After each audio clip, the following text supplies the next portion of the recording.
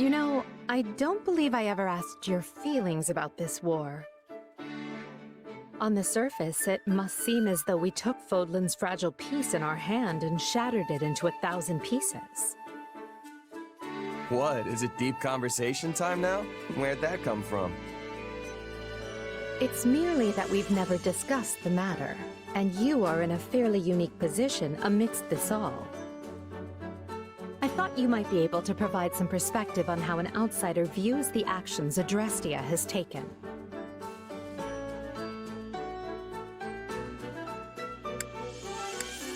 I don't know. Don't think I really feel too strongly one way or the other. You have nothing to say? Nothing at all? That's how it goes when you're a merc. War, peace, doesn't matter. My job's the same either way. It's just money in, blade out. All there is to it. I suppose that's one way of looking at it. It's like you said, I'm in a unique position here. Meaning you would have answered differently were you not a mercenary. Yeah. If I was a farmer, for example, I'd be hounding you day and night to end the war. Sure, you say you're gonna bring this bright and beautiful future, but am I really gonna suffer for years, maybe even decades, waiting for it? The stuff you're doing now, enlisting my farmhands, trampling my fields, destroying my crops, just doesn't make it worth the wait. But you know the toll it's taking on your people, yet you choose to press on with the war anyway. So you've got to have a good reason, right? Yes, of course. You certainly don't mince words. Is it the years of mercenary work that made you this way, or have you always been like this?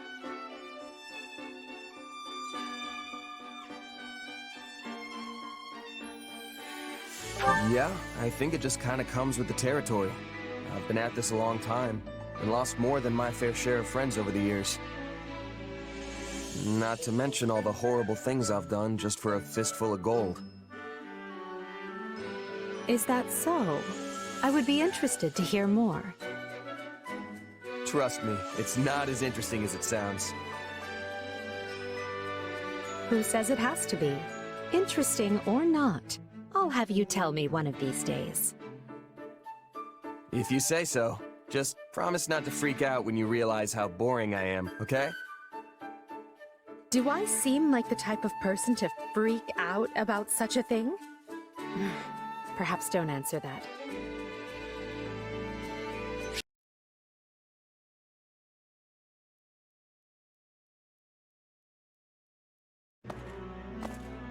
Oh, Edelgard. I'm glad I found you. Got a few? Of course. What is it? Well, remember how Hubert laid into me after the Knights of Seros raided Enbar? It got me thinking, what do I need to do for you to trust me again? Nothing. Hubert and I stopped doubting you the moment that business was behind us. You worked tirelessly for me, and I'm grateful for that. So please, there's no need to worry. Still, we have no idea when those who slither in the dark might try to interfere again. Honestly, it kind of feels like there's more I should be doing to help. Like I'm just floating around without a purpose or something. Very well. What do you propose? If I had to pick something, I'd say protecting you would be my top priority. Everyone's got a bone to pick with you, especially the Church and those who slither in the dark. And they won't rest till they have your head. After all, the Imperial Army's not gonna lose if we've got you at the top handing down orders. And I figure Hubert will stay off my back as long as I put my energy into keeping you safe. Then you can lead us to victory, and we'll all live trustfully ever after. Perhaps, but I think you're forgetting something. The only way to protect me is by staying at my side, and therein lies a conundrum. Allowing you that close to me would in itself be proof of my trust, without which you would have never earned such an opportunity in the first place. I know that. Still, I can't help but feel like that's what I've got to do to prove myself to you. Please, Edelgard, even if it just means shielding you from your enemies. Very well. Do as you will. In the meanwhile, I'll tell Hubert... Well, I'm not entirely sure what I will tell him. At the very least, we know those who slither in the dark are able to shapeshift at will. So, in a way, it doesn't matter who I choose to surround myself with. They could just as well turn out to be someone wholly different.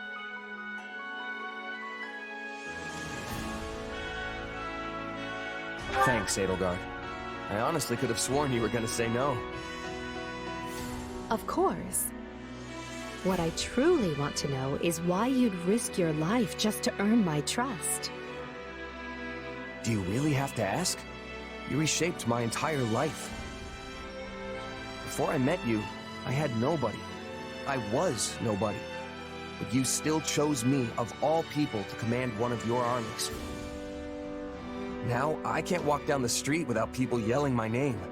And I've got a great life, surrounded by amazing friends. All of it possible because of you.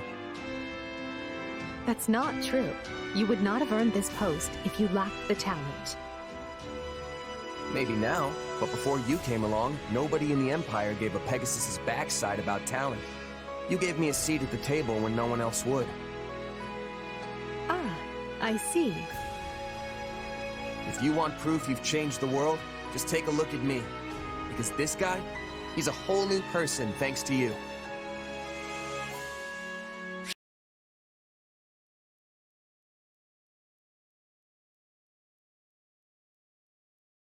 Good news. We've dislodged another foothold those who slither in the dark held in Empire territory. Good news? That's great! So, that soldier was one of theirs after all, huh? He was. It's uncanny how you managed to identify their agents so precisely. Ordinary spies would be one thing, but these villains are another entirely. I'd like to say it's just intuition, but there's more to it than that. It's my power. Their magic is almost identical to the one I use, so it's not hard for me to pick up on. I guess we have Hubert to thank for connecting the dots between the two. How strange that you would hold such an important key. The more I look back, the more I realize... Without you among our ranks, I may never have broken the stranglehold those who slither in the dark exerted on the Empire. Me? What did I do? Our hidden foe was deeply entrenched in almost every facet of Adrestian society. The two were almost inseparable. And so I turned a blind eye to the lives that were being lost to their cruel designs, opting instead to focus my energy on preparing for war. But then you came along and helped show me a way to kill two snakes with one stone, as it were. You were the cog that was missing from the turn wheel, the one final push that urged me to act. Right. Well, I'm not sure I can take credit for that, but I'm glad I could be there for you all the same. Really makes me wonder why you all didn't trust me, though. Yes, I can see your point. It was my mistake. In any case, I'd like you to know just how pleased I am to have you fighting alongside us. You were a perfect stranger who owed nothing to the Empire. Yet you're still here. That means much. It wasn't that big a deal. I just needed some gold, and figured if anyone was gonna have the coin to spare, it'd be the Empire. You know, some things are best left unsaid. Oh, and you were really quick to compliment me back at the Academy. That left an impression for sure. I mean, most nobles don't give us mercs the time of day. You were different. It's nice to hear you say that. And hey, I was right about you. I wouldn't be shining half as bright as I am today if I didn't hitch my wagon to yours. Trust me, no regrets here.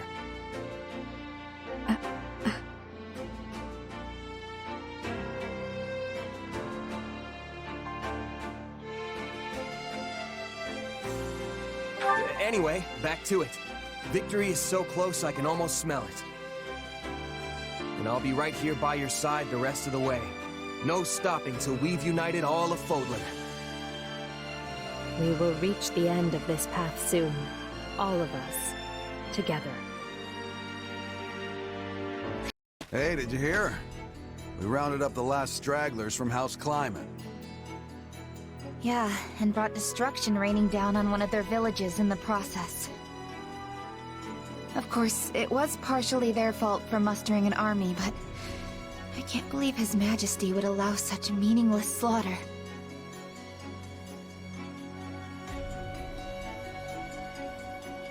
Something on your mind? If you object to their idle gossip, it would behoove you to speak up. No, it's just... I don't really know what Dimitri was thinking either. It's almost like he's built a wall around himself, ever since the day he killed his uncle. My apologies, but could I ask you to join Gustav in keeping an eye on things here for the next few days? Sure. You going somewhere? Kinda surprised Dedue and Rodrigue aren't joining you. The two of them recently departed for Dusker. They have their own duties to attend to. Then why don't I join you? I've got more free time these days than I know what to do with. Offering to work during your well-deserved time off is not as praiseworthy as you believe it to be. You're one to talk. I suppose you have a point. Very well.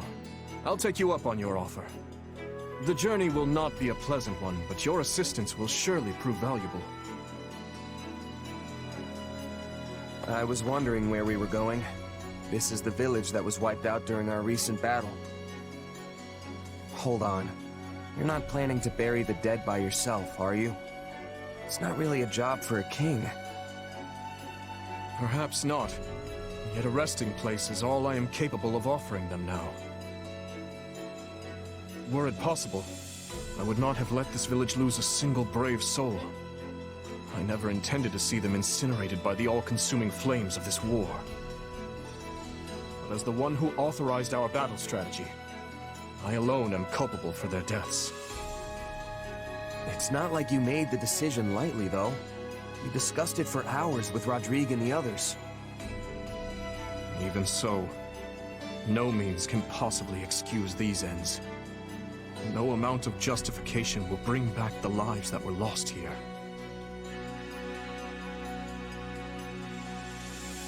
True. And no matter how hard you fight for a better outcome, there's no guarantee you'll actually achieve it. No, I cannot shut my eyes to the cruelty my actions have wrought. Yet, if I do not claim this battle, and its aftermath to be just and proper, my soldiers will lose faith in me. How long must this horrible cycle continue? Don't be like that, Dimitri. I'm sure people will understand if you just tell them the whole story. There's no need for that. This burden is mine to bear, and mine alone.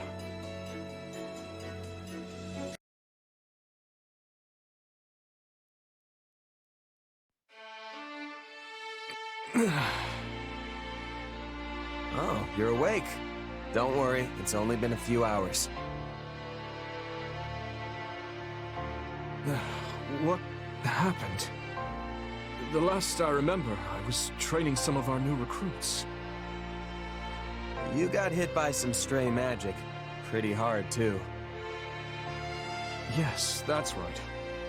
How could I have let my guard fall so carelessly? Probably the exhaustion. You usually sidestep stuff like that, no problem.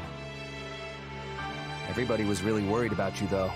Dedue and Felix in particular didn't know what to do with themselves. Guess the silver lining is that it forced you to get some rest, if only for a few hours. Apologies for causing such a disturbance. I'm fine now, I assure you. Uh-huh, sure you are. I know you're just gonna get straight back to work if I leave you be. But hey, take a look around first. The room is immaculate. Is this your handiwork? Yep, though we left anything that seemed like it would need your input. Figured we could at least take care of the small stuff while you were out, though. Oh, and everyone, and I mean everyone, thinks you should be taking more breaks. I'm certainly grateful for the gesture. But how did you find time for this amidst your other responsibilities? It was easy once we split everything up. Felix, Dedue, and I wrapped up the training session in your stead. Then Rodrigue and Sylvain handled the rest of your paperwork. You might want to glance through it later, though. Ingrid tended to the horses, while Ashe and Annette helped organize all your books. Oh, and Mercedes baked some wonderful treats for you. They'll have you back on your feet in no time.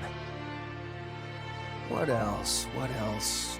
Oh, right. We sent some soldiers to check on the nearby villages, too. Incredible. I never expected you to do this much.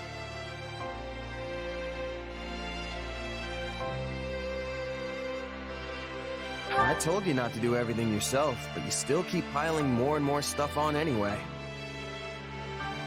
That's not true. I've relied on you and the others much more frequently of late. Besides which, this is what I want to do. You've gotten better, sure, but I'm saying it's not enough. Don't you trust us? This isn't a matter of trust. I deeply depend on every single person in this army. Then why didn't you tell anyone else about how you went and buried all those villagers? Everyone was stunned when I mentioned it to them. I want to hear about that stuff from your mouth, not mine. Yes, My apologies. If you're really sorry, then you won't let it happen again. Anyway, go get some more rest. And don't try to say you're not tired just so you can keep working. I see I can't fool you. Though in truth, I doubt I'll be able to doze off again so soon after enjoying my first dreamless sleep in ages. In that case, come kill some time with me. I'm sure the training grounds will be free by now. Yes, that sounds lovely. And, thank you.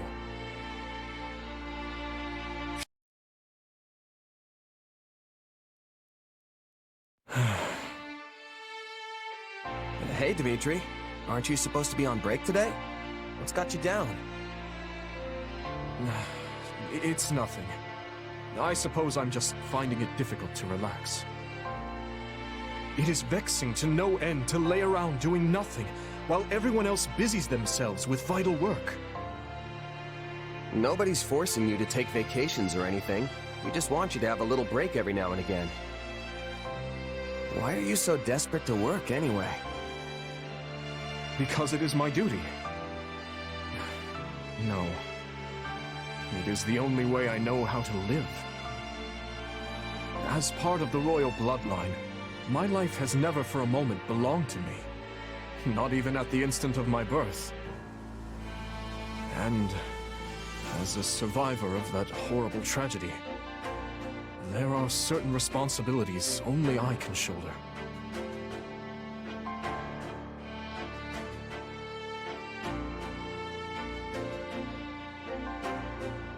I get where you're coming from, I think.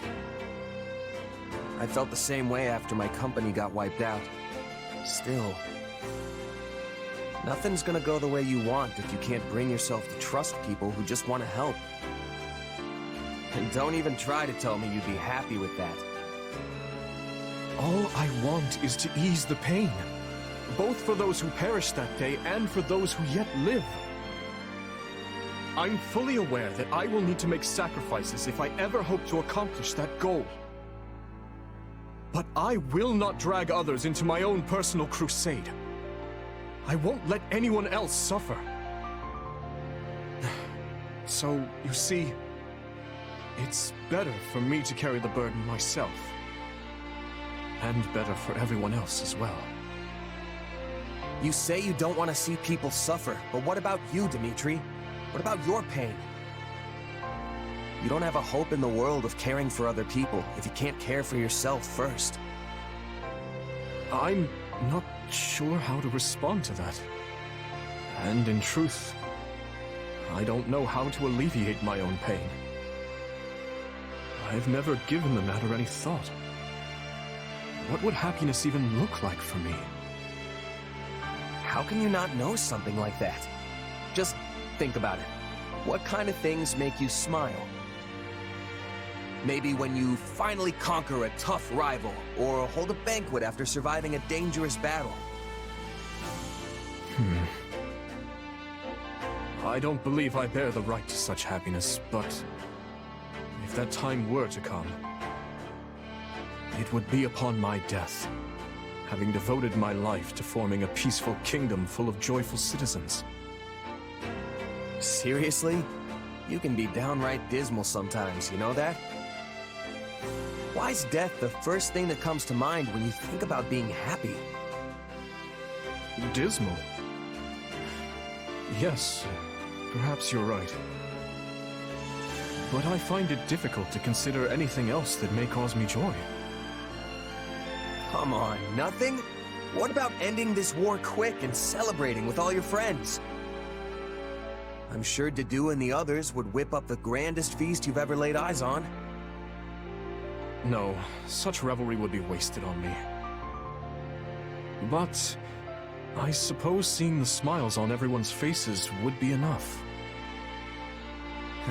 Thanks for thinking of us, oh great king. But fine, if you want to carry your own burdens for the rest of your life, so be it. We'll just have to take extra good care of you, though, since you clearly won't do it yourself. For starters, you're gonna take a break, and by the goddess, you're gonna like it. Come on, Dimitri. We're gonna get you away from camp for a bit.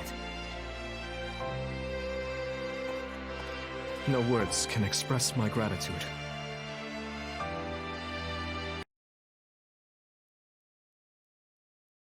Hey, Claude. Looks like you had another one of those meetings. You finally finished? For today, yeah. But we're picking up right where we left off tomorrow. That's a lot of talking. What could possibly call for that much discussion? Well, first, we need to settle on a direction for the Alliance. And then come all the pesky little details. All responsibilities need to be doled out fairly, but each territory has different resources and different circumstances, you know? So it's tricky to figure out what's really fair. There's no one answer that works across the board. But you're their leader. Can't you just make a bunch of decisions and get it over with? No can do, I'm afraid. I may be the leader, but I'm still just one of the 5 great lords. Sure, I may be the idea man, but I don't have the authority to enforce anything on my own. On top of all that, most nobles are experts at focusing on what's good for their own territory instead of what would benefit the Alliance as a whole. When priorities clash, the debates just go around and around in endless circles. Makes me wonder if we'll ever reach a consensus on anything. Hold on. Do you really think you'll win the war like this? You'll always be on the defensive if you can't act decisively. I hear you, believe me. The process works much better in times of peace, but since we're at war, it's frustrating to say the least. What's worse is that it's near impossible to get a read on the situation. I don't have the foggiest idea how we're going to overcome this. Say, mind if I pick your brain? What would you do in my shoes? What, me? Well, I guess I'd...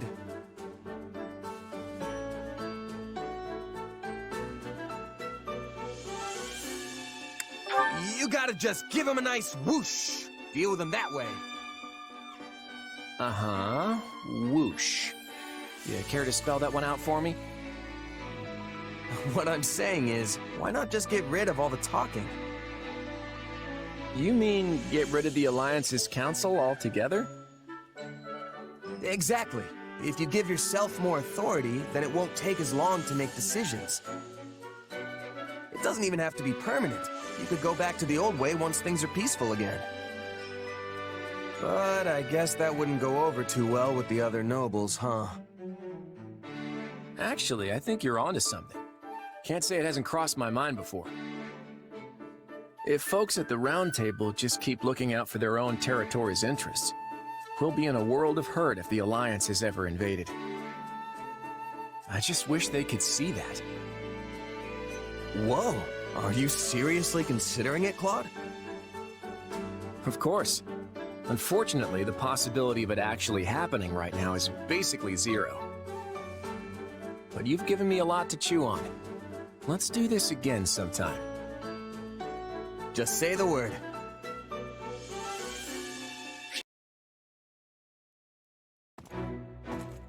Hey there, got time for a little chat? I do, but don't you kind of have a lot going on right now? Oh, I should probably be using your title now, shouldn't I? Since you're a king and all, your majesty. Call me whatever you want. I'm still the same Claude. I was shocked when I heard you were going to be the King of Leicester. I never imagined you'd be able to unify the Alliance and make it all official. Hey, it was your idea. Don't tell me you forgot.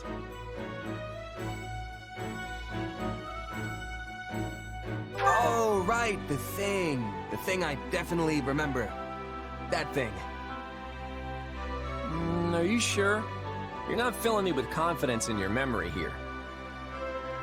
You said that the Alliance should get rid of the Round Table system so we could act more decisively.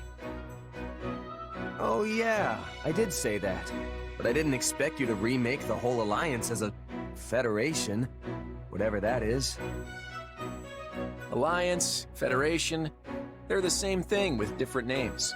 I just established something new to get rid of the old system. Huh. I guess it makes sense when you put it that way. You're a strange one, you know that? I find myself actually wanting to open up to you. It's probably because you don't seem to have any strings attached. Makes it easy to talk to you. Yeah, I'm just a wandering mercenary. All my life, I've never had many relationships to speak of. Right. You were taken in pretty young, weren't you? Yeah, I don't remember any of it, but that's what my mom told me. The lady who raised you, what kind of person was she? How do I put it? It was like she could do anything. She taught me all sorts of stuff. We lived in a small village deep in the mountains. It was a humble life, and I didn't interact much with the other villagers. Then one day, my mom suddenly got sick and passed away, and I was booted out of the village. I had to use everything she taught me just to stay alive after that. So, you were left to face the world all alone after they kicked you out, huh? The whole time, yeah. I became a mercenary, but the groups I joined didn't last for long, so I ended up drifting from one place to the next. And that's how I ended up like this, completely untethered. I see. You know, I think I understand you a little better now. Though I suppose I can't say for certain that I don't have any connections. You mean your power? Yeah, I still have no idea what it actually is, or who my real parents are. Just remember that no matter what you find out, it won't change who you are. Just like how becoming a king hasn't changed who I am. Hey there, how's my favorite mercenary? The enemy's practically on our doorstep, but you're still taking the time to check on me? Why not? I'll never be too busy to check on you. Ha ha, very funny. So what, you're just being nice? Not exactly. You didn't get a chance to learn anything even after you met Solon, did you? Yeah, we never got closure after our fight against those who slither in the dark. But now we have to turn our attention to the Central Church. I figured even you might have trouble moving on from that one.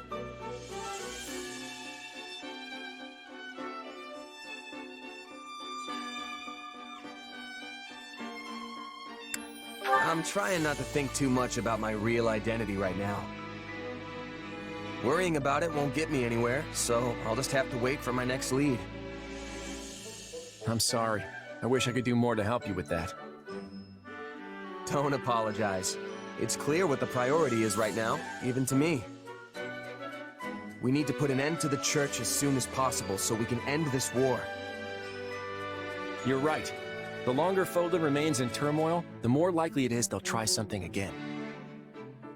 We need this war to be over so we're not left vulnerable. And that means more work for you. I'm fine, see? Now go be important. All right. But one more thing before I go. This war is going to end, but our fight with those who slither in the dark won't be over when it does. As long as they keep plotting, we'll keep going after them. I'll need your help with that from here on out. Got it? Of course. You can count on me. And if it so happens that we do eventually find out who you really are, just know that you'll still be the same person to me. You'll always be you. Remember that. Thanks, Claude. Same goes for you. Whether you're the leader of the Leicester Alliance, the King, or even the Almiran... Oh, keep it down. We're not talking about that part yet.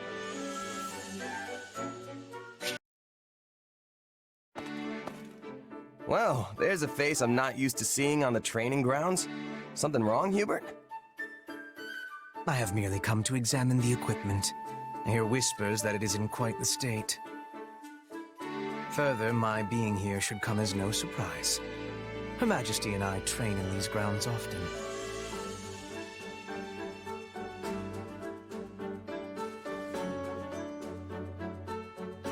I never would have guessed.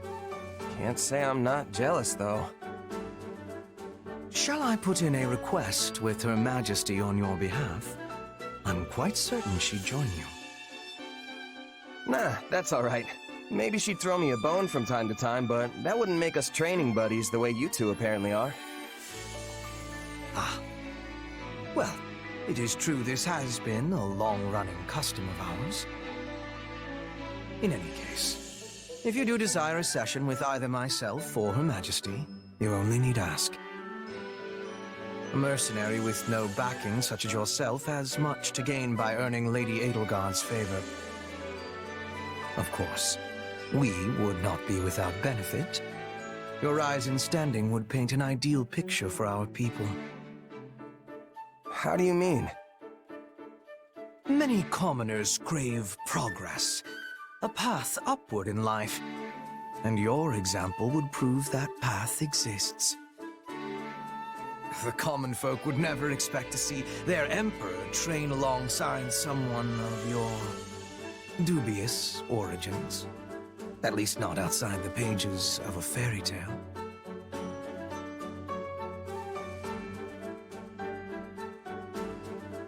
Dubious origins? A little harsh, don't you think? Still, doesn't sound too bad if I can use that to help lift people up. On the other hand, your presence would also cause great turmoil amongst the elites of our society. They may even despise you. A symbol of the ungrateful commoner, granted privilege well beyond their station. But hey, Dorothea's a commoner too. Why don't they hate her? Dorothea is a famed former songstress, well esteemed in the upper echelons of society. Your situation is vastly different. Right. Well, no point worrying about it if it's gonna happen no matter what. Precisely. Things may yet change in the years ahead, but for now all we can do is live with it. So, coddling the elites means the commoners end up oppressed, while hoisting commoners up only agitates the elites. Glad I'm not the one who has to rule the Empire. This whole thing sounds like a total mess. A mess indeed. In that case, you should just keep picking commoners like me for all the important jobs. Strength in numbers, right? The more of us there are, the less anyone will be able to complain. I believe your point to be a sound one, but putting it into action will only heighten our chance of failure. Try as you may to troll a river for jewels, you will most often find yourself hauling up mere pebbles instead.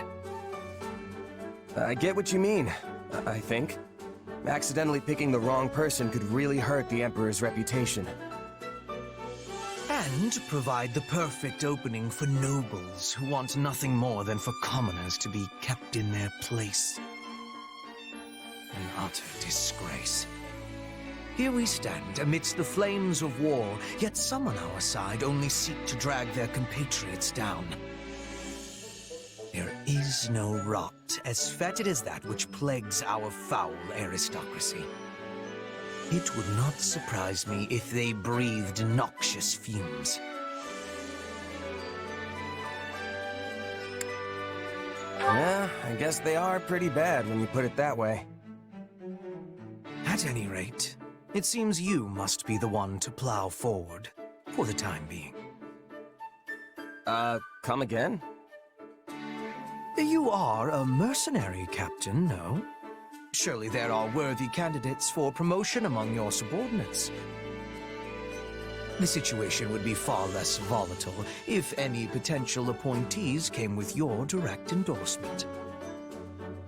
Oh, good. No pressure at all. And if the person I pick doesn't work out? Assuming they are not wholly indefensible, we would do our utmost to shield them from criticism. Though I suppose if worst came to worst, we would be forced to sever ties with them. And you.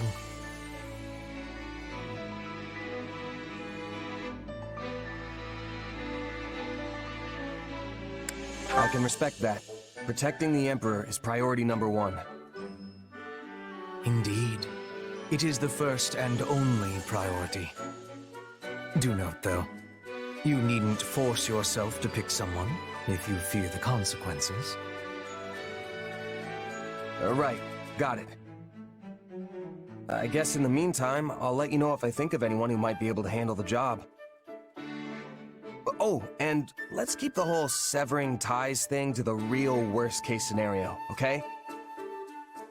You might look the calm and logical type, but I know your emotions can get the better of you sometimes. A keener insight than I expected. Perhaps you truly are the right person for this task. Quite the eye you have on you. Thanks? My vision's not too bad, I guess. Now, if you could only pair it with some intellect, we would have a true wonder on our hands.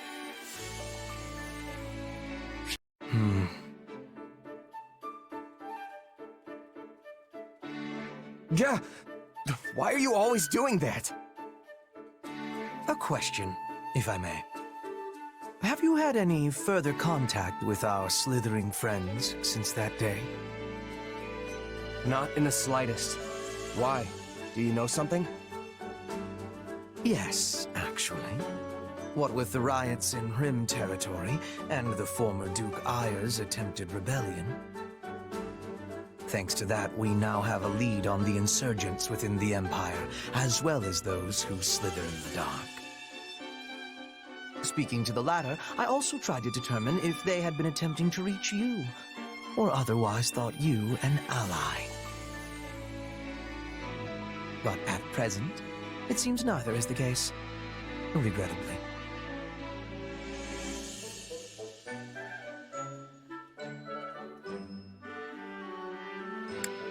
You and I have been talking a lot lately, Hubert, about the future of the Empire, promoting commoners. I would have hoped I'd earned your trust by now, but I guess that's not how this thing goes. Not to say I don't get where you're coming from. The Emperor's right-hand man can't afford to let his guard down. Believe me, it brings me no joy and, in fact, some guilt to doubt you so. but I must be prepared for any eventuality. When needs must, I have made even my greatest enemy feel as though they are a trusted friend. Yet, at times I have also shown extreme suspicion towards those who were, in all manners, undeserving of it. Yeah, I get it. Keep your cards close to the chest. Never let them know what you're actually thinking. You really are something, you know that? I'm just glad we're on the same side. I must admit, I only tell you all this because I do, in fact, consider you deserving of my trust. Even if you were once connected to those who slithered in the dark, that is clearly behind you now. So believe me when I say, I have the utmost confidence in you. I'm not sure how much you really mean that, but I'm glad to hear you say it at least. Thanks, Hubert. How very diplomatic. Just the response I would have expected from you. Enough on that, though.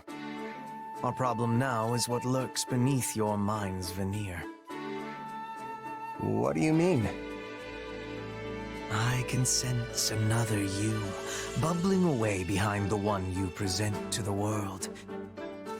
Call it intuition. What really worries me is that you may one day shed this husk you bear now and become that someone else entirely. Another me, huh?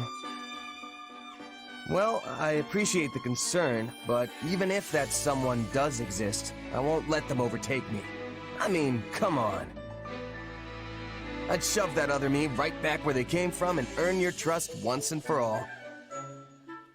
Though, just so we're clear, I don't think you have anything to worry about. Very well. I suppose I will have to take your word. For now. In any case, I hope that as we inscribe Fodlan's new future, we do so with you by our side.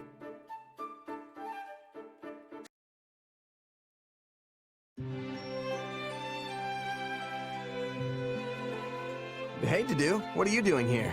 You need something? No, but I must ask, what are you doing here? Just, you know, making sure all the equipment's in good shape. With how rough yesterday's battle was, I figured it couldn't hurt to round up all the weapons that got broken and try my hand at fixing them. I see. Sorry, should I not have taken them out at night or something? You're giving me this look like you don't trust me.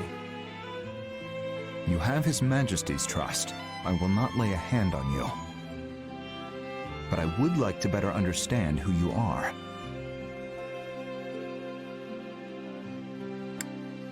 Makes sense to me. I'm still just a newcomer and my background's unclear at best. My apologies. Nah, it's fine. I'd be suspicious of me too if I were you. Besides, I don't exactly want to go losing my employer either, so feel free to keep as many eyes out as you think necessary. Dimitri clearly needs all the help he can get. I mean, he made me a commanding officer without so much as a second thought to my past or my intentions. Yet that conviction makes people follow him. And I agree with his decision. Having you close by is convenient. What, so you can keep a better eye on me? It doesn't really matter. As long as he's paying me, I'll do whatever I've got to do to win for him. Oh, and if I do anything suspicious, you're more than welcome to cut me down right then and there. A very mercenary response. Well, yeah, that's what I am. I might have risen the ranks, and I might have my own unit now, but I'm still a merc at heart. As long as I get the results, everything else, like trust and respect, will follow. At least that's what my old captain Burling taught me. So, I guess I don't have much choice but to just keep at it till I earn your trust. I see. Now, these weapon repairs will take time. Allow me to aid you. You sure you don't mean keep an eye on me? Glad to have your help, though, Dedue.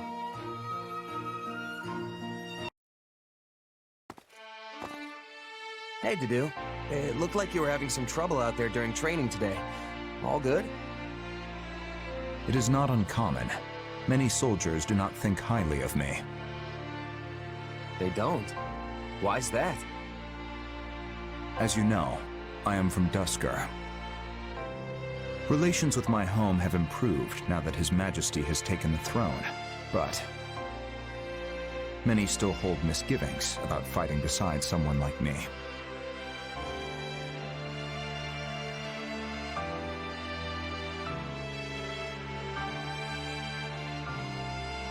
Really?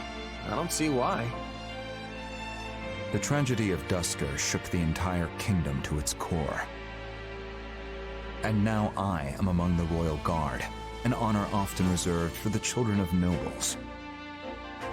As I am neither noble nor knight, many are displeased at my position.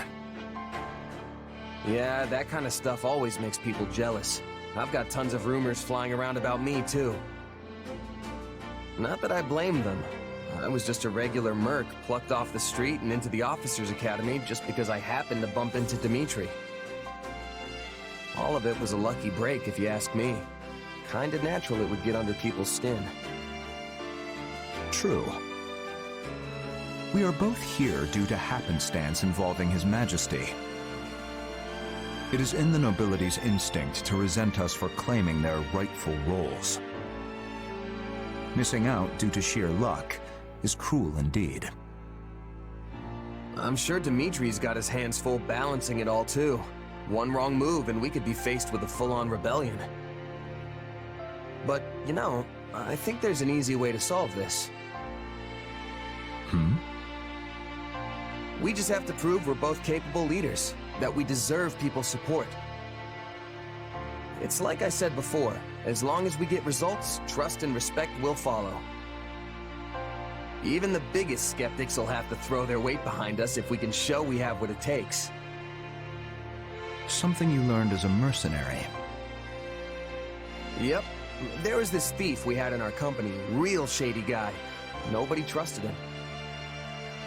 But he did his work just as well as anyone else. And before long, everyone had pretty much warmed up to him. After a year or so, even I was joking around with him like he was an old friend. He won your trust. Mm-hmm. Of course, we didn't know for sure he wouldn't just run off with all our stuff one night. But that's why people like you are so valuable. You know, people who keep an eye out for anything suspicious. I see. Sorry, I didn't mean to talk your ear off.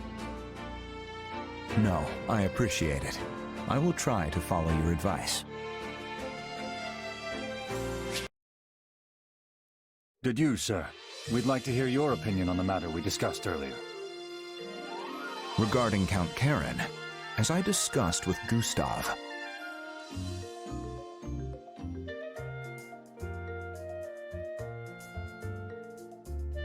Looks like things are finally changing, Dedue. They've really started warming up to you, huh? they have. That soldier I was speaking to lost his mother in Duscur. She was a knight of the kingdom. Naturally, his feelings toward me were complicated. We argued many times. You? Arguing? Can't imagine what that looks like. I thought it better than just letting him hurl abuse at me. Such a reaction was surprising for me as well. But now we have fought together, worried together, faced death together. I have shown him what I'm capable of, and he has come to trust me in turn. Nice.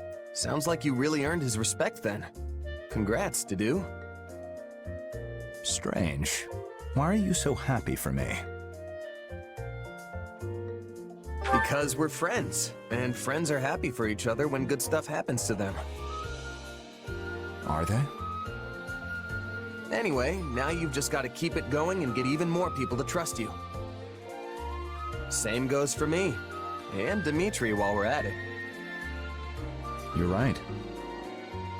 In the meantime, I'm gonna keep winning battles until I prove myself to you once and for all.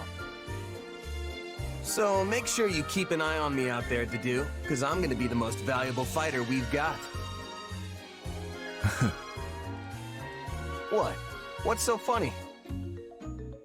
Nothing. I look forward to your performance. But you already have my trust, no matter your origin or identity. Really? You never know when I might betray you and turn my sword on Dimitri, though. Not to mention this weird power I have. Can you seriously say you trust me with that in mind? Your power is concerning, but it does not define you. I'm sure you would not so easily betray His Majesty or myself.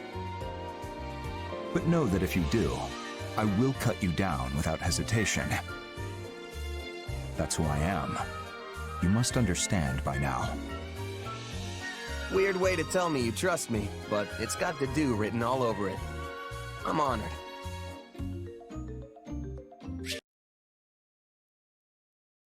Whew, glad that's finally over. Oh, hey! Nice job out there. You too, Hilda. Good to see you back safe and sound. That was one close fight, huh? You think so? I didn't even break a sweat. Really? Well, I guess we did have the upper hand for most of it. We sure did. And yet you still charged headfirst into the most contested part of the battlefield. You know, that's why you end up feeling like every battle is some huge ordeal. It's so unnecessary. Whoa, hey now. Unnecessary? That's a little harsh. Someone has to get in there and turn the battle in our favor, even if it's dangerous. I know, but why do you always have to be that someone? Living fast and loose is only gonna land you in an early grave. Well, it's not like I'm trying to live like anything. This is just how mercenaries are. You can't distinguish yourself by hanging around in the back, and if you don't stand out, you don't get paid. People notice you if you do something showy on the front lines, and that can bring in the next job, you know? You're basically commanding an entire army now? What does recognition matter at this point? You're probably right. I guess I've just gotten so used to fighting like that, it's hard to change. Aren't there a bunch of mercenaries in Goneril territory? Pretty sure I've heard of a merc company stationed at the throat. Yeah, we use mercenaries a lot when we're beating back the Almiran army. Then I'm sure they're the same as me. Haven't you seen them going all hog wild, competing with each other up at the front? I've never really fought with them, but I can imagine that they're way different from regular knights. My brother is always going on about how some guy from some mercenary company or other died fighting at his side. No surprise there. The more a merc makes a show of themselves, the easier it is for the enemy to spot them. Right? And that's exactly why I'm worried about you. You don't have to stress about grabbing attention and getting paid anymore. So just take it easy, okay? We don't want you dying before your time. Yeah, okay. I'll keep that in mind. It's not like I have a death wish or something. I can't really change my fighting style overnight, but I'll try to keep the recklessness to a minimum. Don't worry. You know, I've never seen a noble worry so much about a mercenary.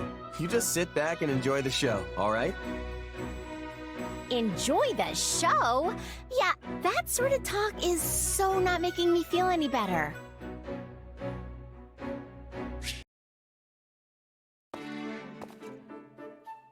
Hey, still alive?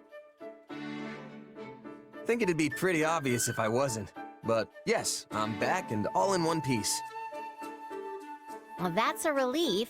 However, I noticed your approach to battle hasn't changed one bit. You still charge to the front and dive right into the thick of it. I was trying to be careful, but I guess it didn't really work. Well, you are some kind of master soldier, right? I'm starting to think you might not get yourself killed after all. Huh, so now you approve of my approach? Why the change of heart? I realized that taking the lead and fighting at the front is exactly what my brother does. True, and they say Holst is the bravest commander in all of Leicester. Usually, the commanders stay in the back so they can see the whole battlefield and give orders. And not my brother. Honestly, he can't stand being back there. He has to be leading the charge. That's why I used to worry myself sick every time he went off to battle. But at some point, I'm not sure when, I became convinced that my brother would never die. What made you think that? I'm not sure, but it's not like there's anyone out there who can beat him, right? When I realized that, it just seemed like a waste of time to worry about him so much. If anything, you should be pitying the chumps on the other side. Precisely. And then I realized it's the same with you. You're just like my brother. It's an honor to be put in the same category as Holst. Now I know I'm wasting my time worrying about you, and it's not like I can stop you anyway. I actually hope you keep doing what you do, so I can take it easy in the back. That's the plan. But I'm pretty sure I've seen you fighting up front with me recently. You even seem to be enjoying yourself. Me? Enjoying myself? Please. If I'm fighting at the front, it's because I have no other choice. The whole time I'm fighting, I'm wishing I could be cheering everyone on from the sidelines instead. You know, yelling stuff like, "Smash 'em good!" and "Yeah, use those muscles!" That would really inspire our troops, right? And remember, this is me we're talking about.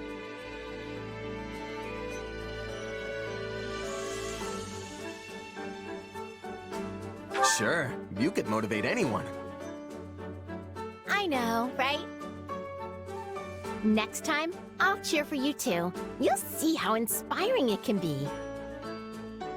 All right, sounds good. I'll keep an ear out.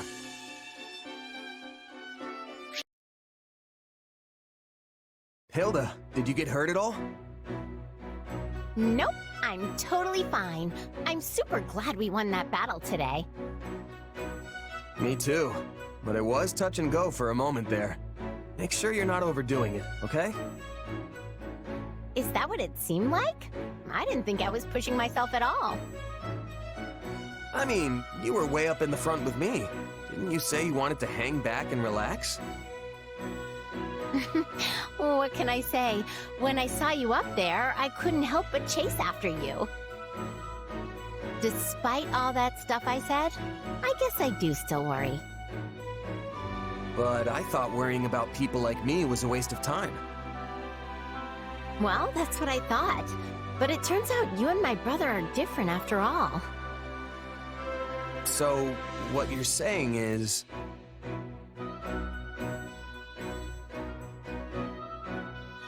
it's different because we're friends and he's family?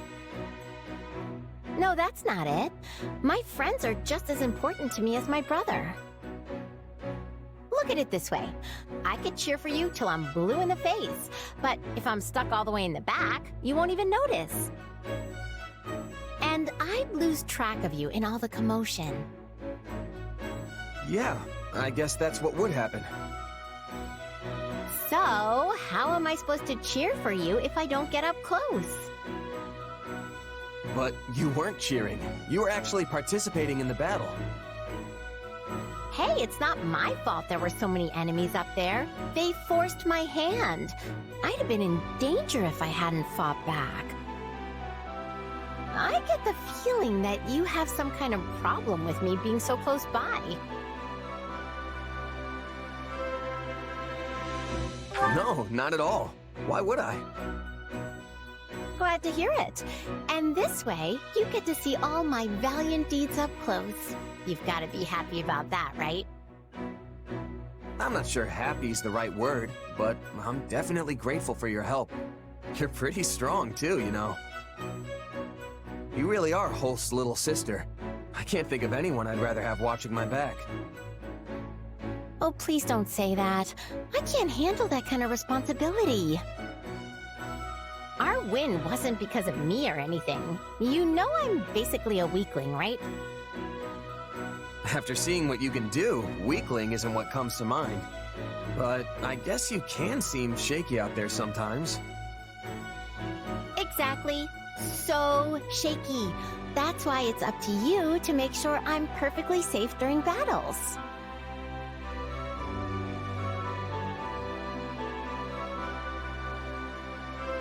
Of course I will. But aren't you supposed to be cheering me on so I don't die? I'm obviously going to do that. And in exchange, you protect me. It'd be a little selfish of you to get all that encouragement for free, don't you think? Right, if you say so. I think I've lost the thread of this conversation. That's okay. The point is, we just gotta stick together and keep doing our best.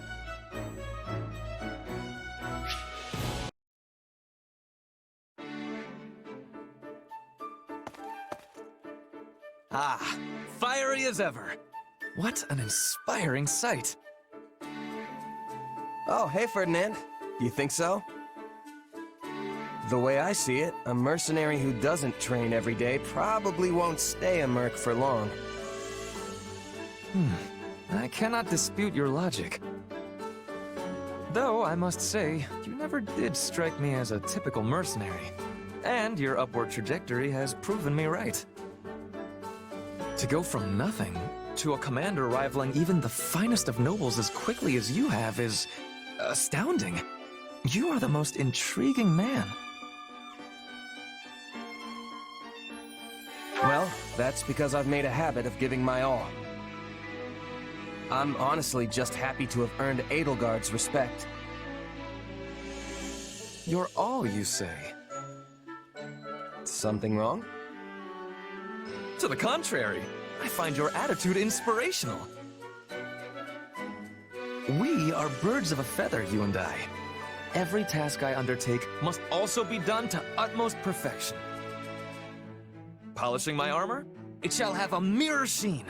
Cooking a meal? Let not even a single ingredient go to waste. True nobility means surmounting any challenge before you with no less than every fiber of your being. That's taking it a little far, don't you think? Maybe you're not wasting food, but what about your time and energy? And I'm not any sort of noble, you know. I am aghast. Are you suggesting that devoting myself fully to every endeavor is wasteful? I mean, yeah. If you put your all into every little thing, you'll run out of stamina right when you need it most. You're like the knight in that proverb, the one who spends all day building a fence around his Pegasus, only for it to fly away. Valuable advice for a Pegasus, perhaps, but I am no beast.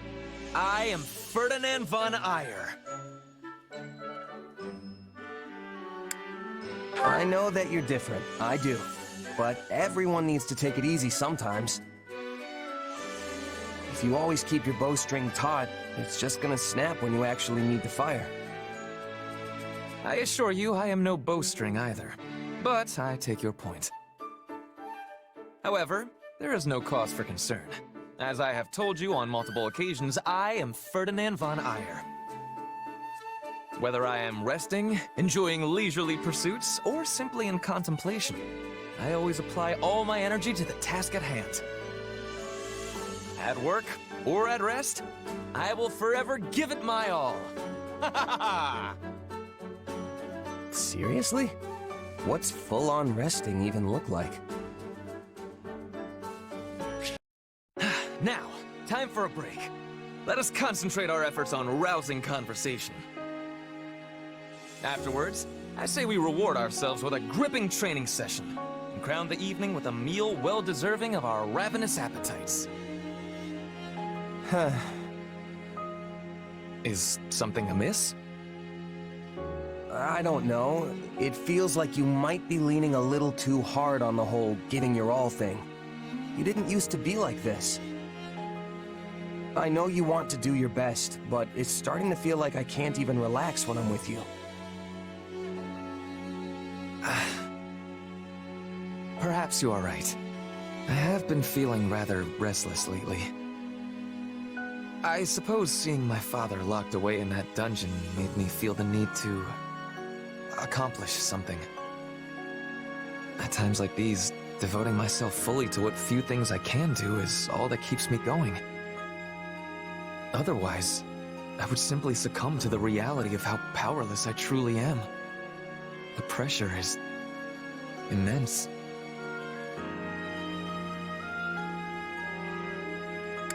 Now that you mention it, I think I finally know what was feeling off about you.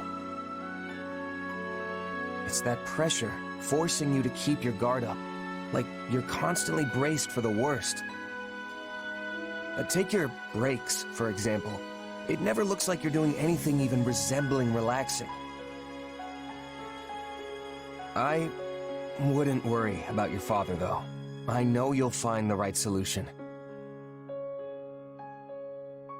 I appreciate your counsel. I feel as though I have gained some valuable new insight into myself.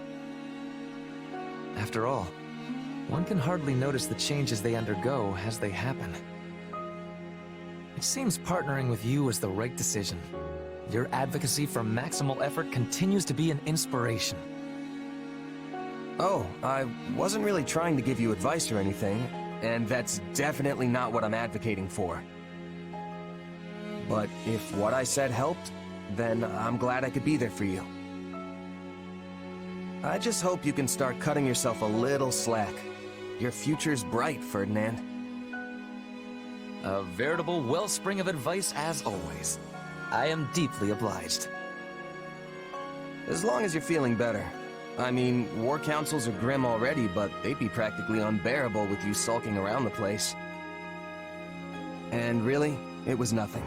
Just here to help. Nothing? If ever there is a time to give it one's all, it is when expressing gratitude. It seems you could learn something from me as well. And just you watch. I swear on the Iron Name, I will surpass my father in the most stunning fashion. He's never gonna learn, is he?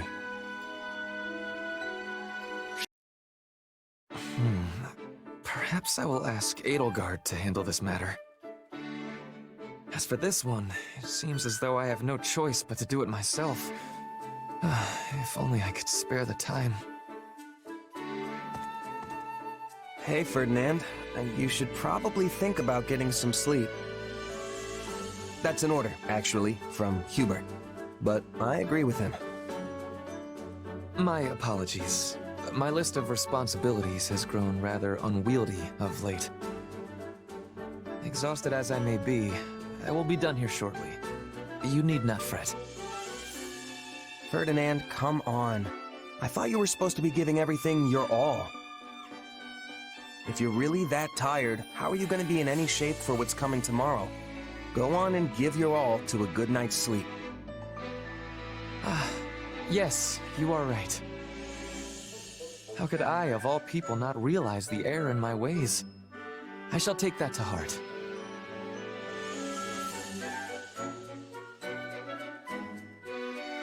Glad to hear you're coming around. Oh, and finish fast, okay? Here, I'll even help. I don't want to go to bed just to find out you stayed up all night working.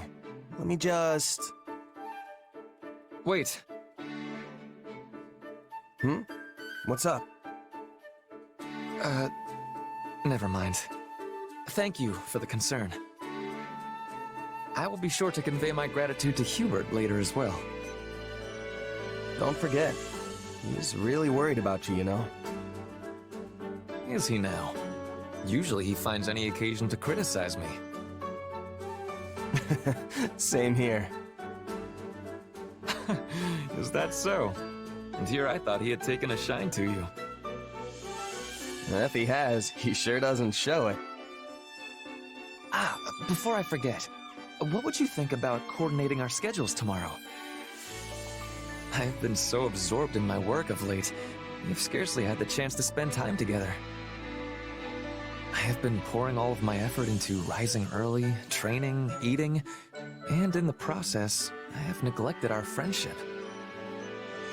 As fellow advocates of giving one's all to all of life's pursuits, I say we work together to draw out each other's dormant potential.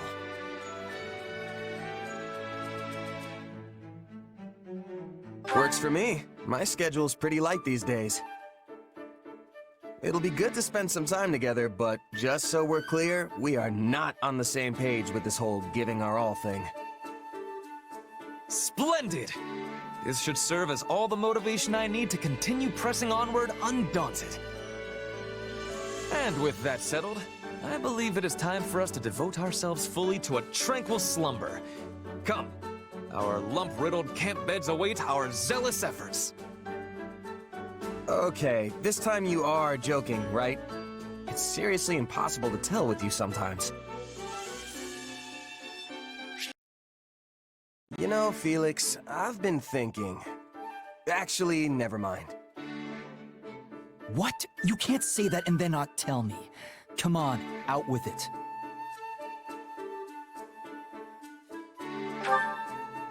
Okay, it's just, even though you never show it, I can tell you really care about Dimitri and the others.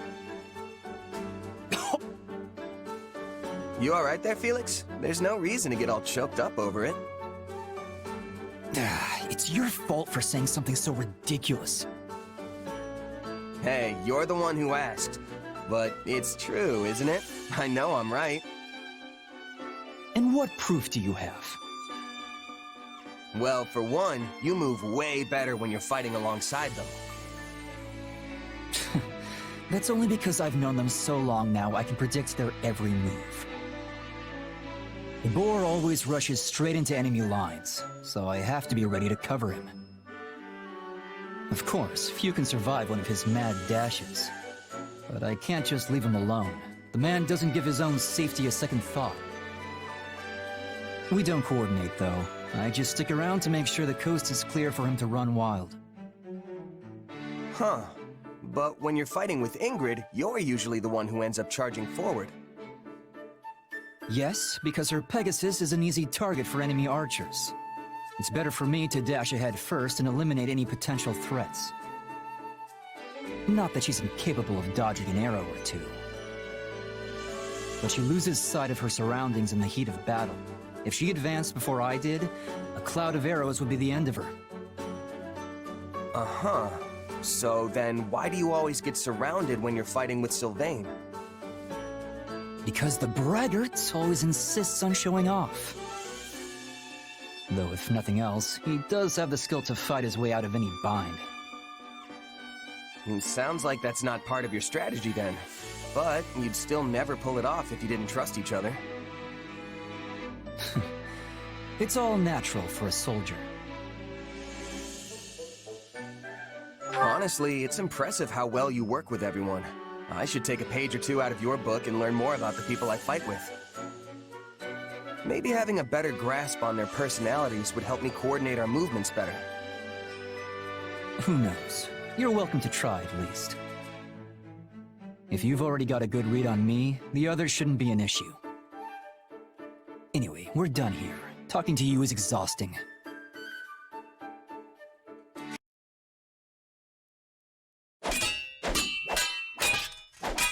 What's wrong? Your footwork is even sloppier than usual. You noticed that, huh? It's nothing. There's just been a lot on my mind lately is all. And I was kinda lost in thought when you lunged at me, so I couldn't really react too well. Training isn't the time for idle contemplation. You're worthless as a sparring partner if you let your mind wander. Not to mention that you do the same thing in actual battles. Getting distracted when you're training is one thing. Do it out there, and the enemy will cut you down without hesitation. We've been through this before. If there's something on your mind, just come out with it already. I was just thinking you have a pretty good read on me now, too. It was obvious something was wrong from the way you were fighting. And this is just payback for last time, so no complaining. Oh, don't worry. I'm not. If you say so. There's still something I don't understand, though. Where did you learn to fight like that? You clearly don't move like a knight, but I've never seen a mercenary use those techniques either. I guess you could say I taught myself. I didn't really have one teacher who showed me everything. If anything, I just kind of picked stuff up as I moved from one band of mercs to the next. That explains it. I was wondering why your style was so hard to read. Both knights and mercenaries use a standard set of battle-tested tactics. A book they all play by. But you're not bound to any single convention. I suppose that's what I found strange. Probably doesn't help that I don't have to draw my sword like everyone else. When I think about it like that, it might have been for the best that I taught myself instead of subscribing to a particular school of thought. A unique style all your own. Fascinating. Teach me. I'd be glad to, but I'm the only one who can use my sword. It won't be easy to replicate. That's for me to decide. If nothing else, I can adapt your moves for my own purposes. The more styles I know, the better. If you say so. I don't know how this is gonna go, but I'll do what I can. Oh, and you can teach me in exchange. The more styles, the better, right? You fight sorta like a knight, but also sorta not. I mean that in a good way, of course. I'm not sure how to put it. It's almost like you react to the situation as it plays out. So, yeah, if we can combine our two styles somehow, I bet we'll both end up stronger for it. Maybe so.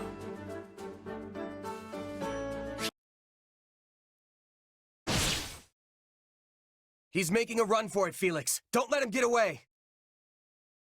Not a chance. He's mine!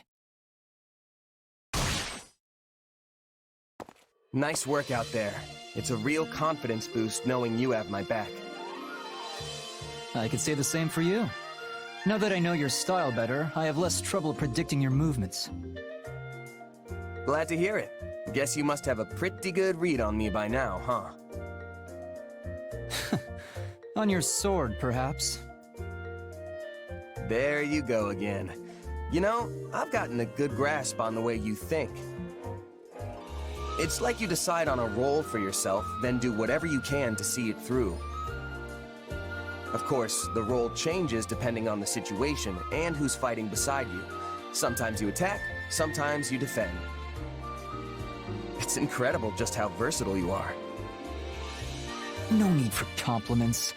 That's simply how I was taught to be. Really? By who? My father. He may prefer a spear or magic, but he's more than capable with a sword in his hands too. Right. Makes sense it'd be Rodrigue. His weapon of choice might be different, but he adapts himself to the flow of battle just as well as you do. Probably better, actually. The style didn't start with him, though. It's something the leaders of our house have passed down throughout the ages. House Fraldarius has been the king's lance and shield for generations. Ever since the time of Kaifin, sworn friends of the great King Lu. At times, we've been sent to defeat the crown's enemies. At others, we've held back to defend the throne. I admit the style has its uses, idiotic history of blind faith aside. Huh. So that's why you fight the way you do. You're indispensable, Felix. Not just to Dimitri, but to everyone else, too.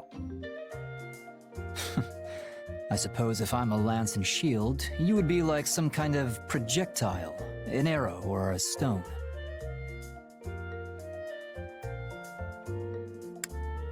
Wait, is that supposed to be a compliment? What's that even mean? Do you need me to draw you a picture? You're always coming out of nowhere and throwing the enemy off guard. Between that sword of yours and the way you can shapeshift, nobody ever knows what you'll do next.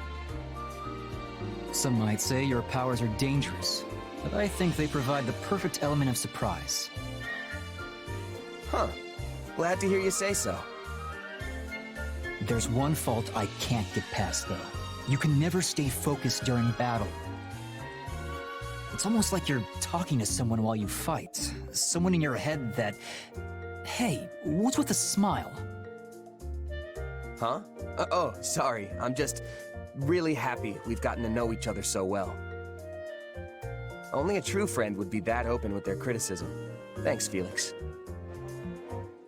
Say what you will. That's the last piece of advice I'm ever giving you. He wasn't really mad, was he? It's so hard to tell sometimes.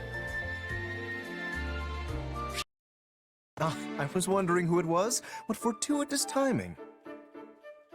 Did you need me for something? Nothing in particular.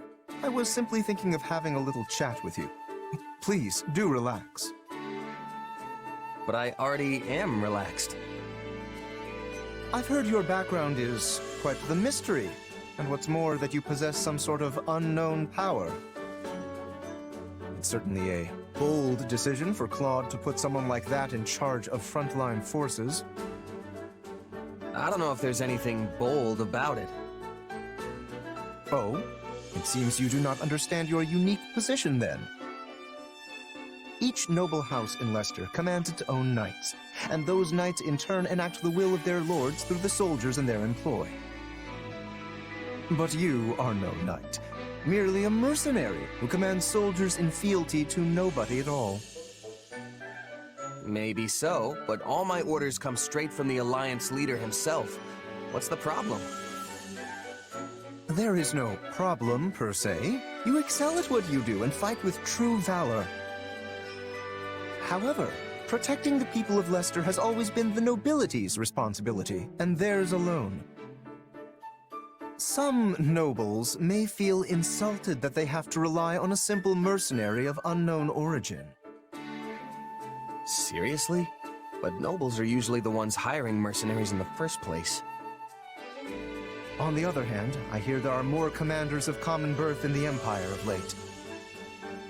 Given our current lack of resources, the Alliance could serve to learn from them and promote more commoners through our ranks. Which means there should be no particular reason for anyone to resent you.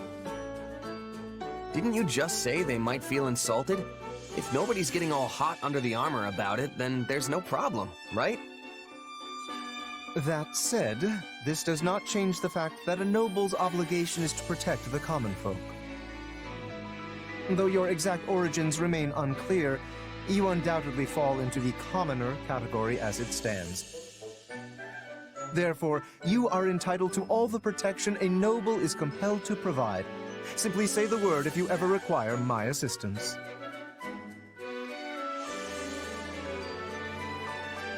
Of course, Lorenz. You'll be the first person I go to. Capable guy like you has plenty of sway with the other nobles, after all. You know, at first I thought you were just coming to complain, but you were actually trying to be nice. Me? Nice? To you? Oh my, you are funny. Allow me to explain. I am the heir to House Gloucester, a noble among nobles.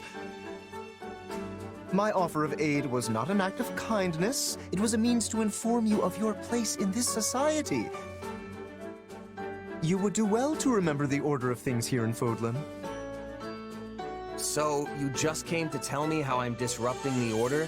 You are complaining. Most certainly not! Do you really think me that small-minded? I've acknowledged your skills, and all I ask in return is that you act according to your station. Understand? All right, I'll keep that in mind. For now. In any case, my job as a mercenary is to fight. Simple as that. You're wasting your time if you're gonna get all bent out of shape about me. I am not getting... Never mind. We shall continue this at a later date. Tough fight, eh, Lawrence? I'm just glad we both made it back safe.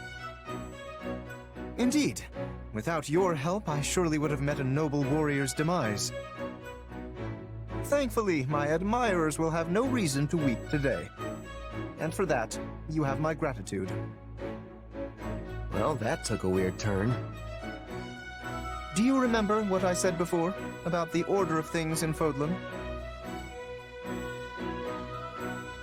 Yeah, wasn't it something like, you nobles are here to protect us commoners, so we all should just be good little kids and go take a nap or something? Well, I don't recall saying anything about naps, but yes, we nobles have an obligation to protect the common folk. However, were a commoner to take a lethal strike in a noble's stead, then we have failed in our duty. I was dangerously close to suffering that fate myself. Okay, sure, but you would have died if I hadn't saved you. And in doing so, you put yourself in a most precarious position. Your life could have been forfeit. Risking my neck to save others is just what I do. Yes, well, you were lucky to keep it unsevered this time. Mark my words, there is no reason a commoner should ever put their life on the line for a noble. I couldn't bear the thought of someone of your status sacrificing their life for the sake of my own. So do not do that again. Are we clear?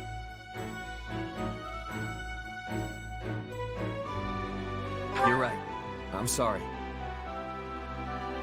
Do not mistake me. There's nothing for you to apologize for. Do I seem so selfish that I would make the person who saved my life then seek my forgiveness?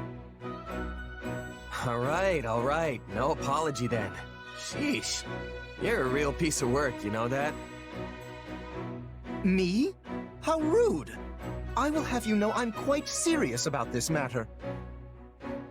Well, I hate to break it to you, but we can end up in that situation 100 times, and I'll save you every single one. Astonishing. You fail to understand me after all this. Nah, I get what you're going for, but I've got my own way of doing things.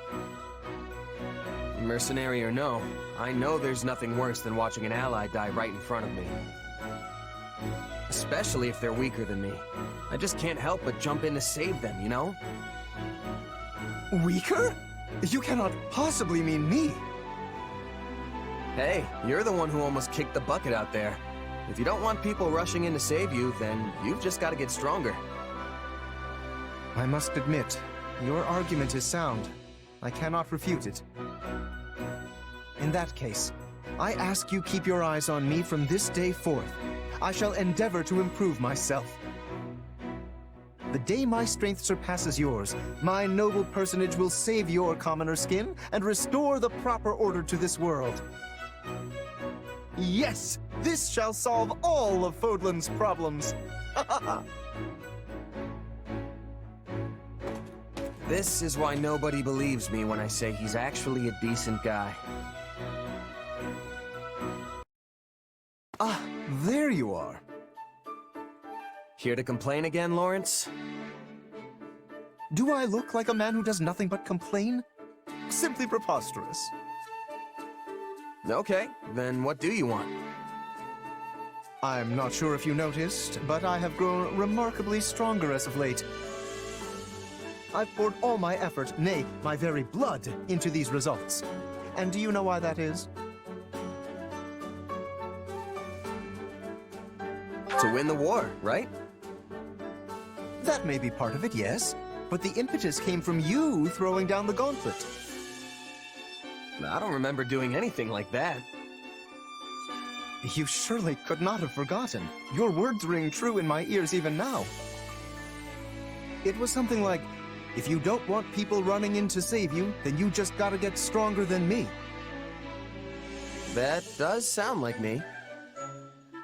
And I believe I responded, The day my strength surpasses yours, my noble personage will save your commoner skin and restore the proper order to this world.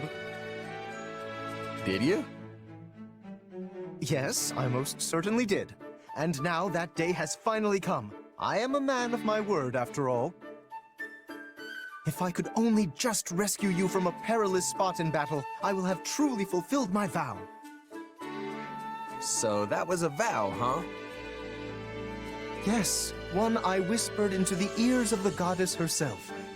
Yet you seem dead set on foiling my every opportunity to fulfill it.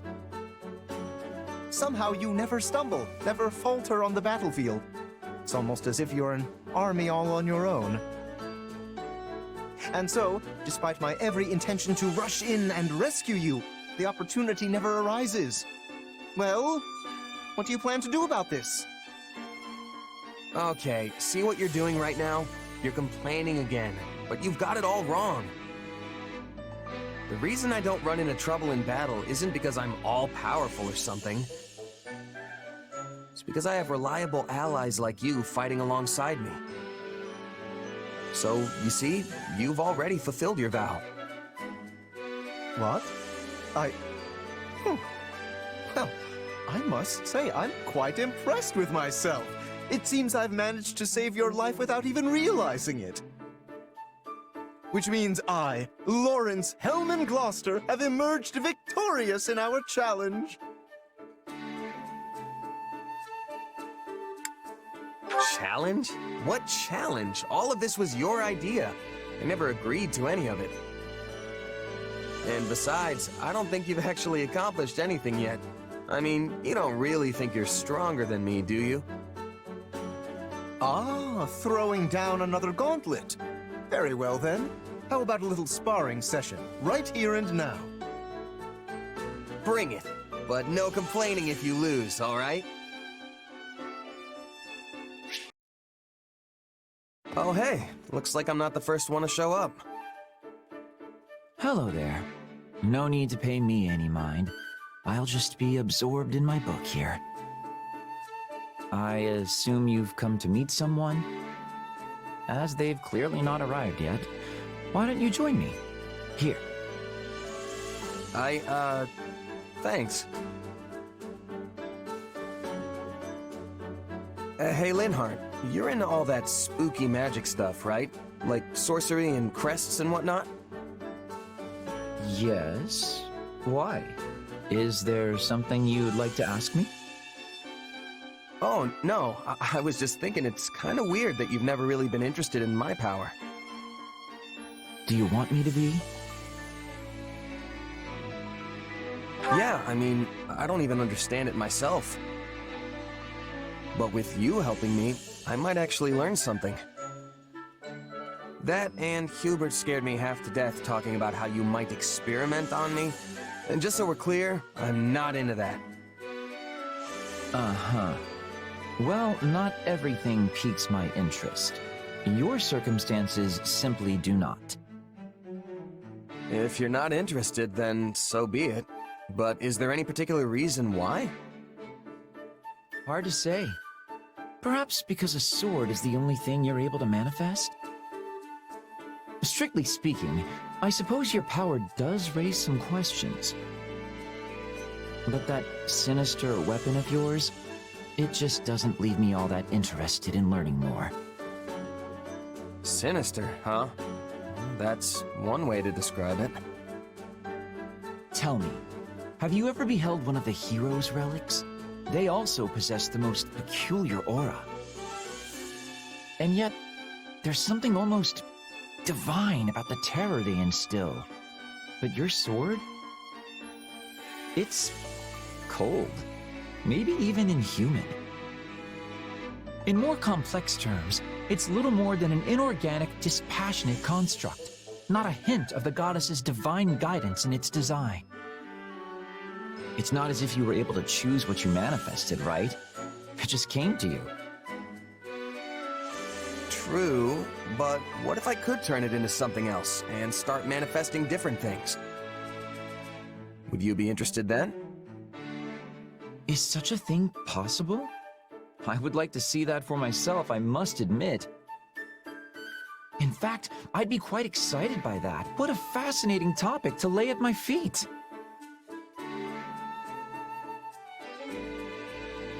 Hold your horses there. I'm not really sure I've laid anything anywhere just yet. But aren't you the one who brought it up? Ah, it's you. How's it going? Any developments to report? You mean with my power? Not really, no. Perhaps using it regularly won't be enough to provoke growth. Good to know. Hey, I thought you said you weren't interested. I mean, how many times are you gonna come ask me if anything's changed before you're happy? Weren't you the one so keen on piquing my interest? I only wanted to check how that was going. If you don't think it's possible, just tell me and I'll stop asking.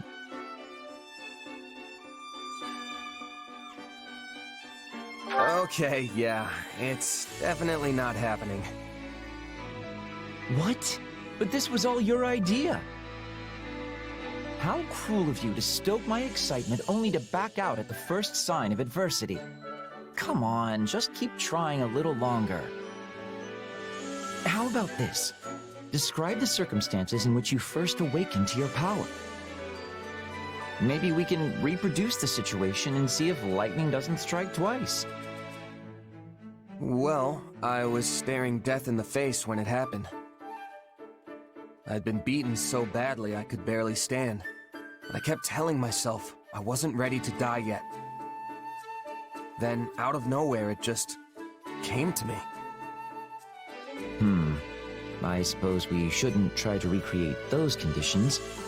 Nobody wants a dead officer on their hands. Let's consider some other potentially relevant factors. Who was your opponent? Where did the struggle take place? What time of day was it? Do you think your emotions played any part in it? I was fighting the Ashen Demon of all people. I'm sure we could arrange another sparring session. As for the when and where, we were in a forest, at night. I'm pretty sure it was a full moon, too. And that leaves my emotional state. But I don't know how I could replicate the intense emotions of being at the brink of death like that. I see, I see. That context would prove quite tricky to simulate. And if your power functions similar to a crest, revealing itself even when you don't intend it, that leaves only one option. Observing you on the battlefield at all times. This is turning out to be more work than I signed up for. Hey, weren't you telling me not to give up just a second ago? If I can do it, then so can you. I'm not so sure.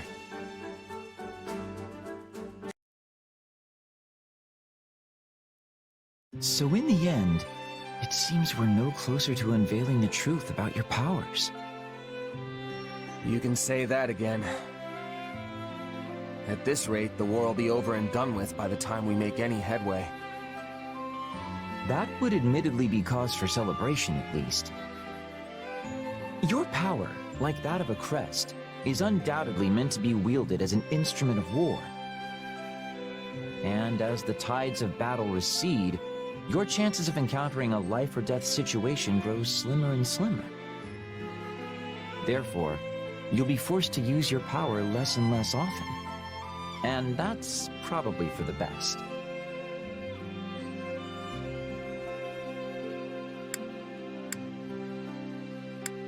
True. The less reason to unleash this on the world, the better. You know, they say even a hero's relic, wielded by its corresponding crest bearer, will still drain a portion of that person's life. It's reasonable to suspect your power could have a similar impact on both your body and mind. Hey, you're starting to scare me here. Honestly, I was just planning on going back to being a regular old mercenary after the war ends. Can't really imagine life without a blade in my hand, you know? I should have guessed. I imagine your expert services will be in high demand even once the conflict is over. In fact, Edelgard herself seemed keen on asking you to settle down in Imbar to support the Empire. Really? Not that I'm not flattered, of course, but putting down roots isn't really my thing. No, I suppose not. Though I have to admit, it would put my mind at ease to have you by my side once this is all over. You want me by your side? Would you care to elaborate on that? Consider the possibilities. A seemingly unarmed attendant who's able to produce a sword in the blink of an eye. It would be a great crime deterrent, don't you think? You'd prove quite handy on my travels. I figured that's what you meant. A pure Linhardt answer if I've ever heard one. But how's that any different from a regular bodyguard? Seems like you could just hire one of those and be done with it. Maybe so, but I don't want to be spending the rest of my life with a random bodyguard, do I? Hold on. What? Oh, well, look at the time. It seems I've forgotten an urgent matter I need to attend to. Bye for now. Wait, Linhardt! Come back!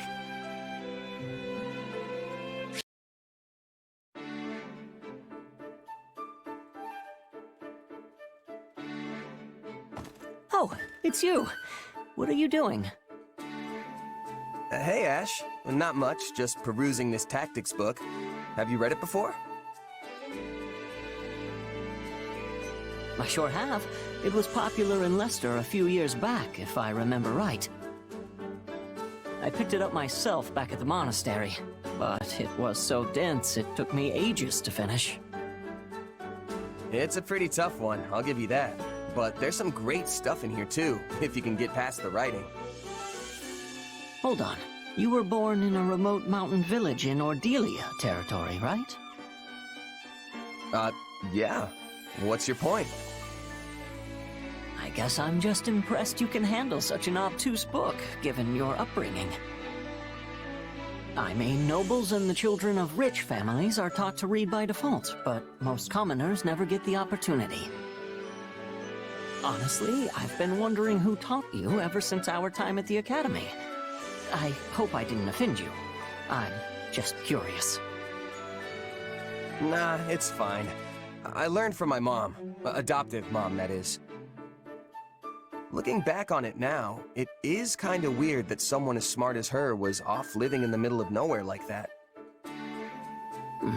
I'm sure she must have had a reason for being there. Hard to say. She never liked talking about her past, so I don't know much beyond what I saw for myself. At the very least, it's obvious she was well educated. That's clear just from looking at you. Not only can you read and write, but you know arithmetic and how to navigate with a map, too. In that sense, you're not so different from the average noble or knight raised in the lap of luxury.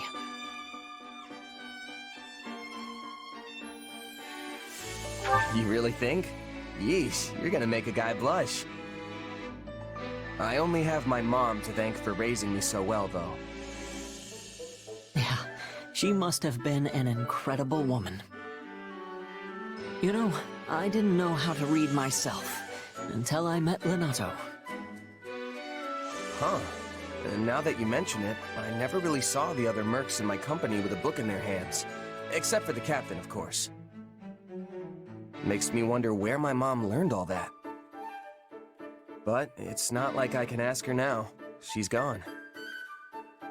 Oh.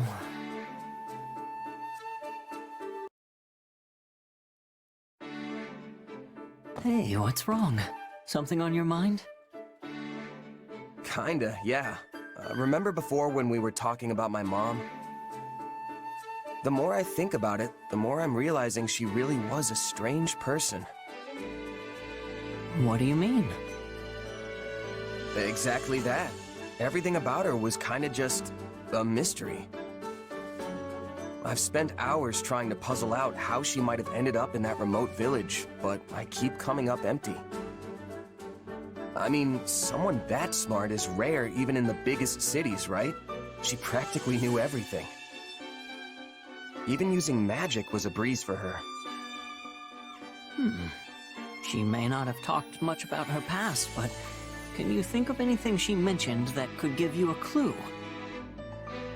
Maybe something about the people she knew, or unique things she owned. If she did, it's not coming to me. She's been gone so long now. So, yeah, nothing really springs to mind. I don't even have any mementos to remember her by.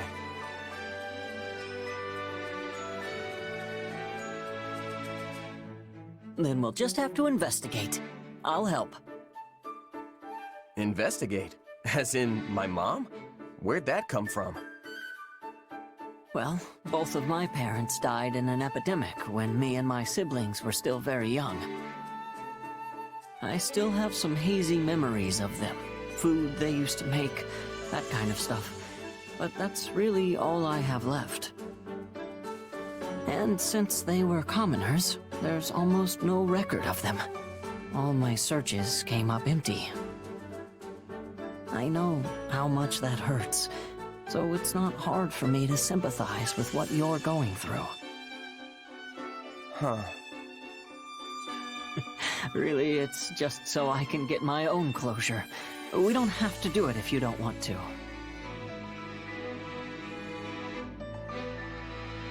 All right, I'm in. I'd love to learn some more about my mom. Okay then, how are we doing this thing? The most sensible place to start would be talking to people who knew her. I doubt anyone in the village really remembers her, though. We weren't exactly the most social family. Still, someone must have known her. It's impossible to stay completely unnoticed in those small mountain towns. It's entirely feasible one of the villagers can tell us something. Or, what about the village chief? If anyone's gonna remember her, it's him. But for all I know, he could be dead by now, too. Then we'll just have to send a letter and find out. And if we never get a response because no one there can read, well, in that case, we can go ourselves. Guess it's worth a shot. I feel kinda bad sending a messenger out that far, but we might as well see what happens. Great. Now come on, let's get started on that letter. It's been a while since we sent that letter, but we still haven't received a response. Yeah, we know the village chief got it, though. And we know he read it. The soldier who delivered it confirmed as much. But he never wrote back. I wonder why. Hard to say. Maybe he just doesn't want to get involved, or maybe he doesn't remember us. Part of me almost wonders if my mom didn't make him promise not to tell me anything. Not that I have any proof she'd do that.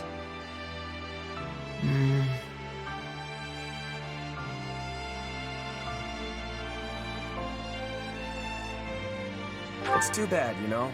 We should probably assume we're never getting a response and just leave it at that. We don't have any other leads either, so there's not much point holding out hope. I mean, yeah, I want to know more about my mom, but it's not the end of the world if I can't. You had to give up learning about your parents too, right? I did, but... No matter what kind of past my mom had, she'll always be my mom, and I'll always be me.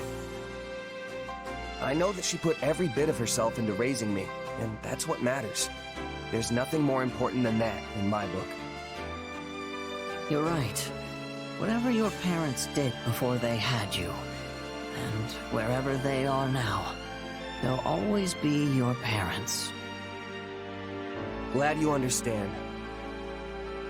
And hey, not knowing the truth lets me make up all sorts of stories about her in my head.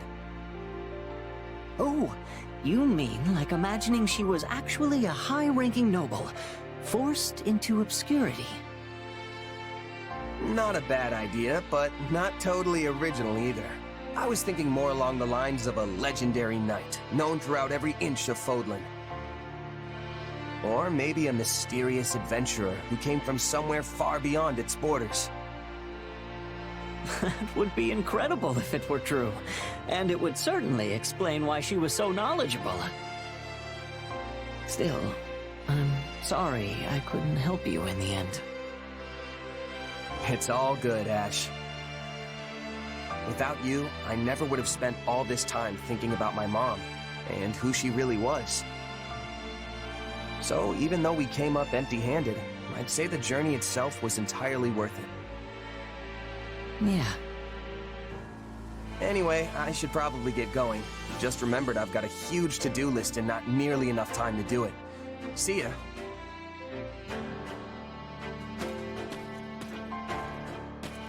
Huh? I could have sworn I saw the commander here a moment ago. Oh, you just missed them. I can take a message if you want, though. In that case, please deliver this letter.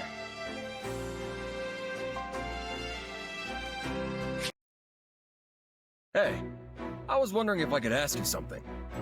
I heard that you don't have any parents. Is that right? Yeah. The woman who raised me died, and I don't even know who my birth parents are. That must be tough for you, huh? Nah, it's okay. They all died a long time ago, so I don't feel sad or anything like that now. But I do wonder who I really am sometimes. I don't have even the slightest memory of my birth parents. Well, you might not know who you are, but you still work hard and you keep your chin up through it all. That makes you super strong in my book. Hey, Raphael. Your parents are gone too, right? Yeah. Both my mom and pa died in an accident. Well, then you're just as strong as I am. You work harder than anyone I know, and you do it all with the biggest grin in the world. Of course! It's easy when you love training as much as I do. Hey, I just realized something. We've sure got a lot in common. Our parents aren't with us anymore. We're both commoners scraping our way through this war, and most importantly... What could be more important than that? Both of us have got some serious brawn! I appreciate that, but our body types are completely different. Not sure this really counts as brawn. Sure, you're a little scrawnier than me, and maybe a lot smarter. But you know, my brain's been getting a constant workout ever since we opened the inn. You have an inn? Oh, yeah. I went home and started one up with my grandpa and little sis once the academy shut down. Running a business like that takes a surprising amount of muscle. Sure, there's regular stuff like hauling things around, but you need brain power too. If you ever want to make a profit, you have to pay real close attention to keeping the books straight. I mostly let my sis handle that stuff, though. That muscle still needs more work for me. Which means I'm in charge of the cooking. But that has its own share of problems. Yeah, it can be tough to find your footing when you switch jobs, especially if you have to start doing things outside your wheelhouse. Trust me, I've had my fair share of growing pains getting used to the army life. Everything's way different from how it worked with my merc groups. But don't you just fight? That doesn't seem so different to me.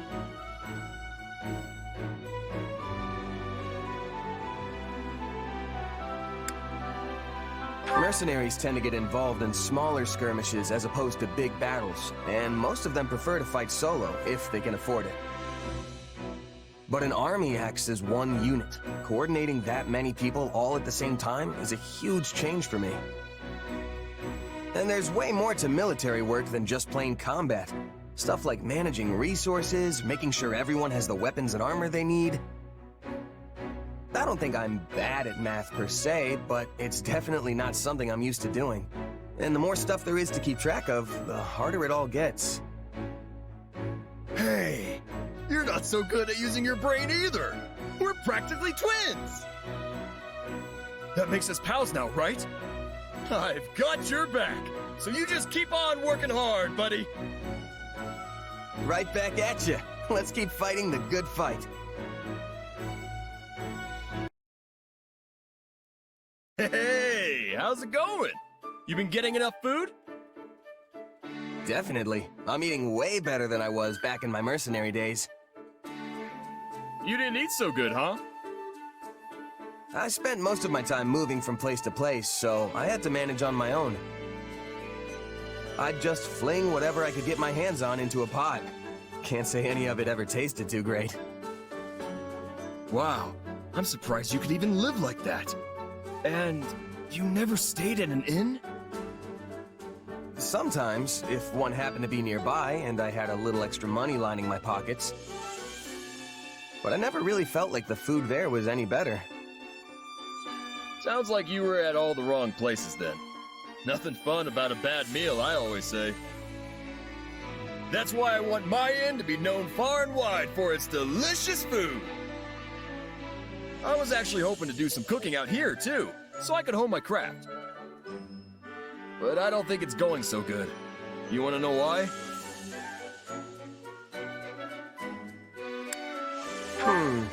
If I had to guess, it's because you think everything tastes good no matter what.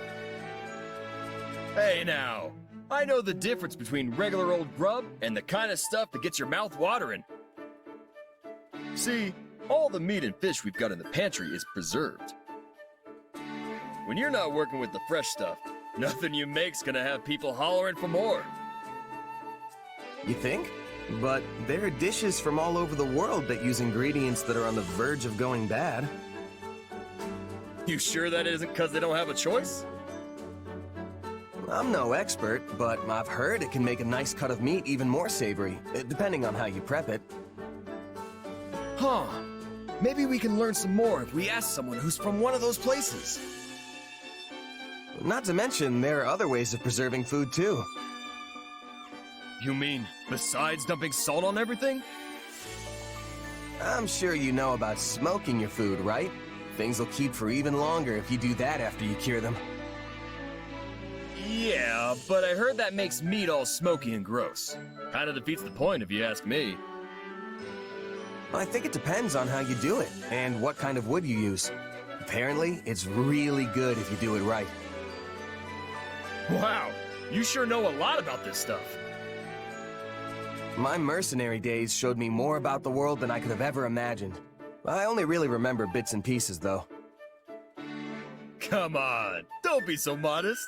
I can't wait to get back in the kitchen with these new ideas you gave me. Hey, speaking of ideas, you want to help me think up some recipes with the stuff we've got here? Well, I'm not so sure me and cooking mix, but yeah, I wouldn't mind giving it a shot. That's the spirit. I know we'll come up with some feast-worthy food if we just put our heads together. Hey, you gotta hear this! What's up, Raphael? You're looking extra cheerful today. Have you seen the looks on all the soldiers' faces lately? Don't they seem way more motivated? Well, yeah. I was wondering what was going on with that. Well, I was curious too, so I asked. And you know what they said?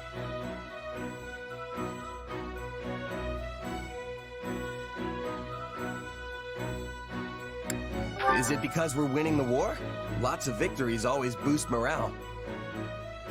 Makes sense. Anyway, that's not the reason this time. They all said it was because of the food. You don't mean... Yep. They've all been eating the dishes we came up with. You know, with the smoked meat and the rotten food. Hey, didn't I tell you not to call it rotten? In any case, our hard work definitely paid off. And the food's great, too, if I do say so myself. Right? I could eat that stuff over and over again and never get sick of it. And it's a big hit with the soldiers, too. They said they actually get excited for mealtime now. Plus, it's made them fight way harder in battle. I'm really glad everyone's so happy with it. Makes all our effort feel completely worthwhile. You bet. See? Food's important no matter who, when, or where you are. Yeah. Back in my mercenary days, I'd scarf down any old scraps so long as I was full at the end of it. But I've changed my outlook. Honestly, I feel like I can work even harder now that I can look forward to all my meals. And I never would have gotten here without you, Raphael. Thanks. Huh. I was just thinking the same thing about you. Guess we helped each other equally.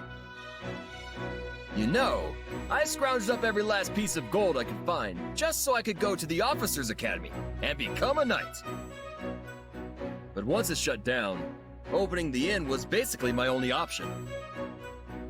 But then, running the inn helped me realize all sorts of important stuff too. And now I'm sure, once this war's all wrapped up, I'm gonna do whatever it takes to become the best innkeeper in all of Fodlan. Sounds like a solid plan, but you'll probably need to up your cooking game even more if that's the end goal. Yeah, I bet I'll have to train under a real great chef to get me where I want to be. Oh, and while I'm at it, I'm gonna come up with a brand new style of cooking. Something that'll really work my muscles. What would that even look like? Well, I don't know. I haven't invented it yet. Whatever the case, I know what I want to do now. Hey, what do you say to tagging along with me? I think you've got a real knack for this cooking stuff.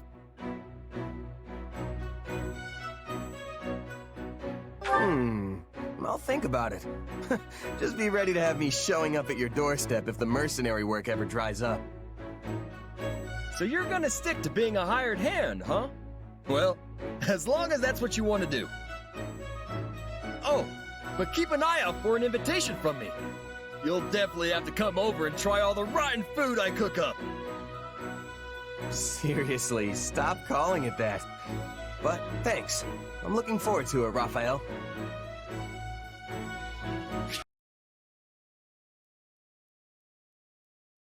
Wow, that was amazing! No wonder Edelgard trusts you so much. Oh, hey Caspar. You weren't so bad out there yourself.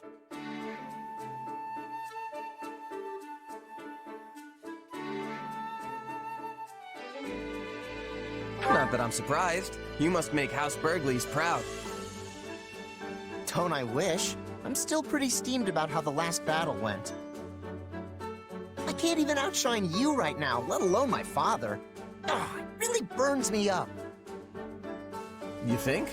I don't know much about your dad, but I'd say you're on par with me at least. Maybe even better. Sheesh, sore winner much? Just you wait though, I'm only getting started. Old Caspar here's gonna upstage you once and for all, and I'm gonna do it for me. Okay, but think about it. I'm a mercenary and you're a noble. I'll have way more chances than you to excel in battle, which also means way more chances to die. Meanwhile, your dad's the Minister of Military Affairs. You falling in combat definitely wouldn't be a good look. You've got that all wrong. Since I'm his second son, I'm completely expendable as far as he's concerned. Ever since I was born, me and my brother were treated completely different. I don't have a shot at being the heir. Which means the only way I'm getting ahead in life is by proving myself in battle. I mean, I guess I could always go into politics or education or something. The point is, whatever I want to do, I've got to climb up from the bottom to do it. And the climb I picked means building a name for myself on the battlefield, no matter the risks. Huh, it's almost like you're a mercenary. I never thought a noble could have that kind of motivation. You're a lot more inspiring than you give yourself credit for, Caspar. It's nothing. I mean, I've still got the Burgley's name to lean on and all, so I'm better off than just any old merc. Right. I guess I'm starting to get why you're so competitive with me now. But you should know, I'm not the kind of guy to back down from a challenge. I've been honing my craft as a mercenary for as long as I can remember, even since I was a kid. So you can train till your muscles give out if you want. Some noble brat's not gonna beat me. Oh yeah? Fine. I know I'm not gonna catch up to you overnight. But it'll happen someday. Just you wait.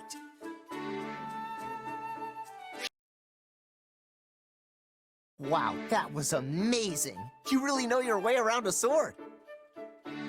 Oh, hey, Caspar. You were looking pretty good yourself. Wait, haven't we had this conversation before? I don't know. Must be because you're always sweeping the floor out there. Looks like I've still got my work cut out if I ever want to catch up to you.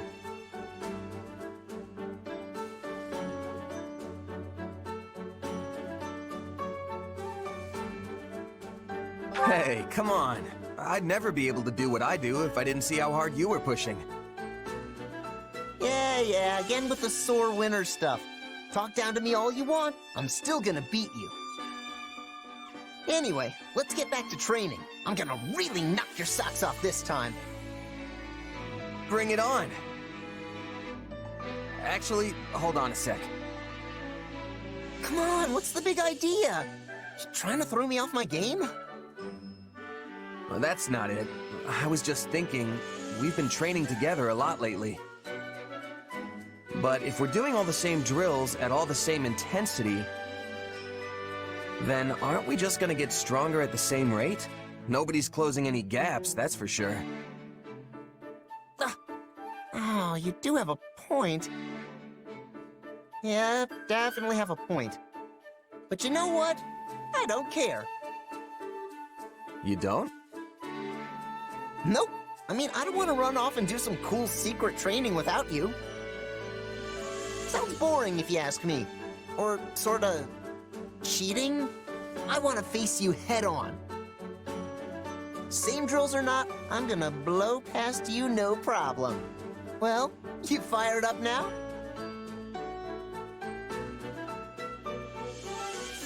Fired up? Friend, I'm the flames. And trust me, you're about to get burned. Only one way to find out, and I'm putting my bet down on old Caspar. It's incredible just how focused you are, Caspar. I'm honestly kind of impressed. There aren't many people like you joining up with mercenary groups, I'll tell you that much. Oh yeah? I'd have no idea myself. But hey, let's both give this our best shot. The tougher we get, the quicker we can end this war once and for all. And at the end of the day, that's the goal here. Let's never lose sight of that.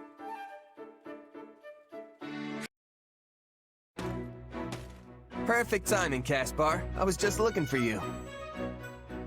You were? Oh, I get it. You want to go a few rounds, huh?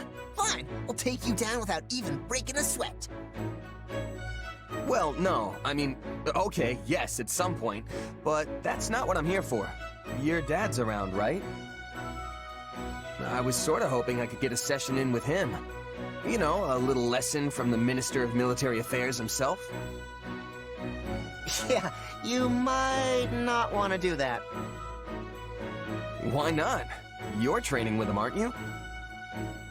Well, sure, but I've been doing that since I could barely even talk.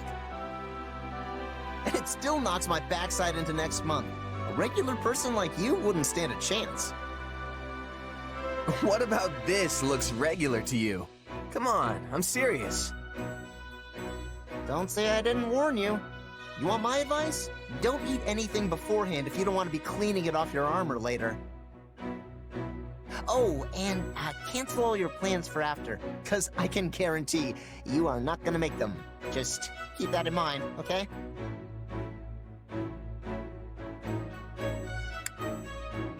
It can't be that bad, can it? You're kind of scaring me here. Oh, trust me, it can. I'm just making sure you don't get blindsided by the pain. Training with my father? It's a marathon of blood, sweat, and tears that'll leave you feeling like you're face to face with the goddess herself.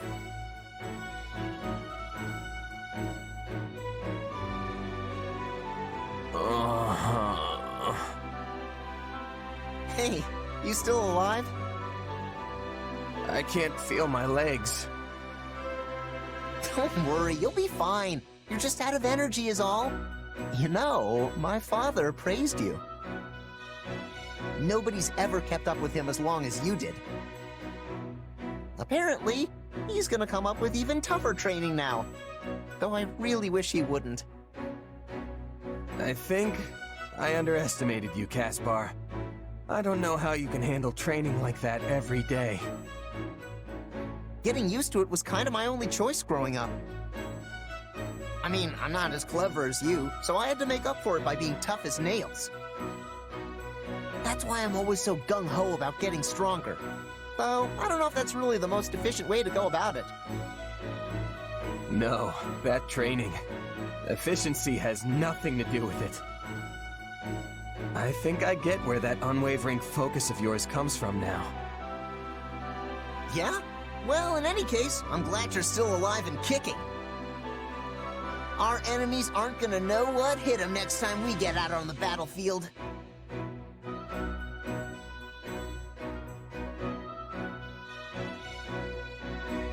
Yeah. All this suffering would have been for nothing if we don't get the results to back it up. You know, it's a nice change of pace seeing you like this. Please don't laugh at my pain. Hey, just the guy I wanted to see. I've got a bit of a favor to ask. You know that special sword you fight with? Well, I was wondering if you'd let me take a peek at it. I don't know. It's not really something I want to go showing off to people if I can avoid it. Oh, come on. Can't you make a tiny exception just for me? I'm curious about something. All right, fine. Can't say I expected this kind of interest coming from you, though. It'd be one thing if it were Dimitri or Felix asking. You know how they get about weapons. But you? You do remember I'm the heir to House Gautier, don't you? I've been studying the art of combat ever since I was just a kid. Well, you always skip out on training, so... Anyway, here. This work? It sure does. What a weird sword. You know what it's made of? It doesn't look like iron or steel to me. I couldn't tell you. Honestly, I have no idea. What about how you can make it appear right out of thin air? Is that some sort of magic? Nah, not exactly. It kinda just comes to me when I call it. Well, that's vague. One more question then. Would I be able to use your sword if I wanted to? Doubt it. The thing vanishes the second I let go of it. But, hey, why do you want to know so much about it anyway?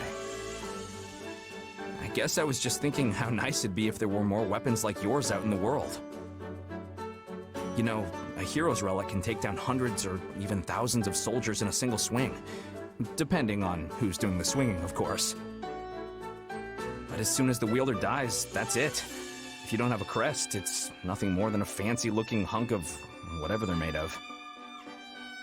Of course, that wouldn't be an issue if everyone could just use a sword like yours. Maybe so, but that doesn't make it possible. I mean, there's still so much even I don't know about it. Right. It's not like you can just make a second one or something. That's actually a pretty interesting idea. You've given this a lot of thought, haven't you? Hey, you're talking to the future Margrave Gautier here, remember? Of course I'd think about this kind of stuff. After all, us nobles wouldn't have nearly as much work to do if everyone could fight with the relics. And then I could spend all my time goofing off, just like I did back at the academy. Yeah, in your dreams. Don't make me tell Ingrid about this. Whoa now, you don't need to do that. Have a heart. Come on, let's see that sword of yours a little more.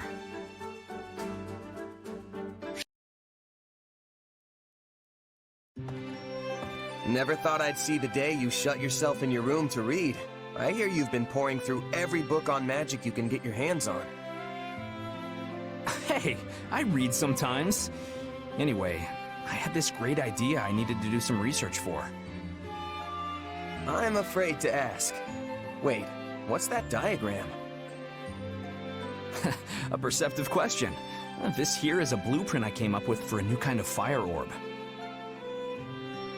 Really? You're talking about those flame-flinging siege weapons, right? Because that looks pretty small for a fire orb. Well, that's the point. I want to make it so that our knights can carry one around as easily as they do their swords. What would that accomplish? Knights don't have the training to use something like that.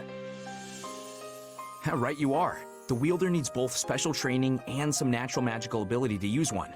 At least that's the case with our current fire orbs. Which brings me to my main goal, making it so that anyone can use them, no matter their background. I mean, think about the havoc we could wreak if your average knight or myrmidon could also blast out some fire magic whenever they wanted.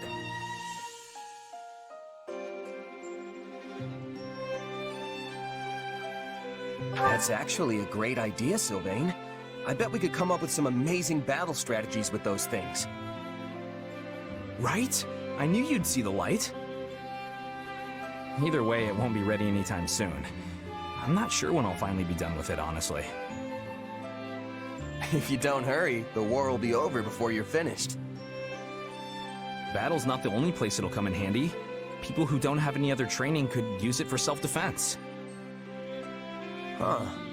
Come to think of it, that's the same reason you were so interested in my sword. Does this have to do with House Gautier?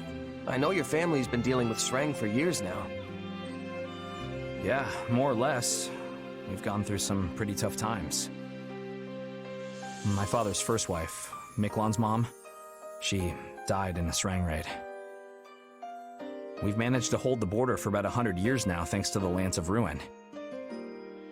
But they keep pushing our limits. Frankly, I admire their determination. It did seem like Margrave Gautier was pretty used to fending off their attacks. It's not like he's had much choice. Once I inherit his title, I'll keep doing whatever I can to hold them off. But it's going to be tough without a stronger military. If the king had forces of his own, he could send them in at a moment's notice whenever we were in trouble. Problem is, the last king already tried something like that. It ticked the local lords off to no end. Makes sense. If the king grows stronger, everyone else loses a little bit of their own influence in comparison. Anyone would have a hard time swallowing that. I'd say it's worth it if it means the kingdom won't descend into chaos. Whatever the case, any reforms we enact will need to be peaceful and well-founded. Which is exactly why I want us to be able to fight on our own, without having to rely on our relic or on other lords. Wow, Sylvain, you actually sound like a real heir now. It's a nice change from all the skirt chasing you used to do. Hey, the future of my house is on the line here. Even the laziest guy in the world would be worried about that. Sure, the kingdom might be a half-frozen stretch of dirt, but it's my half-frozen stretch of dirt. And it's the only home I've got. Home, huh?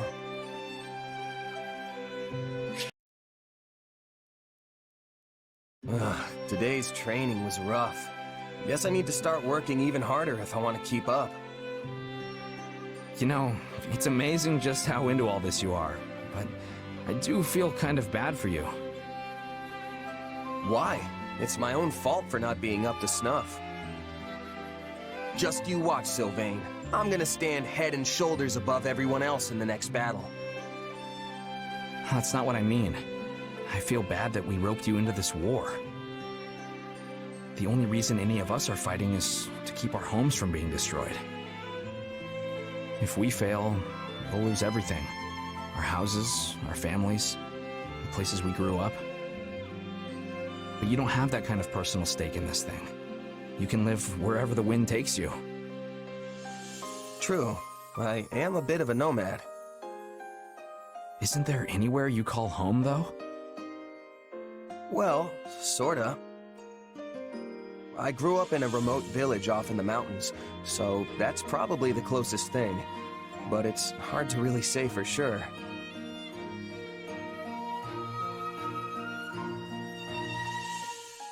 Honestly, I doubt I'll ever understand what it means to have a home like all of you do. So what? Are you just in this for the money then?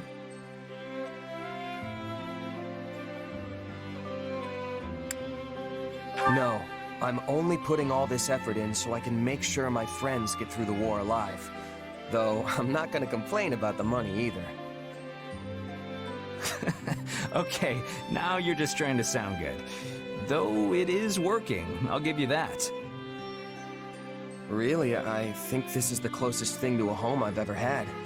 Because I've got all of you here. Are you sure? This place doesn't make for quality living, trust me. I mean, it's cold, it's desolate, and there's nowhere to go to have any fun. Plus, we've constantly got enemies like Srang soldiers coming at us from every angle. Well, I can't deny that. But it's still important to you anyway, right? Yeah, there's no doubt about that. And it's our job to make it a place where everyone can live in peace. Right. Who knows what'll happen after the war, but for now, I'm with you guys every step of the way. I appreciate it. Oh, yeah, and about those plans for the fire orb I showed you? Would you mind helping me with a little experiment later? The thing hardly had any punch to it when I tested it. Sure. Sounds like it's a long way off still, huh? Hey, I'm trying here. I even got in touch with the School of Sorcery to see if they could help. No rush, Sylvain. I'm sure you'll finish it one of these days. I've spent enough time with you to know. You can do anything when you put your mind to it.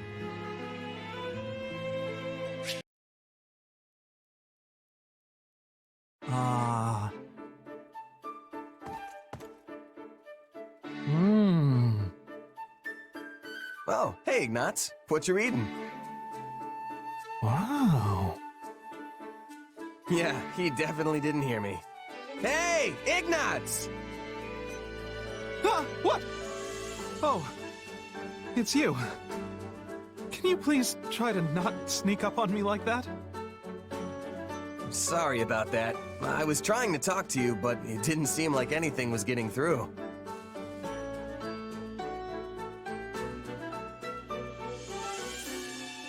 Looks like you're really into that book, or whatever it is. What's it about? It doesn't look like battle tactics at the very least. You're right. This is the Traveler's Journal. It chronicles places that lie beyond Fodlan's borders. You've seriously been lugging books around with you? Though, I admit, that does sound like a good one. Yes, it's fascinating. The author's unknown, but whoever it was really traveled to all these places and documented everything. It's amazing how vastly things can differ depending on where you are, like the plants or the animals or even the ore in the ground. And of course, the way people live in those areas is so diverse too, like their food and their clothes. But what's most interesting to me is the architecture. Ruins in Fodlan contain ancient architectural styles that are, for some reason, also found on faraway islands. All right, I get the picture. You talk like you've seen it all firsthand. Well, I really try to place myself in the author's shoes when I read. So I guess in a way, I have. I'd love to visit all those places myself, but that's easier said than done. Especially since I became a knight. The way you say that makes me think you never wanted to be a knight in the first place. Oh, no! No, of course I did. At any rate, both my father and my brother are pleased that it's official. Sounds to me like you became a knight for them. That's not it at all. I'm very happy with my decision, honest. Even though you can't go off traveling? Yeah, getting sent out to different locations for battle is kind of the same thing. Oh, but of course the mission always comes first. It's not like I go off wandering whenever I feel the urge. Uh-huh. But you would if you could, right? Why do you keep asking me about this? All these leading questions, they're uncalled for. I might not be able to travel of my own volition, but I can read books and go wherever I want in my imagination. And that's good enough for me.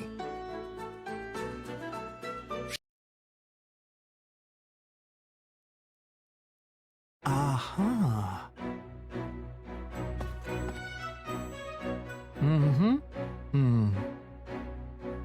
Looks like he's at it again.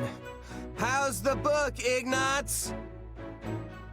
Ah! Could you please not surprise me like that? Sorry. So, you got more books, huh?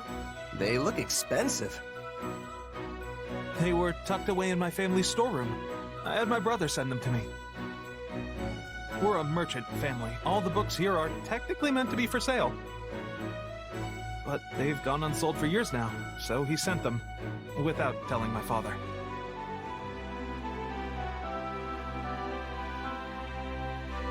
Your brother sounds like a nice guy. Are you two close? We weren't when we were younger, but I guess we are now. We do write to each other a lot. And he listens to even my strangest requests.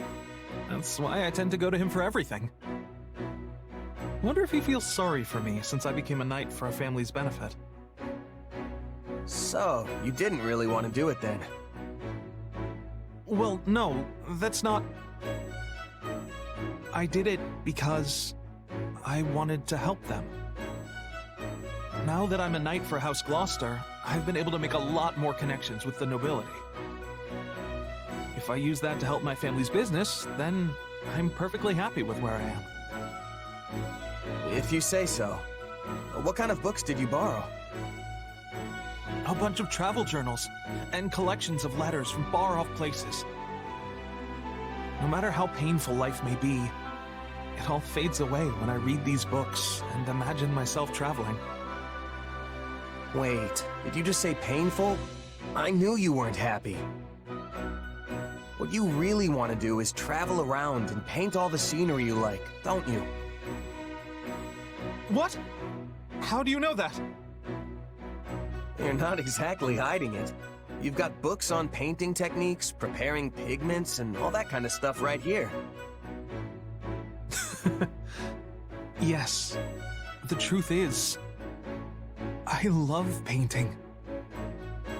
I know the world holds all these wondrous sights that I can't even begin to imagine. If only I could see them for myself and capture them on canvas. I used to dream of doing that. But things are different now, you know? I don't regret becoming a knight, and I didn't do it just for my family's sake. I want to do my part to shape Fodlan's future. It's my responsibility as much as anyone else's. That conviction has only grown with every battle. Ah, that must have sounded so arrogant. I'm sorry.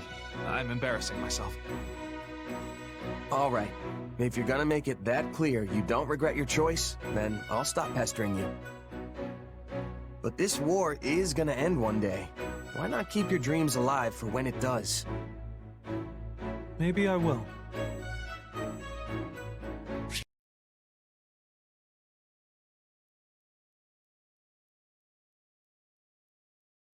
Hey, do you have a moment?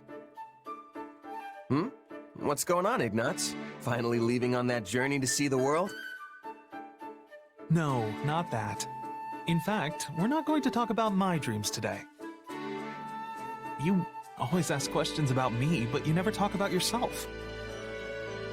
So, I thought it was high time I asked about you. You certainly have piqued my curiosity.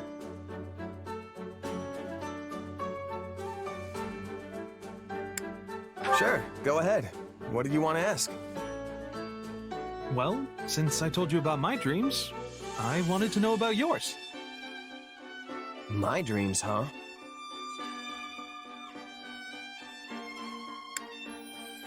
I don't really know. I've never thought too much about it. Really? Is there anything you want to do once the war's over?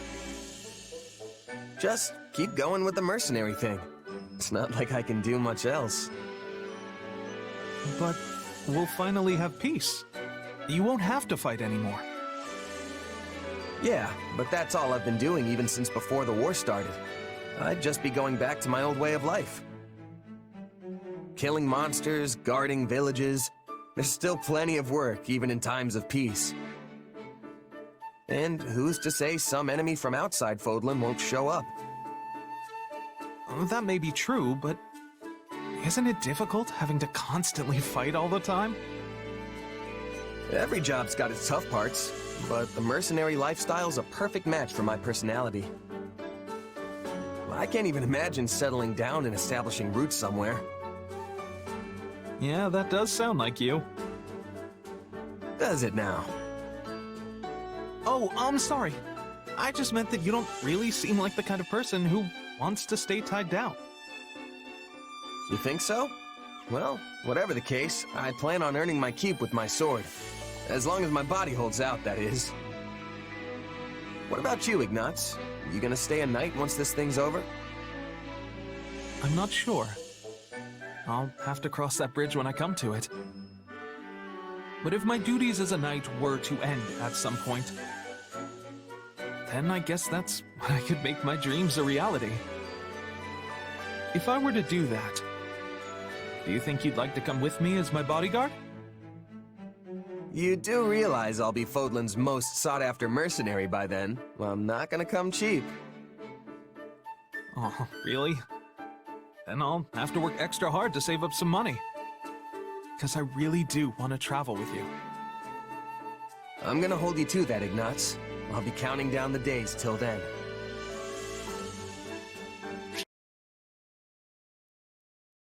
Yeah, and watch your back out there, okay? Hear you loud and clear, boss. Sure glad I got you in my corner. Now then, just gotta... Oh. What are you hiding back there for, Bernadetta?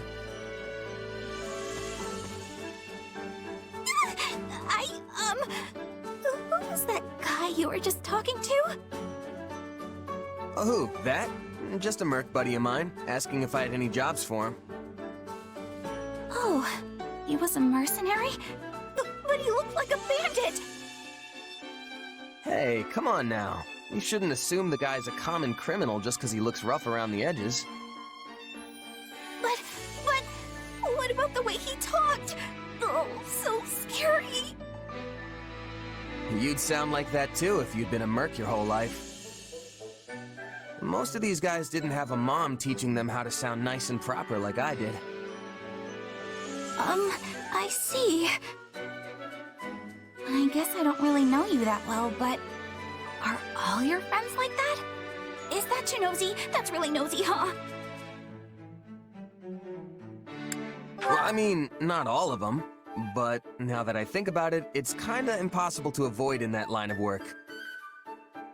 Guess that means you won't be signing up for merc jobs anytime soon, huh? Obviously not! No way, not happening! Even if I wasn't as shy as I am, I'd never be able to handle all those scary people at once! That sounds like your anxiety talking. You see there's nothing to be afraid of if you just gave them a fair shot.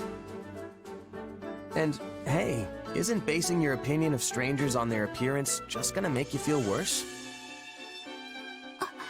Well, what else am I supposed to base my opinion on? Just spend some time with them. If you ask me, the best place to judge someone's character is either on the battlefield or over the dinner table.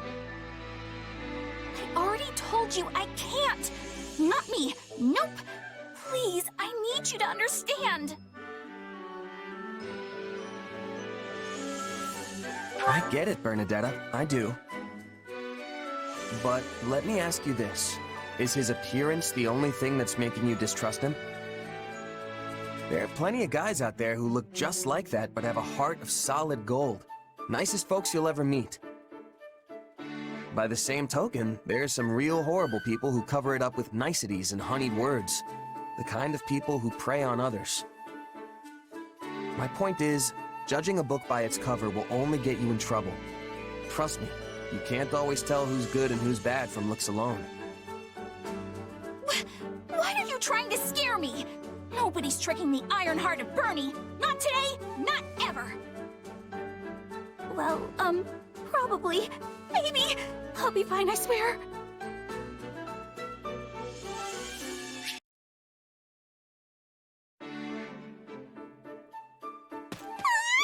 It's horrible!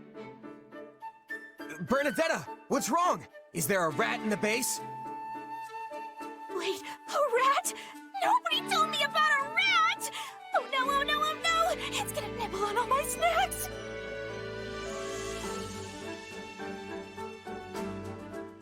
Hey, calm down. I didn't mean a real rat. I was talking about an enemy spy or something. Oh, right. Anyway, it's something kind of like that, but different and still really, really bad. Kind of like a spy, but different? Slow down and tell me what you saw. Well, you see, there was this lady in the camp earlier who didn't look scary at all and even seemed kind of nice. Uh-huh. Mm-hmm. Shyness and fear of strangers got you down, huh? Well, let's see if I have something that can help. Thanks. I think I've got just the herb. It's gonna put you out a good few gold coins, but this baby will do wonders for relieving stress. And then... I've got something a little more, shall we say, tasteful. Real under-the-table kind of stuff. It's a pot that makes people like you. I would probably recommend against it, but the thing's on sale if you really want it. You okay there? I just remembered something. Oh, how could you forget, Bernie? There are lots of scary people out there who pretend to look nice just so they can prey on you. And you must be one of them! Well, that was weird. I'm not that scary, am I? And that's how it all happened. I would have been dragged off and murdered if it wasn't for you. But wasn't that just Anna? She's here all the time selling her wares. I mean, not all of it's the most reputable stuff, but I don't think she's trying to cheat anyone. And she's definitely not a murderer. This is all my fault. I should go apologize to her later. Huh? She's not evil? Not that I know of. I'm also pretty sure it's not the first time you've met her. I don't know. I'm bad with faces. You're pretty judgmental, you know that? Huh? What do we do? What do we do? How about this? There's this merc I've got in my crew. A real terrifying-looking hunk of muscle. Sweetest little teddy bear on the inside, though. If anyone's gonna help you overcome this, it's him. Okay, I accept this challenge. You've got this, Bernie.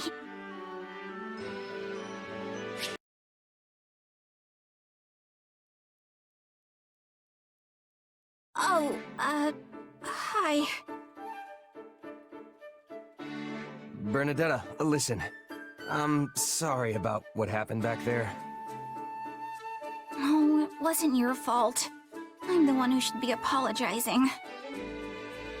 I didn't realize things could even go that bad. I'm glad we managed to get you in front of the meanest-looking guy in my company. But that didn't last long before the nerves got to you. Quickest I've ever seen someone run, let me tell you. And then I accidentally stepped on that horse's tail, so it started going wild and totally trashed the place. It'll probably take weeks for them to clean that up. Oh, you really did it this time, Bernie.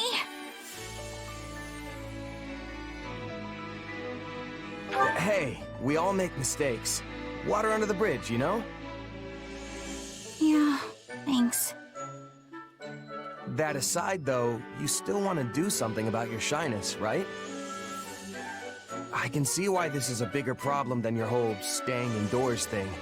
Your anxieties can be quite the hurdle to overcome. You're right. But hey, I haven't been keeping to myself at all lately. Bernie's out in the open. Either way, now we know how things turn out when we try to force the issue. Looks like we're better off taking an incremental approach. How's that work? Well, we can start by having you hide nearby while I talk to someone you're afraid of. Then, I don't know, if the conversation gets interesting, maybe you can come out and join in? I'm not going to care whether it's interesting or not.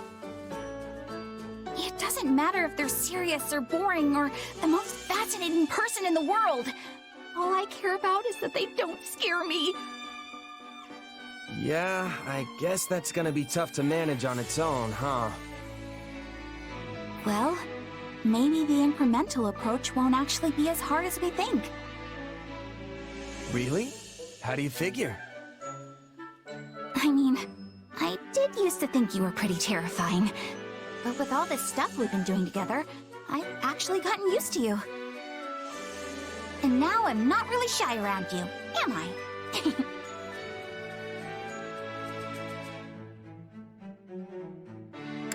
Not exactly flattered to hear that, but...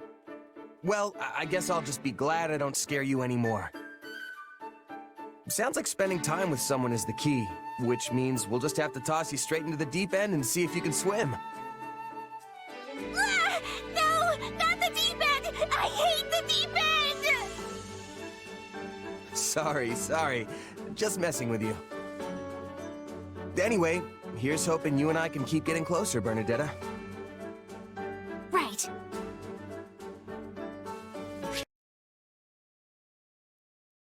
You're a lifesaver, Mercedes. Could you help me tend to this soldier's wounds next? Lady Mercedes, where would you like me to put this? Oh, yes, just a moment, please.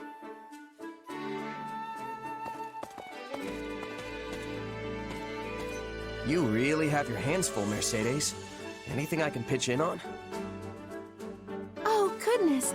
I appreciate your offer, but I couldn't possibly ask you to take time out of your day to assist me in these tasks. Hey, don't be like that. Anyone who's still got the legs to stand on after a battle needs to do whatever they can to help.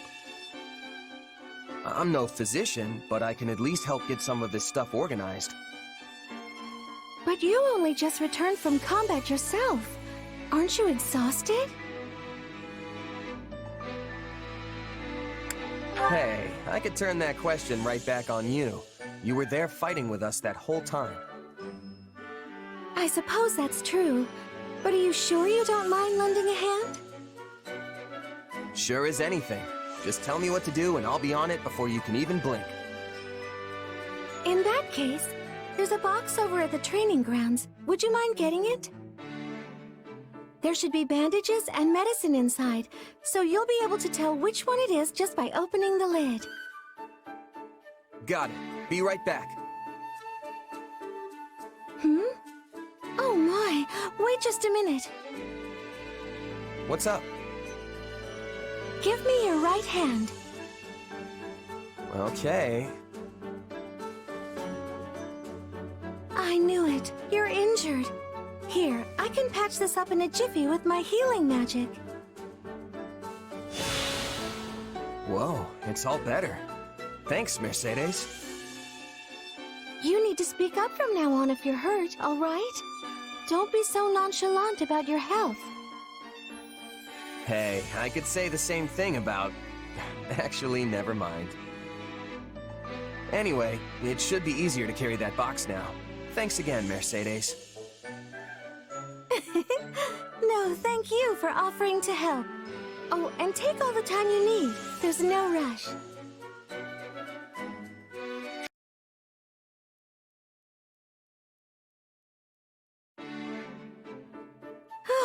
That should be everything in its place now. And high time we took a break, if you ask me. Lugging all those boxes was hard work. Hey, why don't you join me for a meal? Might be nice to head into town for once. I'm not that hungry just yet, though. Oh, I've got it. If you'd like, we could have a tea party. I have a cache of delicious treats we can eat as well. Sure, I guess I could go for some tea. Where'd that idea come from, though? Well, I received some sugar recently as a gift from one of the soldiers I mended back to health. I used it to bake the most wonderful confections. I'd love for you to try them. Huh, that does sound good. And a little something sweet once in a while never hurt anyone. Then we're settled. Give me just a moment, I'll get everything ready. Whoa, these are incredible. I've never had anything quite like them before. I'm glad to hear it. I'm particularly happy with how those turned out. It does actually taste kind of familiar, though. Almost like this snack my mom used to make. Really? You don't say. Yeah, I was raised in this little village off in the mountains, absolutely surrounded by nature. Sometimes Mom would go out and gather fruit from the trees, then bake things with them. There's nothing better than a dessert made with fresh fruit. I love them myself. You can knead them into dough and bake them, or preserve them in honey so they can be enjoyed the whole year round. My mom's stuff was never quite as fancy as the things you make, but they were special in their own way. And even though we didn't have them too often, just one hint of that flavor and it's like I'm a kid again. Guess they were just that good. It's wonderful you have that memory to look back on. I can tell the time you spent with your mother was very precious to you. For sure. Though I don't remember it too well anymore. Can I ask you something? Do you ever wish you could return to the past? To those days with your mother?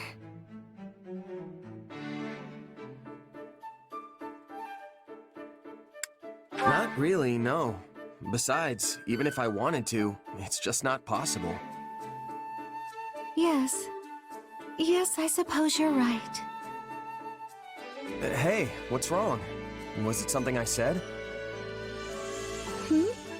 Oh, my apologies. I must have been daydreaming for a moment there. Here, try this one next. I made it specially to pair with the tea. Sure. Thanks.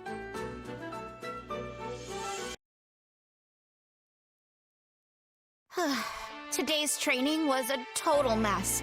My feet are killing me. We need to stay in peak shape, though. You never know when we might get tossed into a battle. True. We've got to be ready for anything.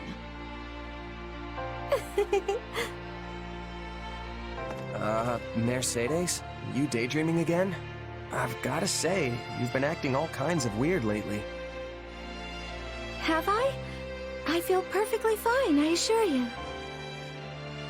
You sure? Back when we had that tea party, you looked so, I don't know, sad. I suppose I can't hide anything from you. Things like tea parties with dear friends, or seeing the trainees work so hard to improve. It reminds me of how things were before the war, if just for a moment. You mean back at the academy? Yes, and before that, when I lived with my mother and my little brother. It also reminds me of the time I spent studying with friends at the School of Sorcery in the capital. Things may not have been easy then, but I would give anything to return to those days. Huh. I don't think I've ever seen you get this sentimental about something. The feeling surprises even me. All my years, I've gone wherever the current of life chose to sweep me. In truth, I used to think nothing ever went precisely how I wanted it to. But looking back now, I realize just how joyous all those moments really were. And yes, I'm aware it isn't good to dwell so heavily on the past, but I can't seem to help myself.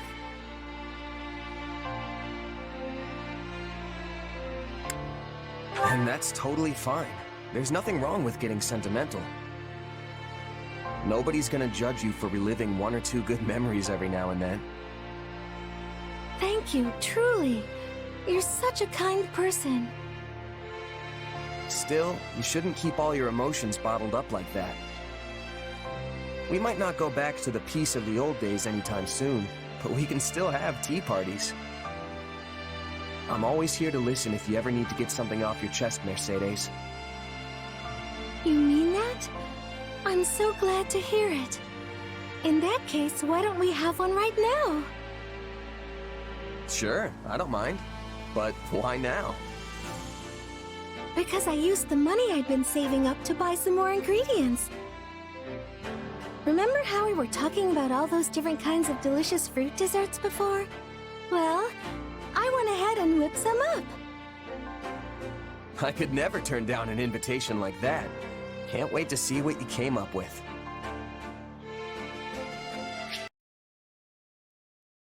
Oh, hello there. Are you doing some research? Yeah, I was just looking through records of past battles. Figure I'll probably run into some similar situations. That's admirable of you. I thought that someone with a mercenary background would be a little more reckless with their fighting. Oh, wait. I'm sorry. That sounded a bit rude, didn't it? No, you're right.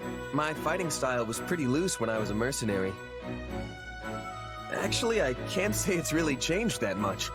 But I've got more responsibility now, so I've had to adjust some. Any mistakes I make would only cause problems for everyone else, right? Huh. You're much more studious than I thought. I can see why Claude trusts you so much. You really think I'm held in such high regard? That's what I've heard, at least. It's very impressive, especially since you're so young. Thanks, Lysithea. And the same goes for you, too. For a kid, you're amazing at what you do. Excuse me? Who is a kid? Huh? Well, you are. I must ask that you refrain from treating me like a child. I wasn't trying to... You said, and I quote, for a kid.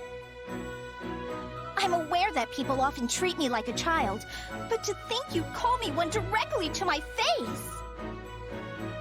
I work harder and contribute more to this army than anyone else here. It is truly vexing that something as inconsequential as my age can dictate how people treat me. I'm sorry. I had no idea you hated being treated like a kid that much. This is not a matter of like or dislike. My belief is that those who fight alongside each other should treat one another as equals.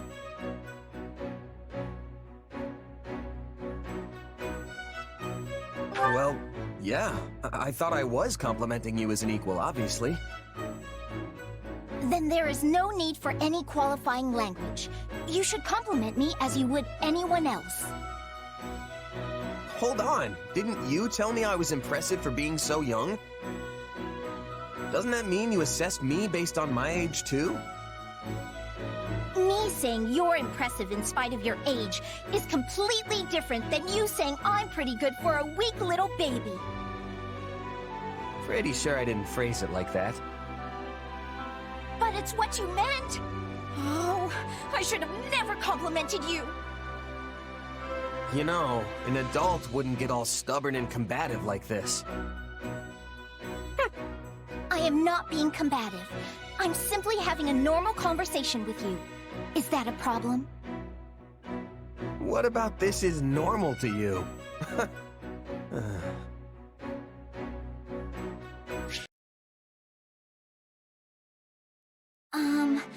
May I speak with you a moment? Oh, yeah. I was just about to take a break. You need something? Our relationship has been strained for a while, so I thought it was time to resolve our issues. It has? Yes. At least I felt that way ever since the incident.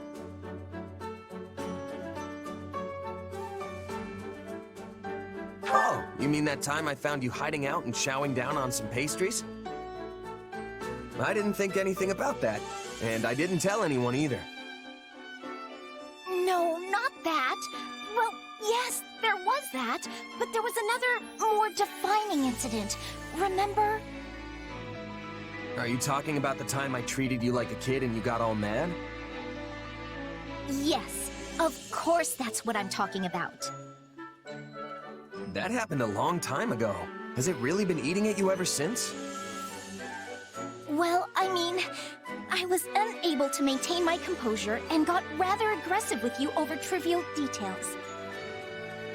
I kept telling myself that I had to apologize, but I could never bring myself to do it. But now, I'm sorry. Well, I'd like to apologize too. I should have been more careful with what I said. Why does being called a kid upset you so much? If you don't think of yourself that way, then any comments of the kind should be like water off a duck's back. Look, I'm a tiny bit younger than everyone else, and it doesn't help that I'm shorter too. Plus, I do have somewhat of a baby face. Really? You don't look that young to me. You don't think so? Yeah. Now that I really look at you, I think you're a very pretty young woman. And you act real mature too. Oh no, I'm not really. But most importantly, your skill at commanding troops puts all the real adults to shame. Hold on. Real adults? So what you're saying is that I'm ultimately still just a child? Ah, crud. I misspoke. What I meant was... There you go, making excuses again. Now I know exactly what you think of me. This conversation's going sideways again, isn't it? It would seem so. Though, I suppose forgiving you would be the mature thing to do. Hey, there you go. See? You are a real grown-up, Lysithea. Something about this still rubs me the wrong way, but... Oh, fine. I just ask that you keep treating me like the adult I am.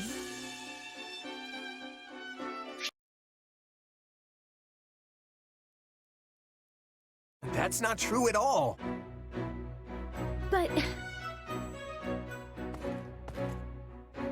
Oh, look who it is.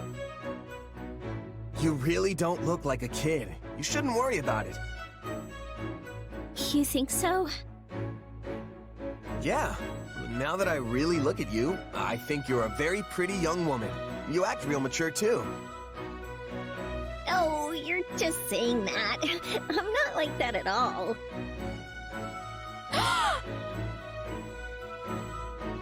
Excuse me? Just what do you think you're doing? Whoa! What's wrong, Lysithea? You were speaking to a girl just now, correct? Just now? Oh, yeah, I was. What about it? Care to explain that line you fed her? What? Did I say something weird? Allow me to refresh your memory. Now that I really look at you, I think you're a very pretty young woman. You act real mature, too. You said the same exact thing to me, remember? I'm not a fool, you know. So what? You just go around spouting off the same lines to everyone? Whoa, wait. Just calm down. I know that was wrong of me, but I do have an explanation. By all means, enlighten me. Just hear me out.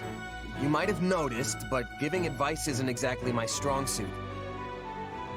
And yet, for some reason, people always ask for my opinion on their problems.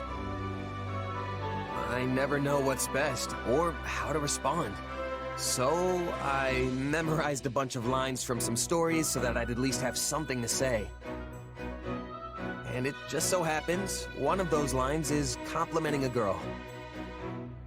So what you said didn't come from you, but rather some fictional character? Yeah, that about sums it up. I'm really sorry. And then when people have asked for your advice, you've just parroted back some meaningless words. I can't believe you! I thought it would be better than people getting mad at me for being honest. Hearing the truth is always more preferable. So tell me now, what do you honestly think of me?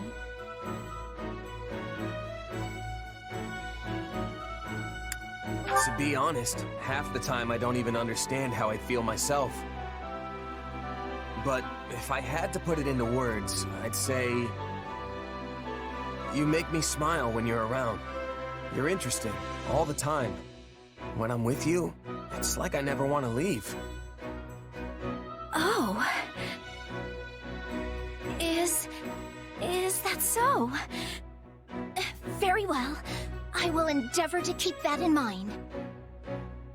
I apologize for pressing you. I have matters I must attend to right now. So,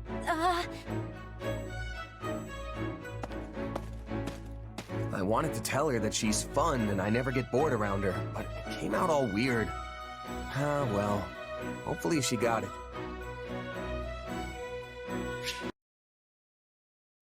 An opera company smack dab in the middle of the Imperial capital, huh?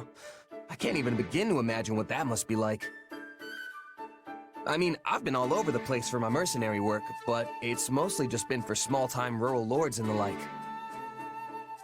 Honestly, I'd never even met anyone from the big cities like Enbar or Ferdinand before coming to Garreg Mach.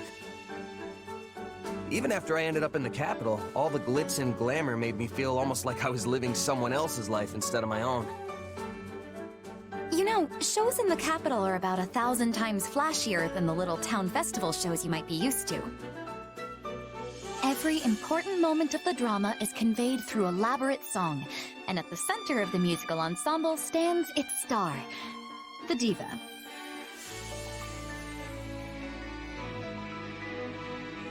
I think I get the idea. These divas sound pretty incredible. They probably get stage names and everything if they're that important, huh? Oh, but of course, I was known as the mystical songstress. Hey, that's pretty good. There always has been this kind of indescribable aura surrounding you. Thanks, but I have mixed feelings about the name myself.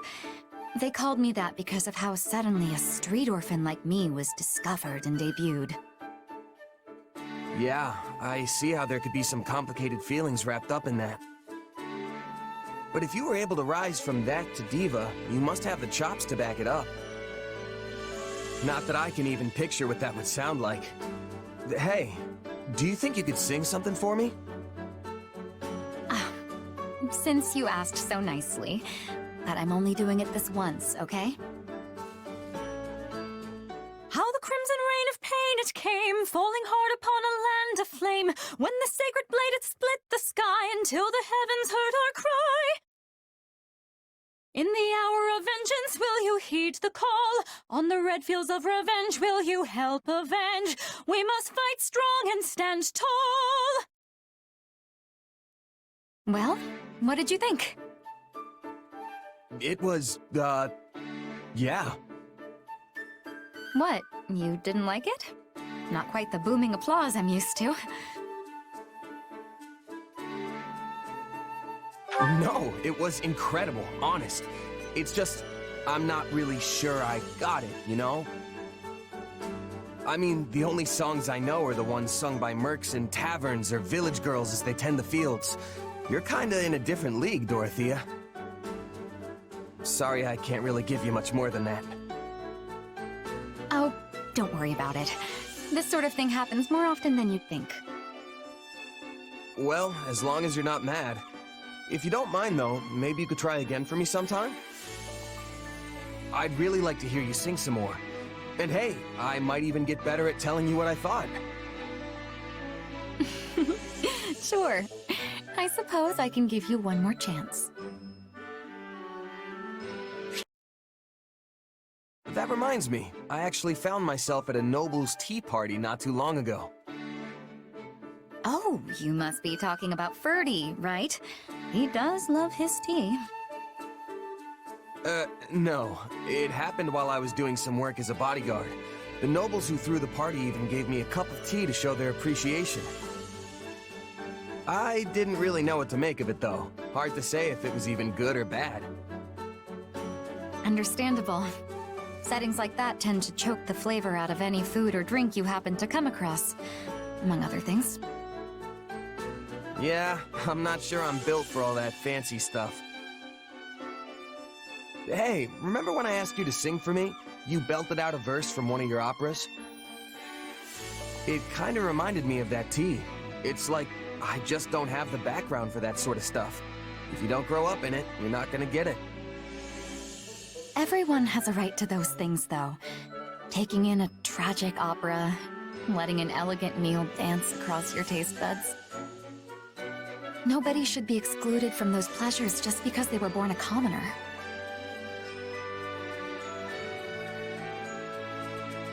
It'd be good if that's how things worked. You think it's not? Take my time back as a mercenary. I would have gladly eaten a half-cooked rat if it meant I was getting food in my belly. It's only since I joined up with this army that my palate's become a little more discerning. But what I'm saying is, if you never have the chance to eat good food, then you'll never know what good food is supposed to taste like. Not that that's necessarily a bad thing, but... In that case... Dorothea? Oh, sorry. I got a bit caught up in my thoughts there. But I think it might be just as you say. Will you indulge me for a moment? Sure. What's on your mind? When I first started singing, I did it for me. Only me. But it wasn't long until Manuela discovered my gift. So, I joined the opera company. It felt... incredible. I wanted the whole world to hear my singing. But once I became a songstress, I started attracting more and more attention from the nobles. Before I knew it, I wasn't singing for myself anymore. I was singing for them. Now you can't even appreciate my songs if you weren't born with a silver spoon in your mouth.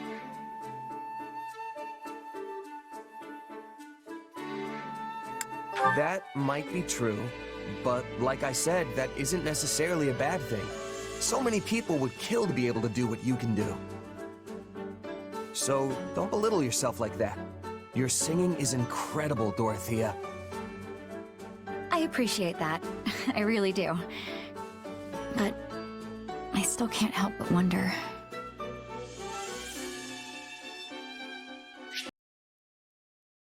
La la la la la la la la la la la la la.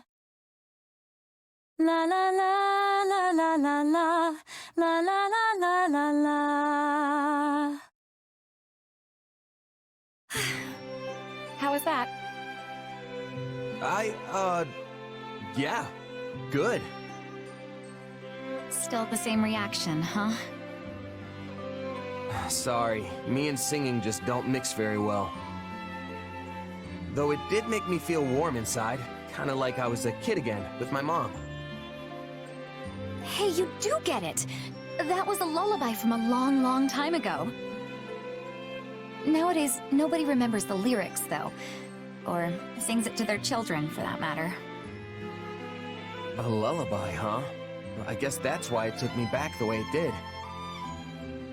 But wait, if nobody knows the words, how are you so sure that's even what it is? Just from how it sounds? Well, there was this scholar who researched it a few years ago and said as much. Couldn't tell you if they were right, though. Huh. Honestly, I kinda like that it didn't have any words. That way it can hit you straight in the heart without all that lyrics and meaning stuff getting in the way. I'm glad to hear you giving music a little more thought now. And I'm glad I've had so many chances to listen to you sing.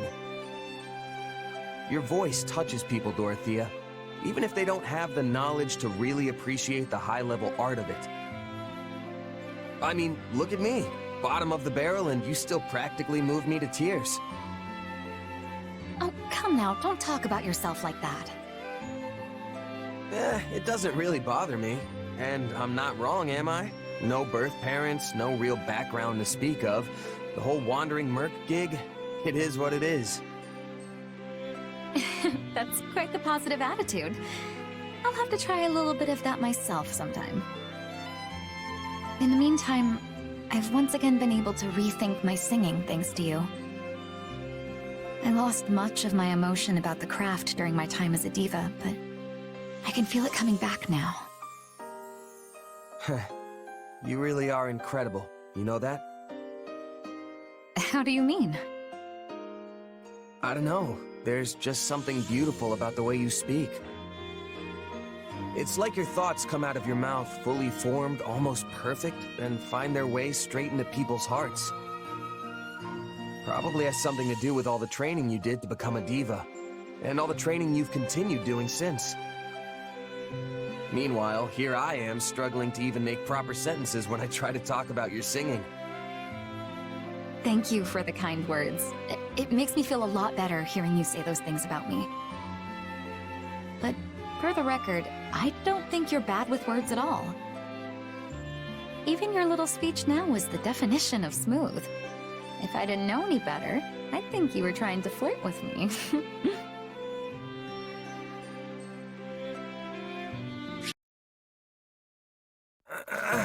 Another beautiful day. Perfect weather to get a bit of training in. There you are. I've been looking all over for you. Hey, Annette. Not used to seeing anyone else up and about this early. What's up? Oh, this is awful. Just the worst. This doesn't have anything to do with me, does it? It absolutely does.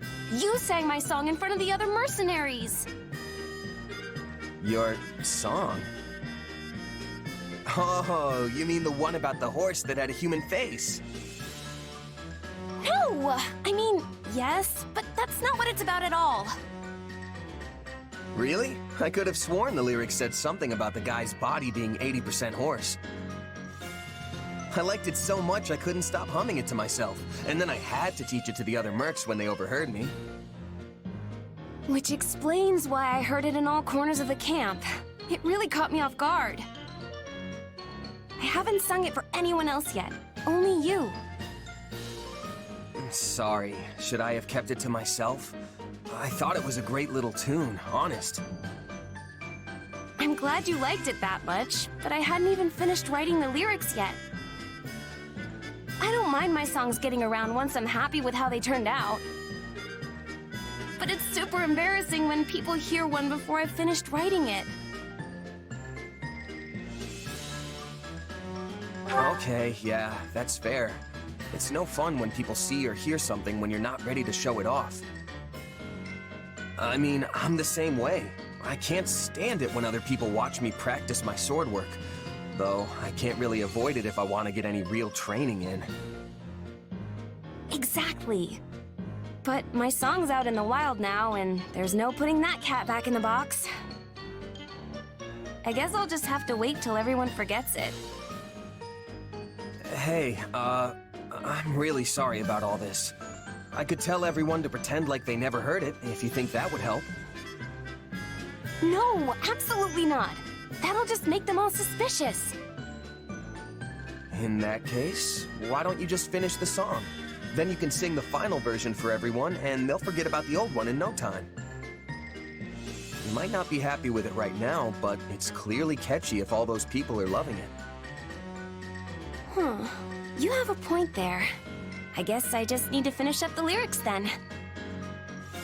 That's the spirit, though I do really like the whole 80% horse part. Hey, what are the words to that song again? Something about an eagle and a lion flying through the sky? A flying lion? Pretty sure I know the song you're talking about, but those definitely ain't the lyrics I've heard. The one I know is about some horse with a human face running through the greenest grass you ever did see. Now that you mention it, that does sound familiar. What a weird thing to sing about. I wonder who wrote it.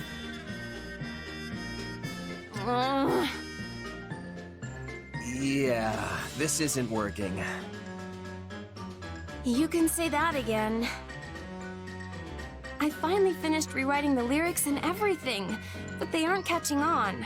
Not at all. I've even heard people theorizing that the horse with a human face is some kind of grand metaphor. You know, since he's a mix of human wisdom and a horse's pure strength, the song is saying that the brave warrior who possesses both will win in the end. Or that the horse is some kind of messenger sent by the goddess to punish sinners. Why did it come to this?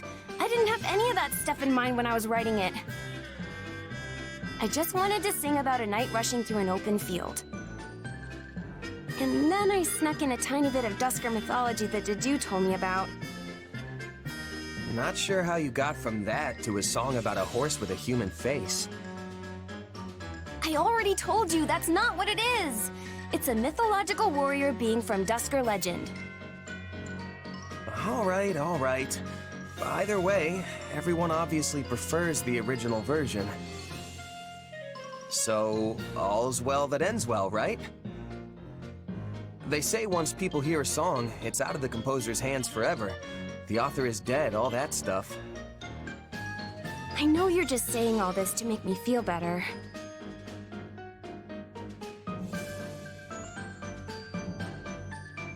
Well, yeah, I can't deny that. Sorry, Annette. But it's true that there's nothing you can really do now. Even if you write totally new lyrics and sing them for the whole army, there's no guarantee they'll get as big as the ones that are already out there. You have a point, but still... Listen, Annette, songs have a lot of power. They help people in need, give them courage when they're down on their luck. And if you ask me, I think yours could inspire our troops out on the battlefield, too. I don't know. Hey, what even is a human-faced horse anyway? Is it some kind of monster? Ain't no monster I've ever heard of. Maybe it's a horrible beast that comes crawling up out of the bowels of the earth. Don't say stuff like that. You're gonna ruin a perfectly happy song. Aww. Hey, Annette. What are you up so late for? Some kind of research? Oh no, it's nothing like that. I've been working on this. That just looks like a bunch of little black bugs jumping around on a page. Excuse you, it's sheet music. I have no idea how you could possibly think the notes look like bugs. Sorry. It's just, I don't think I've ever actually seen sheet music before. Does this mean you're writing a new song? Mm-hmm. A lovely tune popped into my head today, so I wanted to jot it down before I forgot.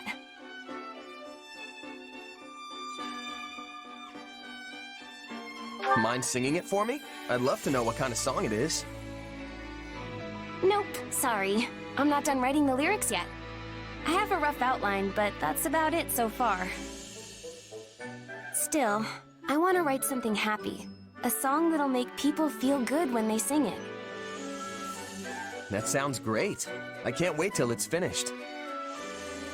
Hey, do you remember the song I wrote about that night? Night? Oh, you mean the horse with the human... yep. Yeah, the song about the night, of course. Well, I heard someone singing it again. Look, Annette, I know you're upset I let it slip, but what's done is done. I didn't mean it like that. I heard a mercenary singing it to himself as he died. He was covered in blood and could hardly breathe. Yet he had this great big smile on his face as the words crossed his lips. He must have been in so much pain. But still, he just kept smiling. Probably thinking back to all the times he'd spent drinking and singing with his friends. Soldiers always throw the wildest parties after a battle. The sort of thing where you can find knights and mercs alike, locking arms and belting out tunes. Maybe. Anyway, I've been thinking about that mercenary a lot ever since he passed. I never wanted that song out in the world, and I'm honestly still not happy about it. But it helped him face his final moments with a smile, instead of sadness or fear. And I'm forever grateful I could provide that. It's like I told you before, Annette. Your songs can really help people.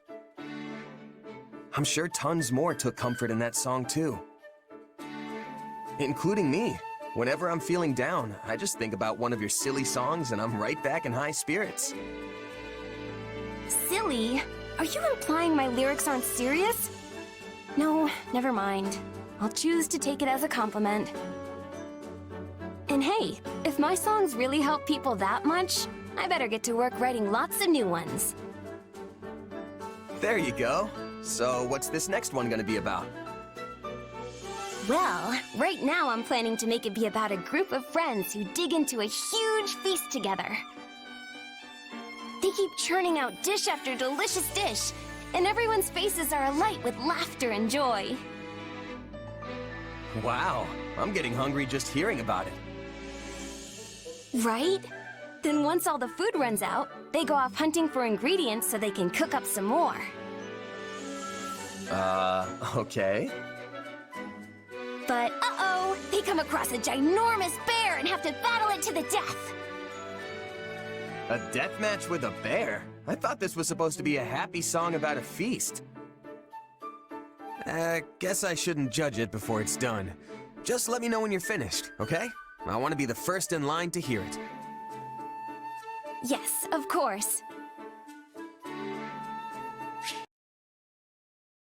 Hey, Marianne. You were really doing great during those drills today. Oh, I'm heading over to the mess hall. You want to join? After all that training this morning and no break, I'm starving.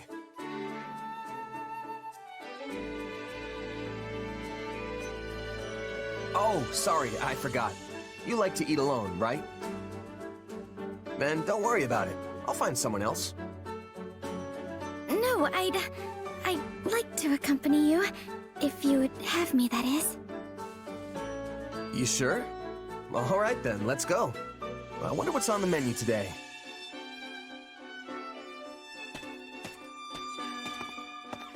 Oh man, that was good. I feel alive again. Yes, that was nice. By the way, why do you decide to come along with me? What do you mean? You usually sit by yourself. I thought you didn't like eating with others. Sometimes I see you eating with Hilda, but I figured that's because she makes you do it, right? Yes, I do feel more comfortable when I'm alone. I haven't been around people much, so I don't normally know what to say in conversations. Well, now I'm even more curious why you decided to eat with me. Well, you have a strange power, right? It makes you transform, or something like that. Yeah.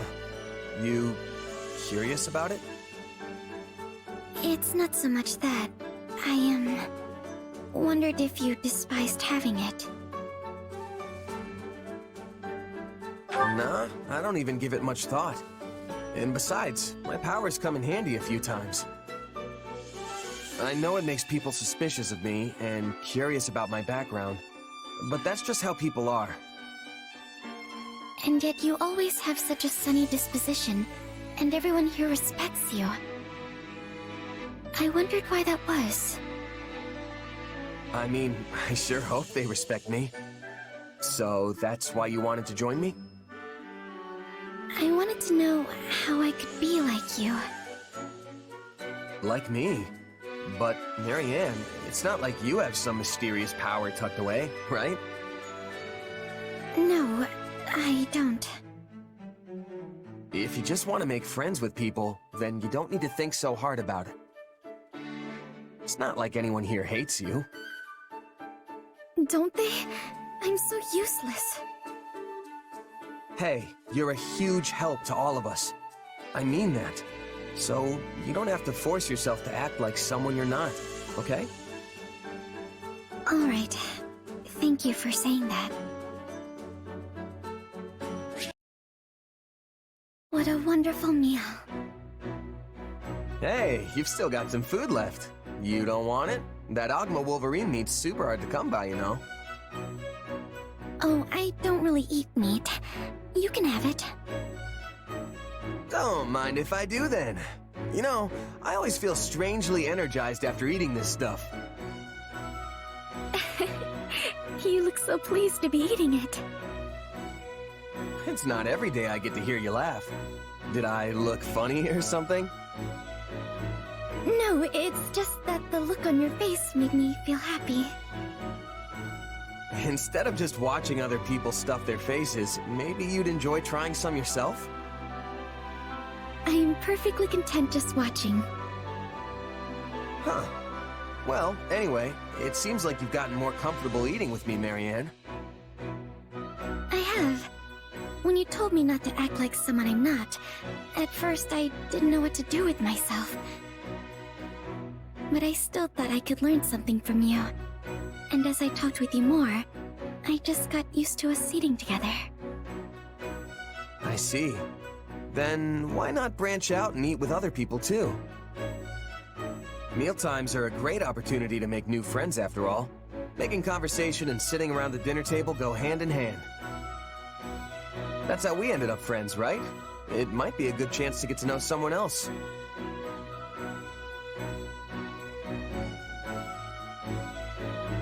What's wrong? I'm sorry, it's just... my adoptive father said the same thing to me once. He did? He often criticized me because I avoided other people so much.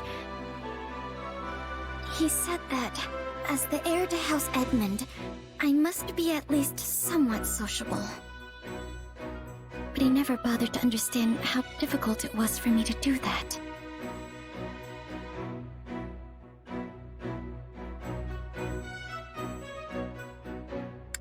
But you managed to make friends with me. I'm sure if you keep at it, you'll be able to overcome any difficulties. Maybe you're right.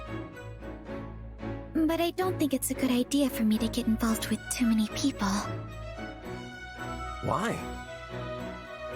I only bring misery and misfortune to anyone who gets too close to me. That's not true at all. Why do you even think that? It is true. I know it. Okay, if that's the case, then how is it possible for us to be hanging out right now without any problems? You're right. I should have been more vigilant and kept some distance between us. But you're so kind and I just like being around you. I'm sorry. I'll stay as far away from you as I can from now on. I should go. Hey, wait!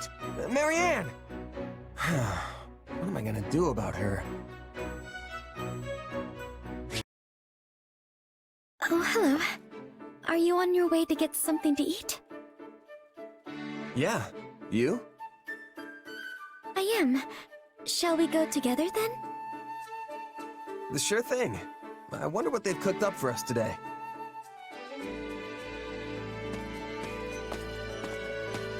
Ah, that was satisfying. Pretty nice getting such tasty meals all the time, huh? I agree. The meal was lovely. You didn't finish your meat again. It's kind of a waste, you know. I ate a lot of the vegetables, so you can have it. Hey, if you're offering... Wait a minute. Haven't we had this conversation before? I think we have. Did something happen to you, Marianne? You seem more relaxed today. In a good way, of course. Oh no, nothing in particular. But I made a decision. I'm not going to worry about whether I bring misfortune to others or not. I've been a part of this army for a while now, and I've worked closely with everyone in it. And nothing terrible has happened to anyone as a result of being around me. Well, of course nothing bad's happened. I'm still a bit anxious about everything, but I decided to adopt a more easygoing attitude. I'd like to emulate you and your nonchalant demeanor, how you can just move through the world without a care. You're making me sound kinda irresponsible. But you know what? I'm okay with that. I say if you want to talk to people, then talk to them. If you want to be alone, then do that. I really think it's best to just be yourself. Don't force anything. Yes, I think so too.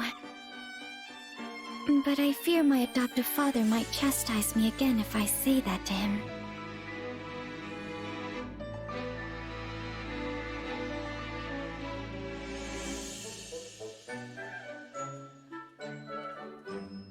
Yeah, he'll probably still tell you to make more of an effort.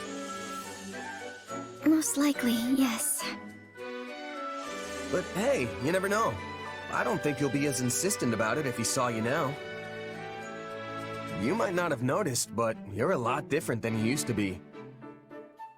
You're definitely somewhat sociable. More so, even. I just hope that's good enough for him. I'd like to think it will be. Well, I mean, I guess I don't really know what kind of guy your father is. Sometimes I think you say whatever pops into your head without thinking. I suppose that's what I like about you, isn't it? I can already tell I'm going to learn a lot from you. I wouldn't go that far.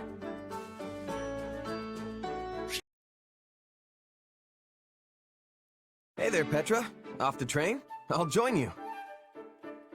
That would give me much joy. An opponent with toughness will keep me upon my toes. You mean me? Nah, you're way tougher than I am. Also, aren't you a queen now? I didn't realize dawn to dusk training was part of the Brigid Royal Regiment. I have not become queen yet, but there is an understanding that it will happen. And yes, in Brigid, royalty must have knowledge of fighting. I mean, we must know how to fight. To be leading our people, a ruler must have more strength than any other. They must be the hardest to kill. My people are expecting this of me. So, it's the toughest person calling the shots, huh? I love it. What could possibly go wrong? This is how it is meant to be working. But such things do not always go with smoothness. Mercenaries are always seeking strength too, correct? That's true. A merc lives and dies by the sword. If you're not better than the next opponent you face, they'll be the last one you face. Yes, dying is without productivity. But it gives me surprise that you do not avoid jobs of danger. A queen must be facing any wolf who comes to her door. But you can have pickiness when selecting fights. Depends on how much food you can put on the table that week. Most of us mercs barely scrape by hand to mouth. End of the day, it's just business. Some mercs will take the coin and blow town, and some employers are more than happy to hang us all out to dry. I guess you don't have a lot of sellswords in Brigid, huh? Correct. We do not require the selling of swords. In Brigid, everyone is a hunter. Everyone is a fisher. Everyone is a warrior. There is no need to be hiring, or to be hired.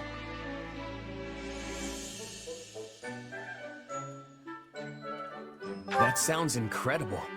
In a place like that, nobody'd have to risk their life just to get a bite to eat. Your words give me great happiness. I will always be full of pride for Bridget.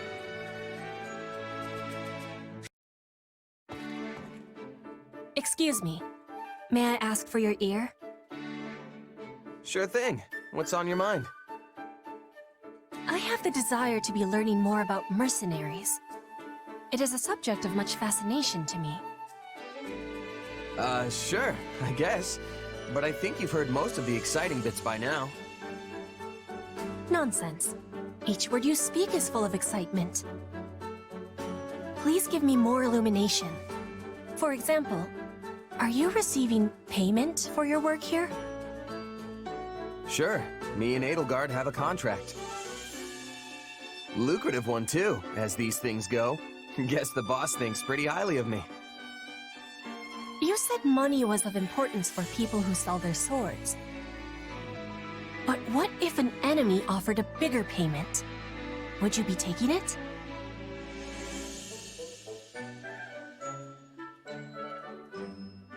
Are you kidding? I'd tell them to get lost before they could finish the offer. But there are plenty of mercs who wouldn't. Gold sings loudest, you know? Still, if an enemy can outbid your current employer, it means they've got a good shot at winning. And nobody who enjoys breathing wants to wind up on the losing side. So in Fodlan, one must try to be allies with the side that has more richness? See, that's the thing. Trust is its own currency too. I mean, let's say someone shows up with a pile of gold and asks you to switch sides. Tempting, right? But you gotta be careful. You could take them up on their offer, only to learn that the money was just bait, and the guy actually wants you dead. And to make things worse, the honest employer you just stabbed in the back now knows you're as reliable as a three-legged horse. Point is, integrity means more to a mercenary than money. Probably should have led with that, actually. I have understanding. Trust is of importance to everyone, but that has even more truth for a seller of swords. You got it. Oh, and trust me, folks who hire for the best jobs make sure to know everything about you before extending the offer. But there's a flip side to that coin. If you're the type of employer who likes to leave mercs in the lurch, you better believe that word will get around. Hard enough to stay alive without that nonsense. That is a thing we all share in common. We wish to keep breathing, as you said. And what if I was offering a job? We are on the same side. Would that be betrayal? Bridget is a land of richness. We can offer much in exchange for the selling of your sword.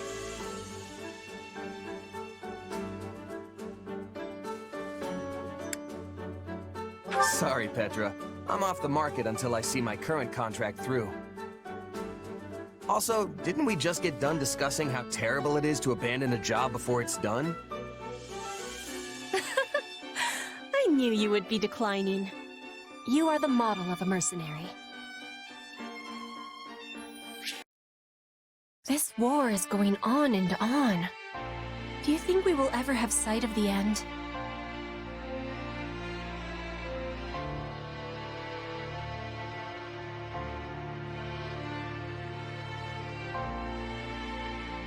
Yeah, I do. Maybe not today or tomorrow, but it's definitely out there on the horizon. It will be good to be putting this war behind us. When the war is finished, what are you wishing to do? That's a pretty big question. Then I will give more clarity. How will you be supporting yourself when your contract is completed? If you have the desire, you could come to Bridget with me. Wait, seriously? I thought you were just pulling my leg about that. I would never be pulling your legs. Also, I am speaking with seriousness. After losing the war with the Empire, Bridget was forced into becoming a vassal state. But this war is giving Bridget the chance to stand on equal feet again. We will be opening our borders to Fodlan, the exchanges between us will flourish. I am needing a person I can trust to give me help with this. Huh. Please, accept my apologies if the offer was given with too much suddenness. No, it's not that. I was just taking a moment to admire you. This war has been particularly ugly, and it seems like we're tearing each other apart on a daily basis. But people like you and Edelgard are already thinking about what comes next, how to plan for it. You're every bit the ruler they are.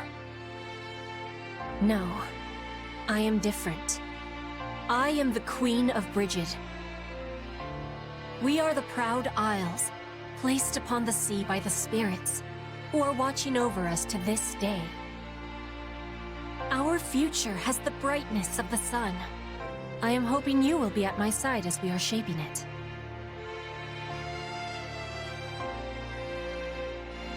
Powerful words. And I'm happy you put that much stock in me. Honestly, it's a good fit. I've got nothing tying me down. No family, no titles, no property to speak of. I am not asking for your answer in this moment.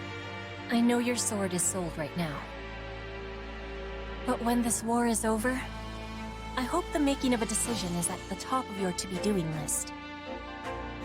That is why I am approaching you so early, because I am very, very sneaky.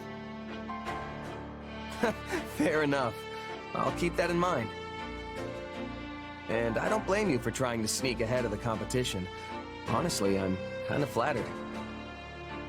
So, how about this? Let's both make it through this war unscathed and decide what comes next together. Huh. So House Yvonne is actually just a branch of House Blaiddyd? Yes, though really, if you trace any noble bloodline back far enough, you will find most of them are related in one way or another. For example, Duke Yvonne possesses the crest of Karen, while her grandfather possessed the minor crest of Fraldarius.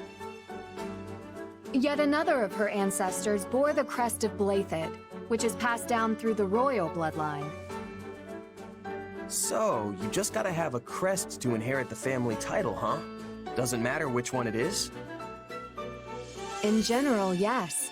The nobility used to be more particular about their requirements, but that is in the past now. Since the houses all keep intermingling, none of them really have a pure bloodline anymore. Meaning they don't get to be picky about which crests they get. Though in truth, the main reason why crests are so valued is because they allow their bearers to wield the hero's relics, passed down through generations. In other words, one who possesses a crest compatible with the family's relic is much more likely to inherit the family title. Huh. Speaking of, you're the heir to House Galatea, but your crest comes from another family, right? Yes, but my house is a little different from the others. We originally split off from House Daphne in Leicester, you see. And at times in our history, crest bearers have been passed over entirely for the inheritance. Can't you just pick a rule and stick to it? Why do you nobles always have to make stuff so complicated? Complicated or not, this is important knowledge if you are going to keep serving His Majesty. If you stay ignorant, the soldiers you command will lose respect for you, and His Majesty's reputation will be irreparably damaged. Sorry, you're right. I shouldn't be complaining after I asked you to teach me. Anyway, what were we talking about? Oh, right. You're the legitimate heir, and you have a crest, which means you're gonna inherit the family title someday. But what about all that talk of becoming a knight? Can you even do that if you're leading your house? No.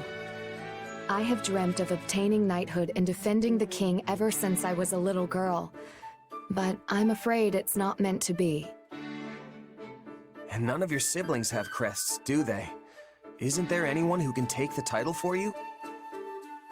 My eldest brother says he is willing to do so if necessary. After all, the decision comes down to what the family and the heir want. Usually, leadership passes to a child with a crest.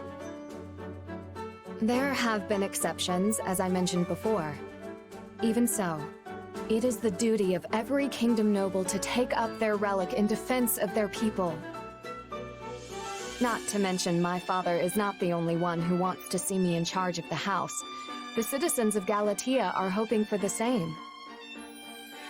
Huh. I'm not sure I really get all the politics behind it, since I wasn't born in the kingdom. But wouldn't you still be able to protect the king, even if you ended up a count? I am not sure I follow.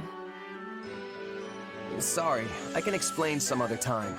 There's a story about a mercenary I'd love to tell you.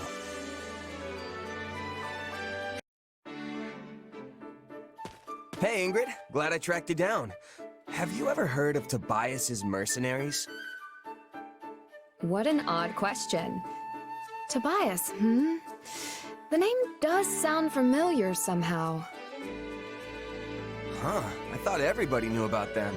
Captain Burling must have exaggerated that part. Anyway, they were a big mercenary group my old captain used to be in when she was a kid. Apparently their leader, Tobias, was so loyal to one of the local lords that he was practically an honorary advisor.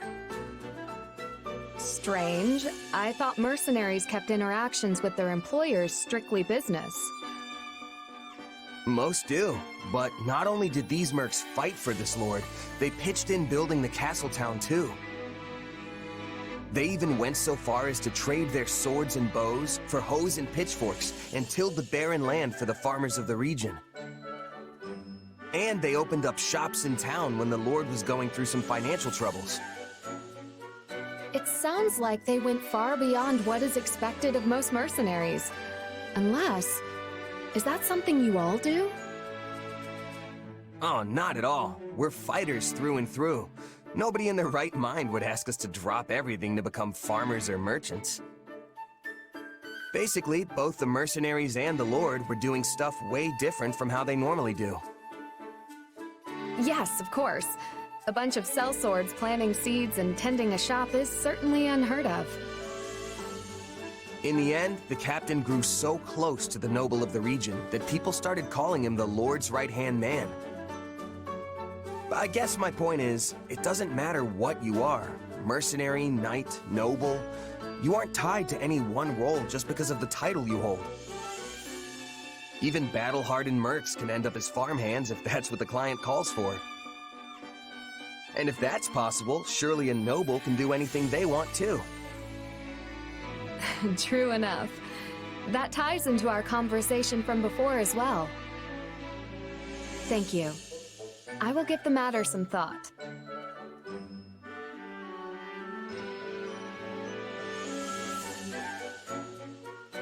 Good. I know it won't be easy to find the answer, but I'm here to bounce ideas off if you ever need it. And no matter what, I'm just glad my old captain's story actually helped you.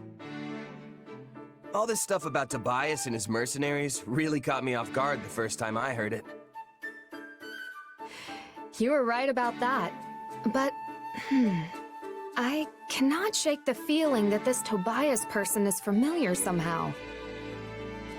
Wait, I remember now. I believe the noble in your story may have actually been my grandmother. Really? The last head of House Galatea? Yes. I don't remember very well since I was still so young, but I recall she had a friend by the name Tobias. Though I find it difficult to believe the old man I knew was once a strapping mercenary captain. If it really was him, he must have climbed the ranks even further than I realized. I mean, not just anyone can meet a noble's family like that. Who would have thought this old story would hit so close to home? Certainly not me. Hey, Ingrid. Not too often I see you wandering in town like this. Oh, I, was just out for a walk. What about you? Are you here to do some shopping? Yeah, Dedue asked me to pick up some ingredients for dinner. Well, if it is food shopping you're after, then your best bet would be the boulevard past the river. What are you so flustered for? You're not hiding something, are you? What, me? No, not at all. It's nothing really. I'm just surprised how much you can find here. It's a far cry from the struggling little towns dotting the rest of the kingdom, that's for sure. Yes, Galatea is one of the regions that's found itself facing particularly hard times lately. A beautiful town like this, filled with happy people, hardly feels like it's part of the same kingdom as the blighted, barren lands I call home. The street lined end to end with blacksmiths is an especially magnificent sight. Not to mention all the wonderful smells wafting from the food stalls. Sorry, I lost myself for a moment there. In any case, it's great to see just how prosperous this town has become.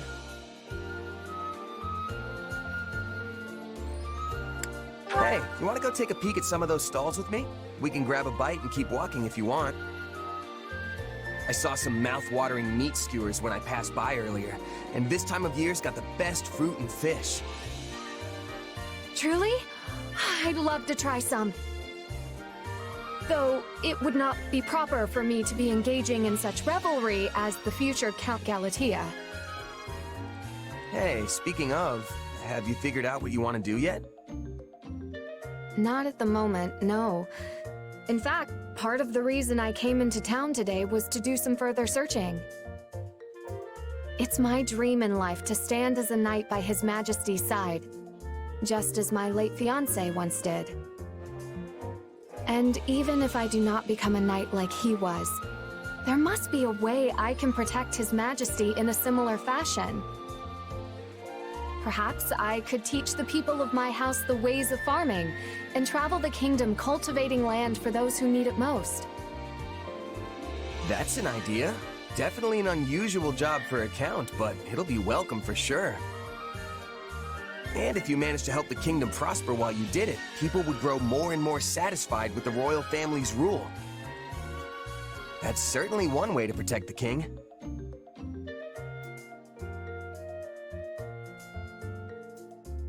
If that's the path you choose for yourself, I'll do whatever I can to support you. That's what friends do, after all. In that case, what would you think of cooperating with me once I inherit my family's title? Just as Tobias did for my grandmother. Don't tell me. You'd ask me to fetch you meat skewers every day to save you the trip into town? What? I would never. It was just a joke, don't worry. But I seriously do want to help.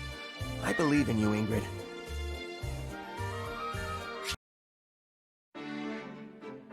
Ha! Yeah! Ha! Hmm? Phew, what a workout. Oh, hey, are you here to train too? Nah, just grabbing something I forgot earlier. Is this normal training time for you, Leonie? Well, yeah.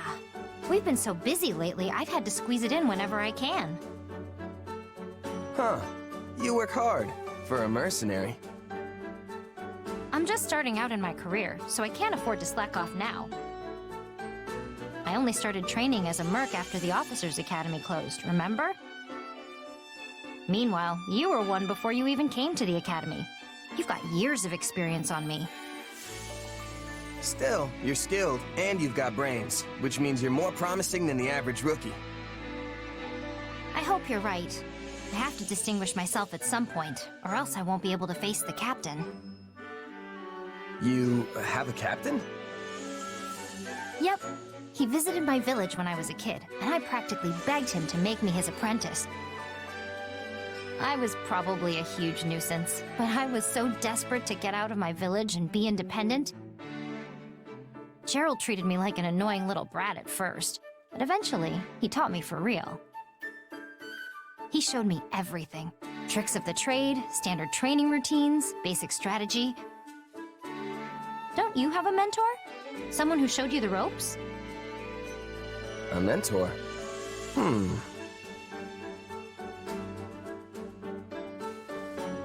I do have a mentor, in a sense.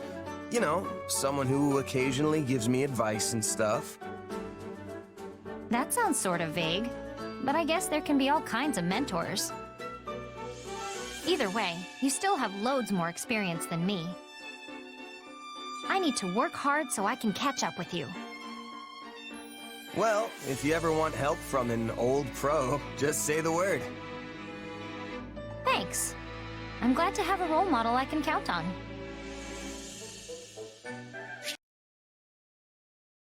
Hey, you got a minute? Sure, what do you need?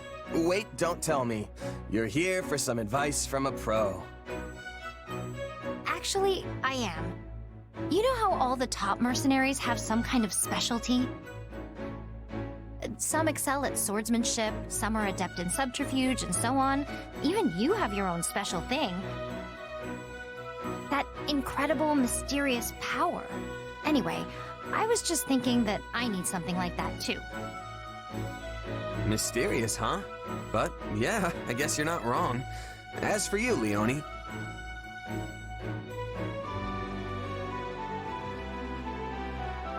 You're really good at being thrifty and managing money.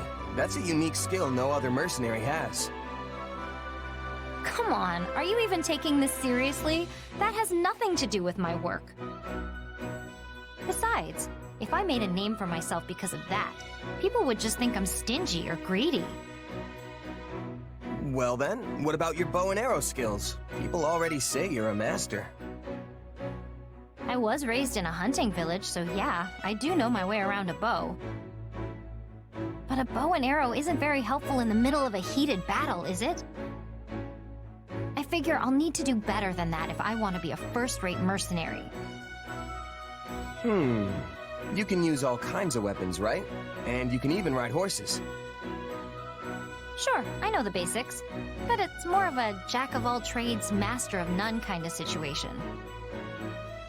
That may be the case, but if you look at it from another angle, those skills make you a pretty powerful mercenary. What do you mean?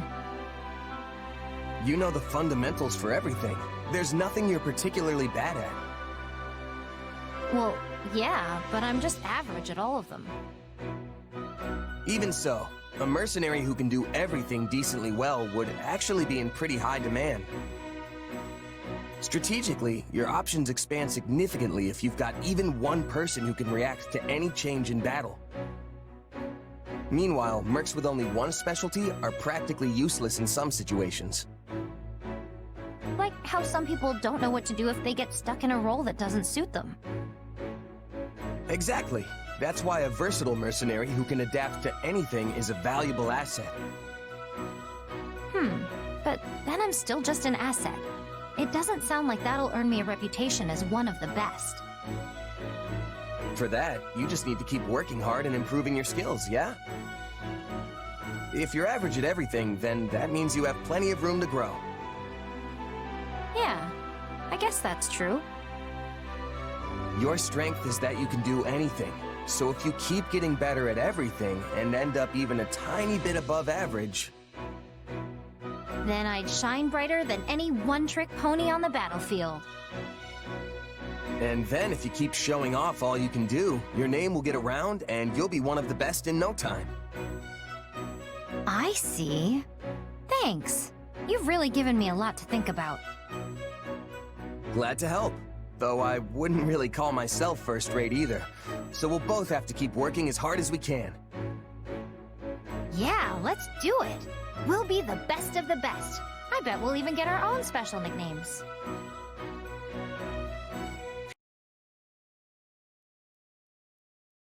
Oh, it's the captain. Yeah, handle it any way you want. This should be an easy job for you. I'll report back when it's done. Sounds good. We're gonna take care of some other matters in the meantime.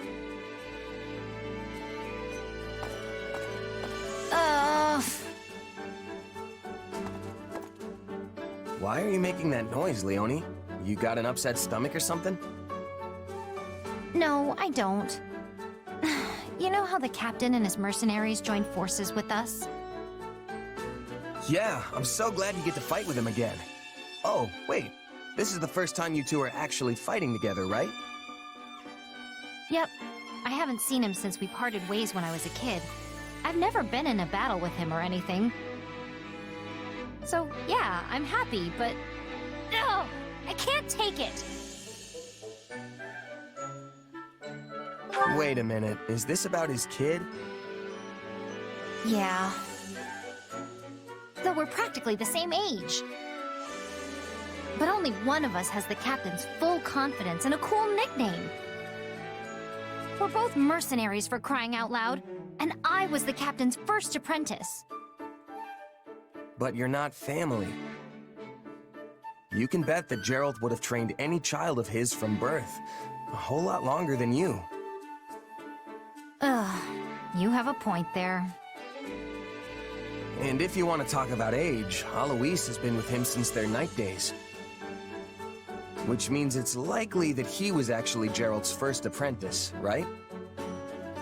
Hey, you're right. I didn't even think about that. In any case, it's kind of a given you wouldn't be on the same level. I mean, they haven't just studied under Gerald, they've had years of on-the-job training with him. Plus, you don't have any weird powers. You mean like you do? Yeah, but our powers are completely different. To be honest, I want to best the Ashen Demon too. I've been striving to do that this whole time, but still haven't managed to pull it off. Is that right? You know, even if we teamed up, I'm not so sure we'd win. I don't know about that. With the two of us together, I think we might actually have a shot at it. In fact, I think my money would be on us. Want to set up a challenge sometime and see what happens? I'm all for it. After all, the captain has a saying. Better to fight dirty and win than play fair and lose. Yeah, that sounds like Gerald. Well, for a mercenary, all that matters is the outcome. Exactly. You know, I'm really glad you're here. Same goes for you, Leonie. Now let's stay sharp and show the Ashen Demon up our own way.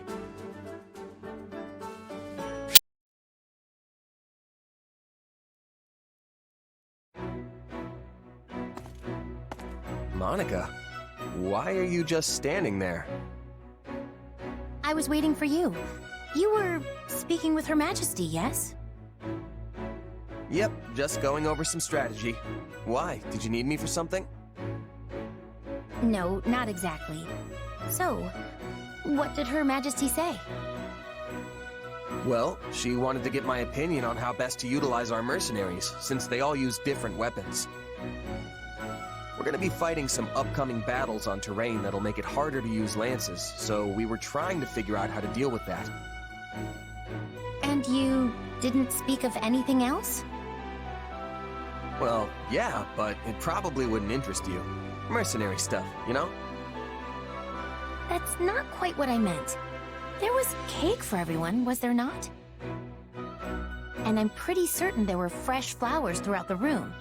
Did you not see them? Oh yeah, that cake was great. Did you want a piece? Flowers, though. I think maybe there were some little white ones. Ugh, I have no interest in your opinion. I want to know what Her Majesty thought of them.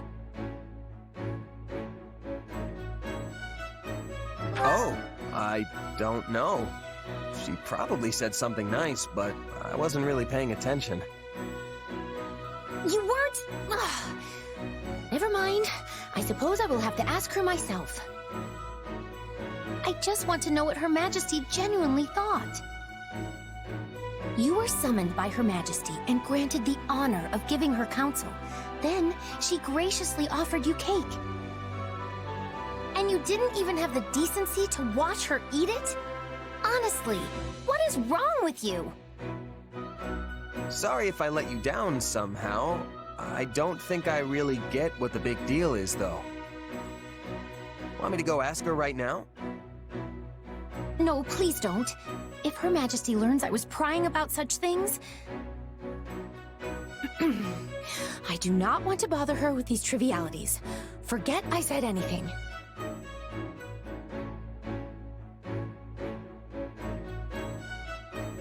I'm still confused, but I'll just go ask her real quick. I said no! I'm serious! The truth is, I was the one who made the cake and arranged the flowers, and I just wanted to hear how Her Majesty reacted.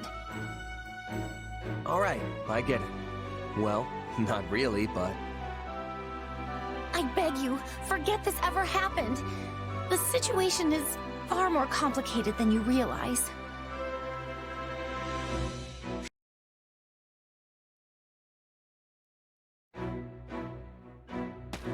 You wanted to talk, Monica? This is an interesting choice of location.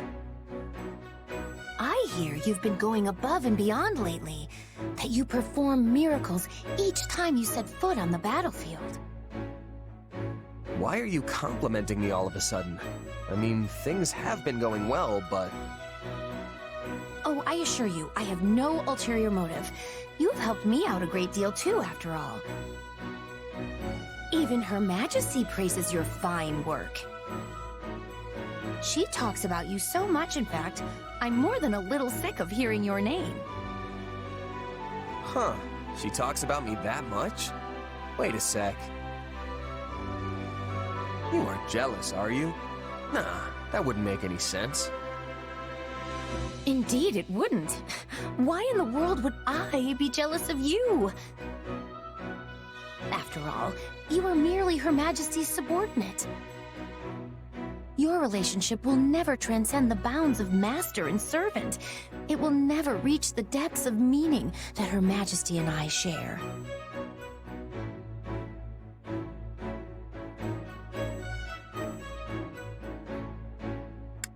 You're totally right. We're not in the same league. What is this sudden attitude shift? You don't believe me, do you? It never even crossed my mind how irritatingly close you and Her Majesty are. Not once. Yeah, you basically just admitted it. I certainly did not. You did. You said you were jealous that Edelgard and I are so close. The word jealous never traversed my lips. You sure you're not, though? Perhaps... a little. That's what I thought. But so what if I am? I have always been Her Majesty's most devoted admirer. Hubert is one thing, but you're just a run-of-the-mill mercenary. To think Her Majesty has uttered your name more times than she has mine, it makes me want to scream my lungs out. You've been counting?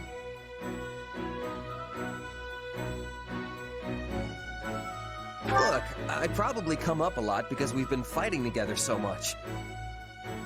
Don't worry, Monica. Things will turn around once the war is over.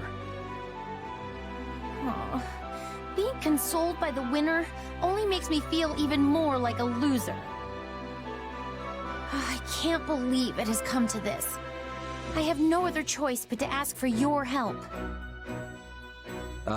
What's come to what now? I will just have to show you. Come on, let's go.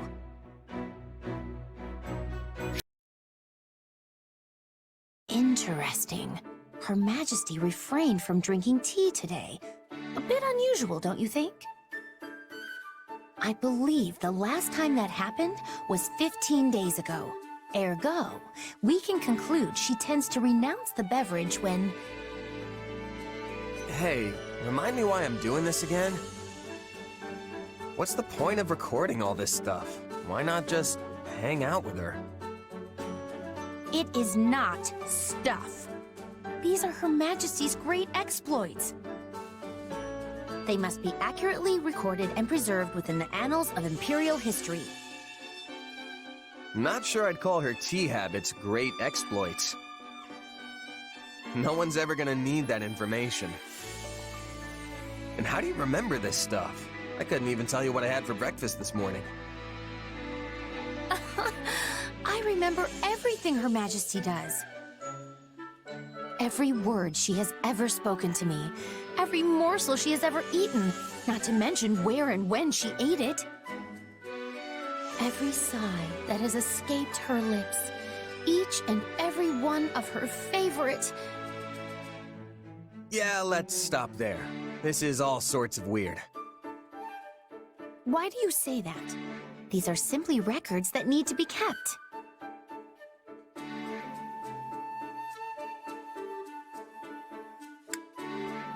All right, you've convinced me.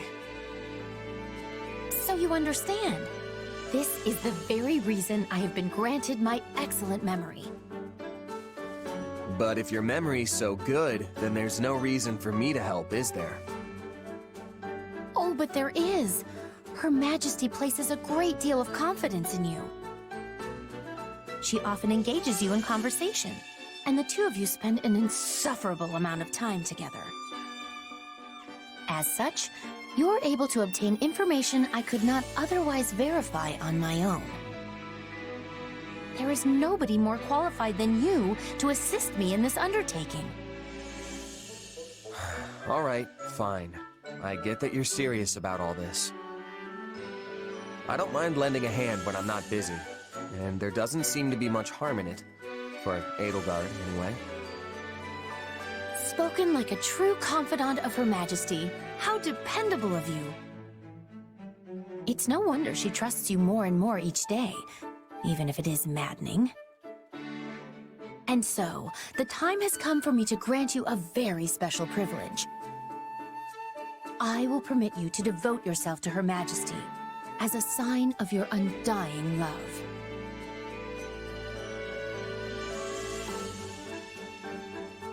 I'm honored, I guess. Does that mean you're not jealous of me anymore? I suppose not. We will be comrades, joined in our quest to bestow love and affection upon Her Majesty. Well, all right then. I wouldn't get your hopes up, though. I'm not really sure how I'd show my love for her, or if I'd even want to. Very well. You clearly still fail to appreciate the full extent of Her Majesty's charm. However, I am confident you will come to your senses the more you assist me. I hope that one day you will ascend and become a true admirer of Her Majesty. Yeah, you do that.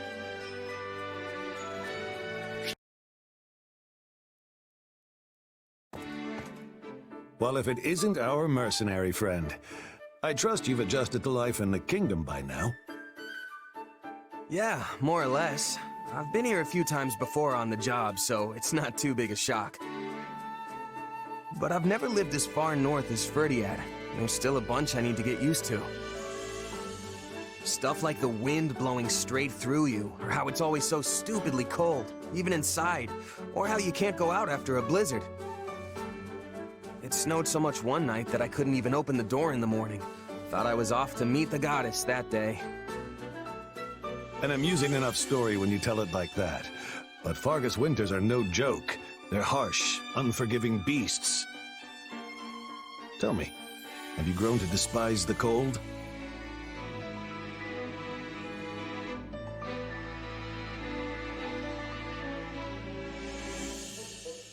Nah, it's not so bad. I mean, sure, all the snow is really annoying. But it's also beautiful. You can't see lamplit streets covered in the stuff anywhere but here. I thought the same when I was young. Though the more years I gain, the more frustrating it becomes. Nevertheless, this brutal tundra is the only home we have. Meaning there's nothing to do but adapt, persevere, and enjoy the lives we've built here. Adapt? Like how the messengers ride Pegasi instead of horses during the winter. Exactly. The sight of those majestic creatures soaring through the frost-ridden sky is one unique to Fargus. No matter how much snow blankets the ground, our Pegasi quite literally rise to the occasion. When my son and his majesty were still just boys, they followed one off into the frigid mountains of all places. By the time I found them, they were but two shivering masses on the ground. For a moment, I thought my heart would never beat again. So, Felix has been getting into trouble ever since he was a kid, huh? His penchant for danger is unchanged, yes. Though I fear his disposition has grown far sharper. The hardships of becoming Duke at his age are undoubtedly weighing upon his mind. I don't know. I don't think you need to worry about him. He can take care of himself just fine. A fair point. Perhaps it's time I let him spread his wings like the Pegasus he chased all those years ago. It seems the coming winter will bring more than just cold to Fargus. The ravages of war approach on the same wind.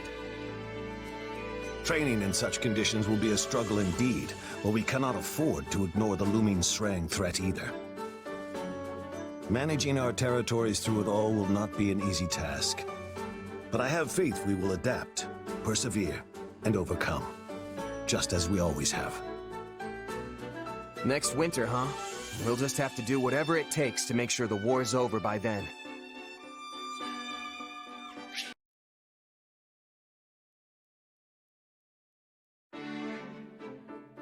Hey, Rodrigue, you got a sec? What's the matter? You look troubled. Well, we ended up spending most of this winter out on the battlefield.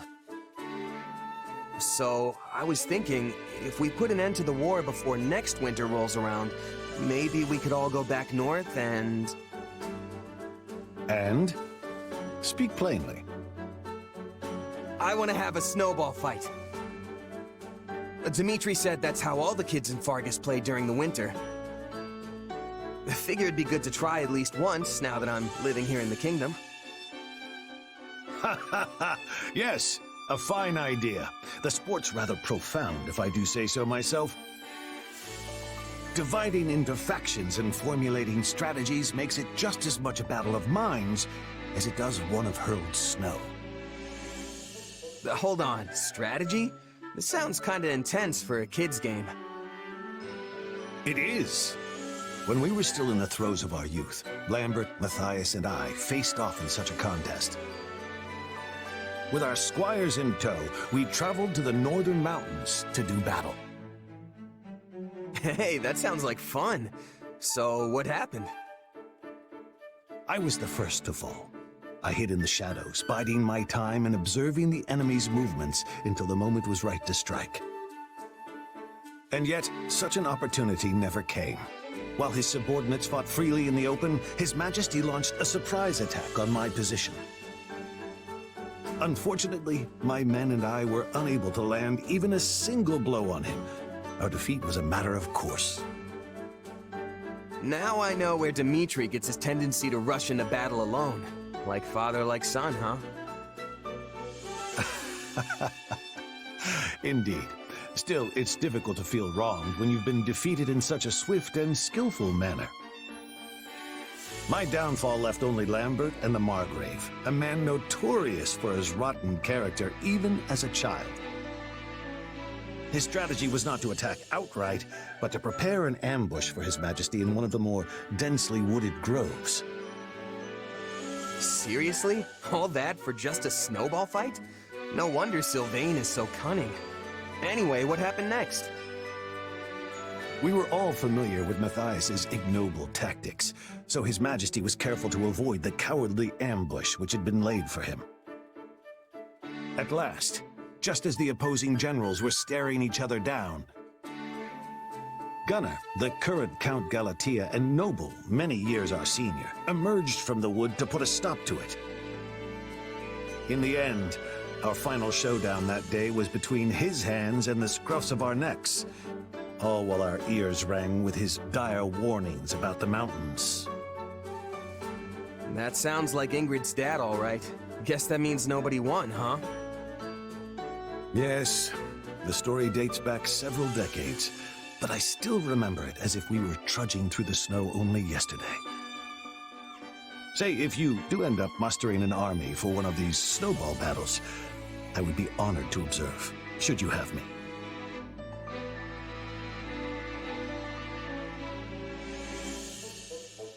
Why don't you join us? As one of the combatants, I mean. I'm sure Dimitri and the Margrave won't mind. You won't be facing the same opponents, but maybe then you'll finally settle the score. For old time's sake. A sound point. Very well. I'd be thrilled to partake when the time comes. You know, of late I've been dreading the coming winter, but now I feel I may actually look forward to it.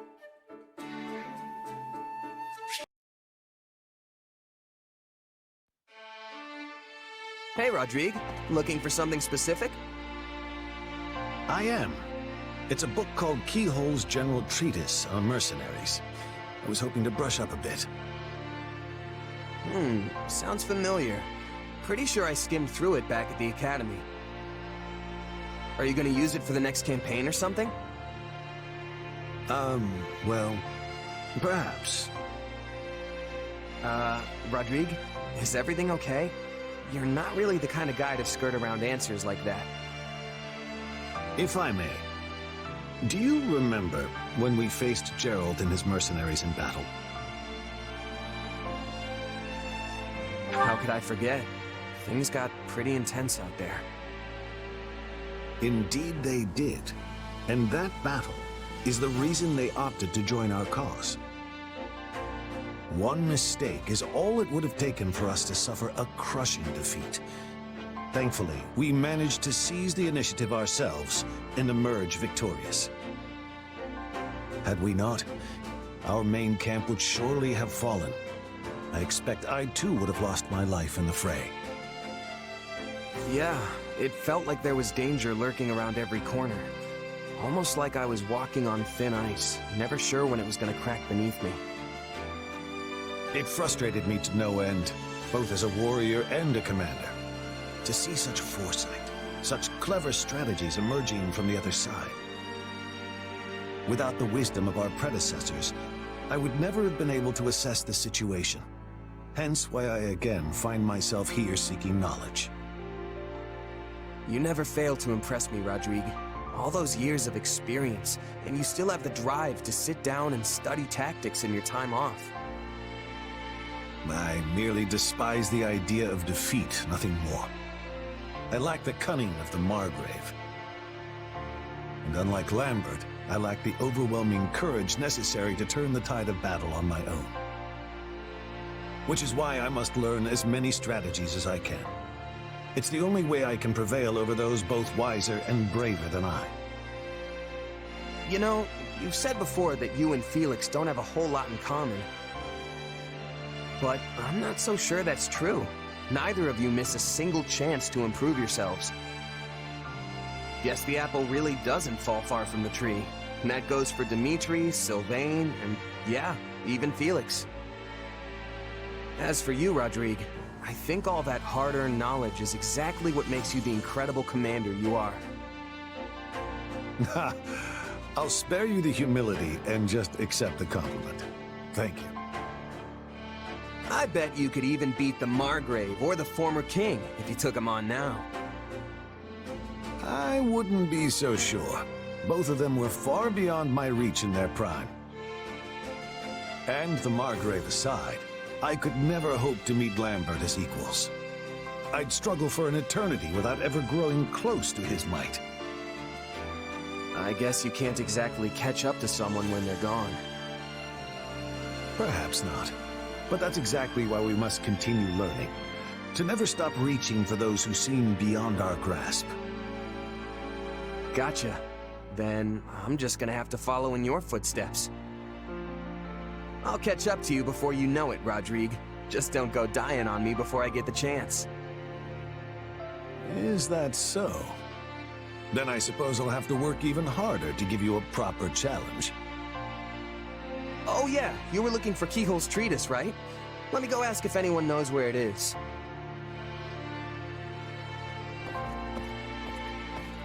Oh, will I really make it home next winter?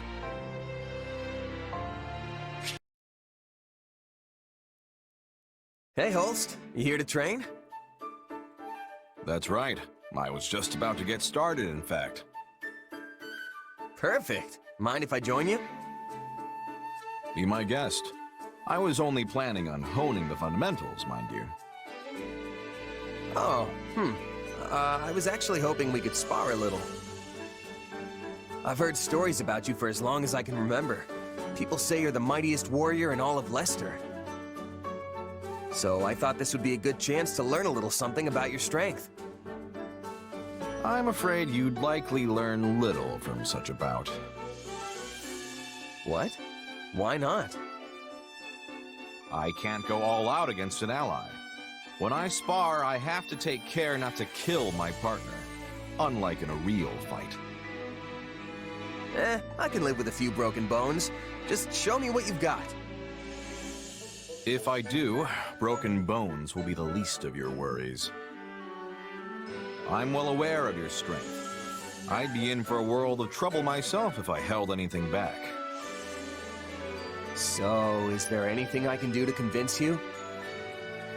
If you're that insistent about it, I suppose there is one thing that would change my mind. You mean if I made a move on Hilda? Now why would I want to kill you for that? Don't be ridiculous. But no, that's not what I meant. The only way you'll experience my full might is if you face me as an enemy. After all, there's no greater teacher than the battlefield. The vast majority of what I've learned didn't come from lectures or drills. It came from dancing with death time and again in the heat of battle.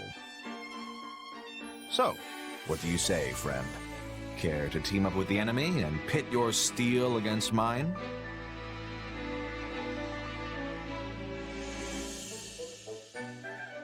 Nah, I'm good. I'm not in the mood to betray my friends today. Quite a collected response for someone so young. Truth be told, I was expecting a little more bravado. Anyway, for now I can settle for honing the fundamentals alongside an ally. Wonderful. Shall we begin? Just the person I was looking for. Do you have plans for the rest of the day? No, not really. I'm surprisingly free for once. Thought I'd put in some extra training. An admirable use of time. But I have a task I could use your help with that should prove even more enriching than training. Will you join me? Better than training, huh? What's going on? I'll explain on the way. Come, we leave at once.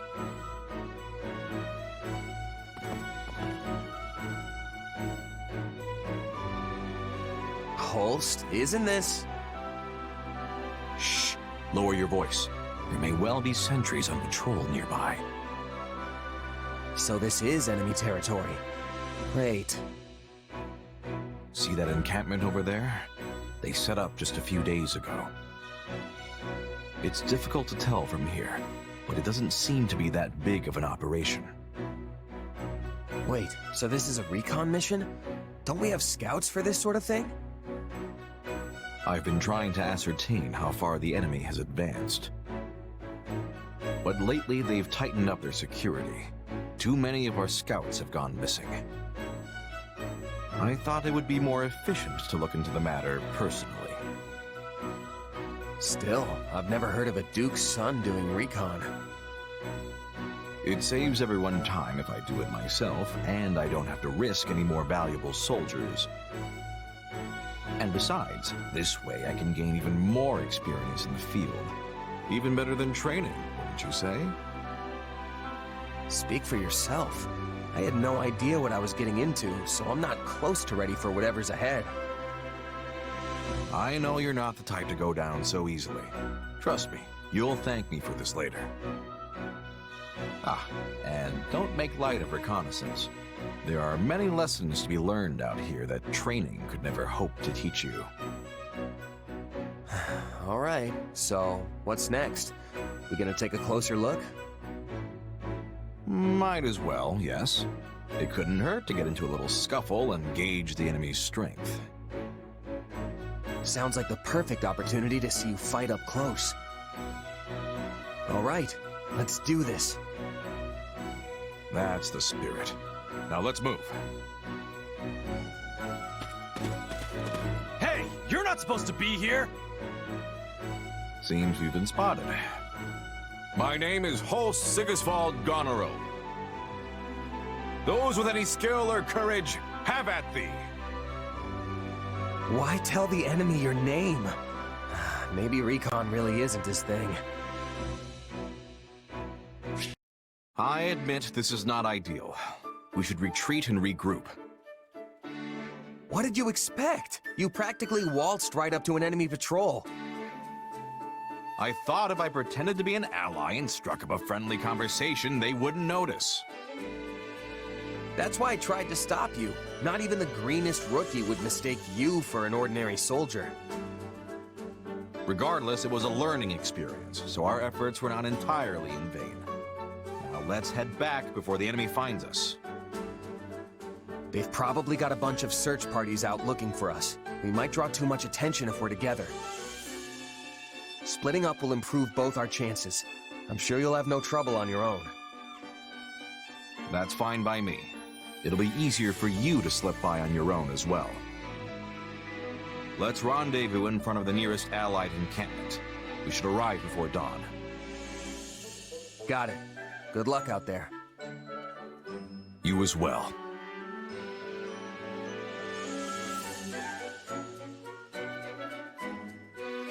Finally. Don't know how, but I made it back without getting spotted. Took longer than I expected, though. I wonder if Holst got back before me. Doesn't look like it. He knows this area better than me, so I doubt he got lost. Could he have been captured?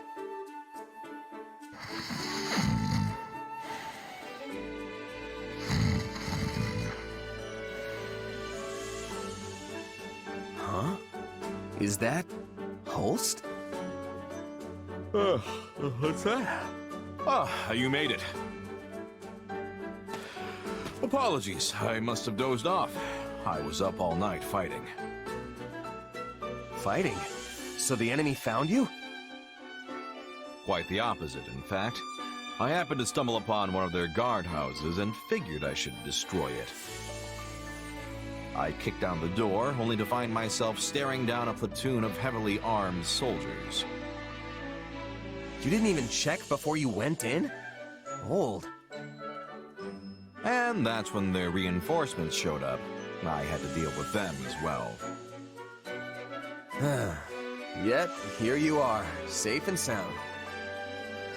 Safe, maybe, but completely exhausted. I probably should have looked before I leapt.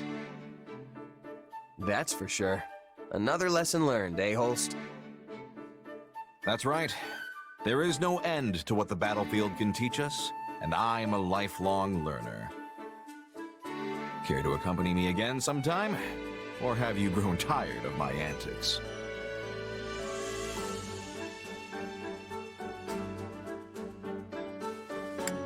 Honestly, it can be exhausting trying to keep up with you.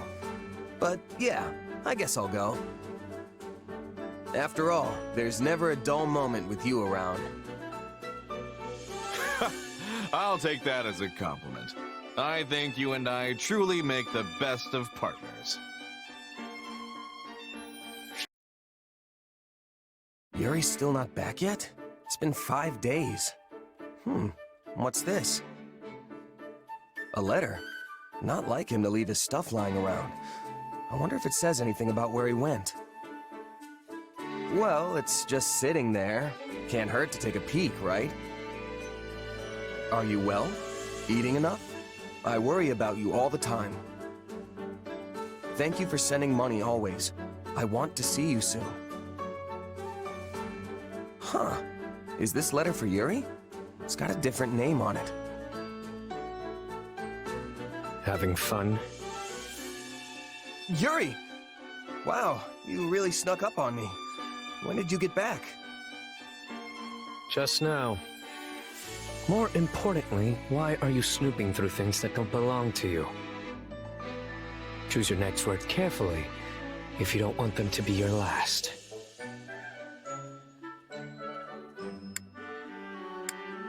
I'm sorry. It was just sitting out in the open, so I thought it'd be okay if I read it. I was worried you weren't coming back. Never mind. I can't imagine you'd have a reason to pry into my affairs. I suppose this is what I get for taking off without telling anyone. And for being so careless. Yeah, I thought you'd be the last person to leave something like this behind. You must have left in a hurry. You could say that.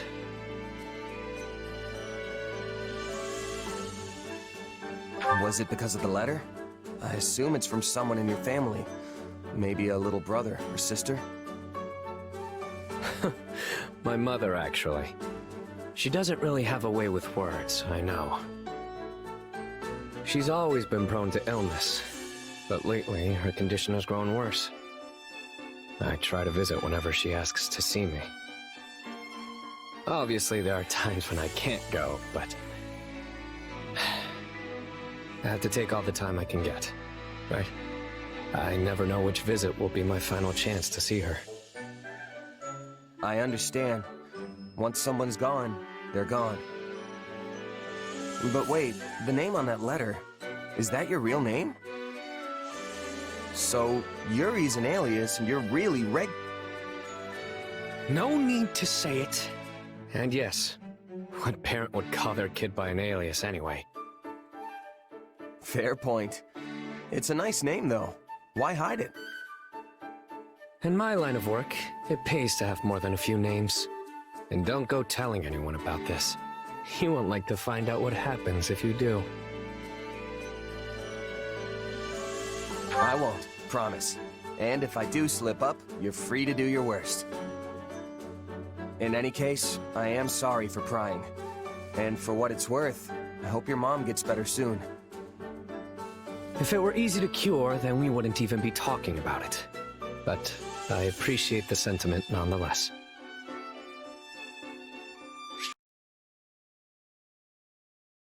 Oh, Yuri, you're back. I thought you'd still be away. Well, look who it is. I figured if I didn't come back before sunset, someone might get worried and ransack my room again. I wasn't ransacking. You're gonna keep holding that over my head, aren't you? Just joking, friend. No need to take everything so seriously. Anyway, it's late. Shouldn't you be getting some shut-eye? Probably, but I just got my second wind. How is your mom, by the way?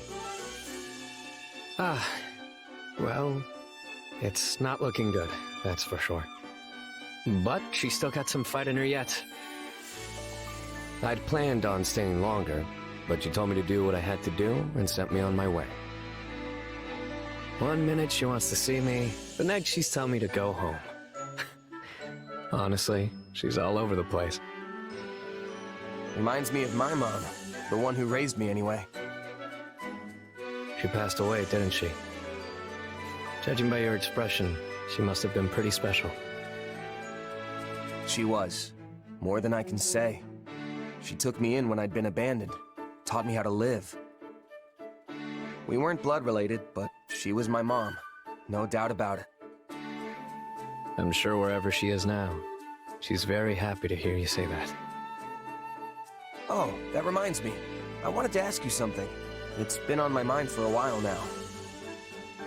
About your real name? Your mom gave it to you, right? Where does it come from? I've never heard anything like it before. Look up. No, a little more to the left. See that bright star over there? Bright star to the left? Which one? There are thousands of stars up there, and they're all bright. Well, I guess it doesn't matter if you find it or not. Anyway, it's that star's ancient name. The white star that the goddess herself made into a disciple. My mother is a devout follower of Seros. But I know it's a pretty ostentatious name for a penniless kid. I don't think so. It just shows how much you mean to her. Yeah. Well, I do like it. She gave it to me after all.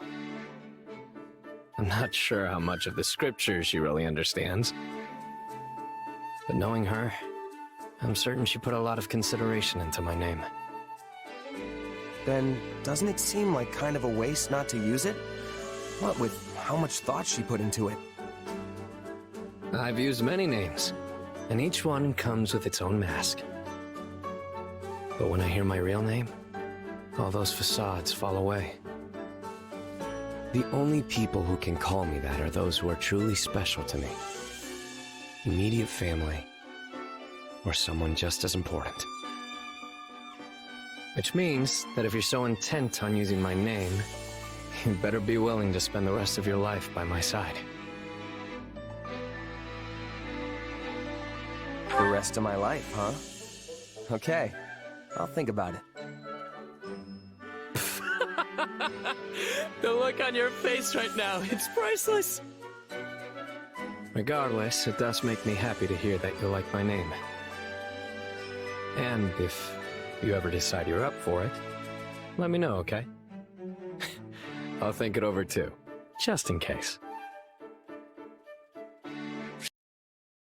Whew, I am stuffed. Looks like you can really pack it away too, pal. Still can't compete with you, Balthus. That sure did hit the spot, though. Got that right. Now we can charge into tomorrow's battle fully energized. Hey, let's say we make a little bet. So you can go deeper into enemy territory. No way! Warfare and wagers aren't a good mix. I mean, yeah, we're fighting for renown out there, but it's not a game. It's life and death. Figured you'd say something like that. You seem like the type. And yet, you asked me anyway. Don't try to drag me down with you, Balthus. What's wrong with a little game of chance? It's not like it's evil or something. Then what would you call it? Financially irresponsible? Because I don't want to end up broke either. Not like some people I know. You're one tough nut, I'll give you that. But I'm not talking about money. You know what I'm getting at, right? When you're on the battlefield, the only thing you can bet is your life.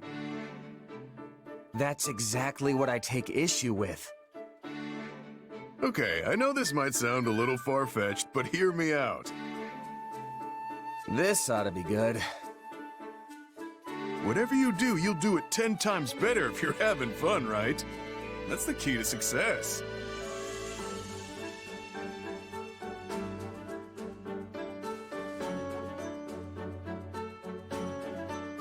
I'd probably agree if our lives weren't on the line out there. Battles are different and you know it. You could be having the time of your life one minute, then one slip up and you're bleeding out on the ground. Look, I get where you're coming from. Really. But my way's gotten me this far. Living on that edge between victory and death is the key to survival. Maybe for you, but that's not how everyone else approaches it. I've known plenty of mercs who have said the same thing, but they never made it back home. In fact, you're the only one of them who's still kicking. So, I'm sorry, but I have to disagree. You know, you and I have a lot in common. We're practically kindred spirits. But this is the one thing we don't see eye to eye on. Strange, isn't it? From where I'm standing, the only strange thing is the way you're thinking about this. Well, I guess the bet's off then. Let's just put this little chat behind us and give it our all tomorrow. Sounds good. Just don't get too reckless and wind up losing your head, okay? Today's battle wasn't half bad. Minus that close call, I guess. I tell you, when I charged ahead and saw all those archers waiting for me, a single thought flashed through my mind. Not how I'd like to go, but that's life, I guess. Phew, I was sure I was done for. What are you talking about? It was so windy, there was no way they could have gotten a clean shot at you. You completely wiped them out. Are you telling me you didn't plan it that way? I mean, I knew a breeze was blowing, but still. You're right. You would have been Balthus-sized target practice if the wind died down. But you bet your life that it wouldn't, right? That's something only you could pull off. I never would have taken those odds. It was all lady luck, pal. Pure and simple. Where's this coming from, anyway? I thought you hated all that gambling on life and death stuff. I did, but you're living proof that it can have a place on the battlefield. You roll the dice and get the job done. Can't argue with success. I have to accept that your way actually works. All I can do is hope you win your bets every time. Thanks for saying that, but what happened today wasn't calculated at all. Things were going great, then I got carried away and made a stupid mistake. It just so happened that the wind was blowing the right way. Otherwise, I'd be dead. You mean it was all just a coincidence? Well then, color me surprised. It was a complete fluke, honest. That's why I was gonna tell you I've learned my lesson. That I'm done gambling with my life. Really? That's the best idea you've ever had. But since you admitted my way has merit, I think I'll keep rolling the dice. I gotta do what works for me, you know? Can't let one close call make me lose my nerve. Wait, what? Isn't that what almost got you killed today? I take it back. You are definitely gonna die. Please stop. Nope. Too late. A warrior doesn't go back on their word after all. We might have had some misunderstandings along the way, but what's important is that you learned to accept me for who I am, right? In that case, what about you saying you weren't gonna bet your life on this stuff anymore? A warrior doesn't go back on their word, after all. That doesn't count. I only said I was gonna tell you.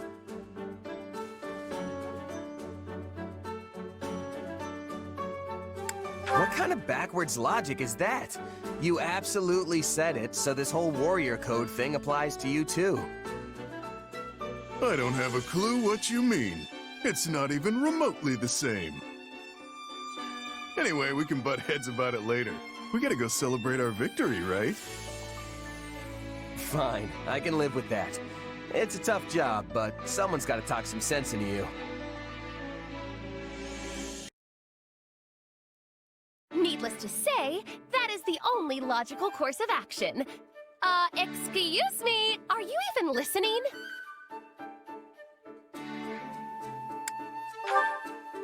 Yeah, I totally am. You're gonna save this prince who's being held captive by some evil cult of sorcerers in order to restore House Nouvelle? That is not even remotely close to what I said. Where has your mind been this whole time? Creating new magic, charting unknown sorcery waters. Therein lies the means to make my dream a reality. To that end, I have decided that you will make a most fitting test subject for my research. No thanks. What reason could you possibly have to refuse? Do you not want the honor of helping House Nouvelle regain its former glory? I don't mind lending a hand, but I'm not so keen on being a test subject. You don't even know what'll happen. Wouldn't it make sense to experiment on yourself first? Huh. A rather astute deduction for one such as yourself.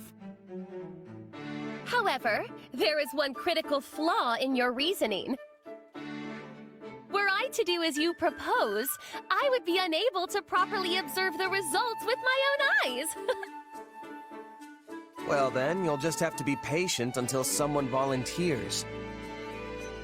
We'd have a big problem on our hands if something happened to me before the next battle, right? Actually, that probably goes for everyone. I suppose you are correct. But then, my research has reached an impasse. I guess so. Okay, how about this? Since we're at war, why not try and distinguish yourself in battle? You could still conduct your research at the same time. Combat's more my wheelhouse anyway. In fact, we could even start right now with some training. What do you say? I respectfully decline. While I am not entirely opposed to the idea of military prestige, I am unable to accompany you at this time. Training at night will surely suffice. At night? But you won't have enough time if you don't train during the day. You're not planning on pulling all-nighters, are you? Oh, please! I am not that foolish! I simply do not wish to train at this very moment.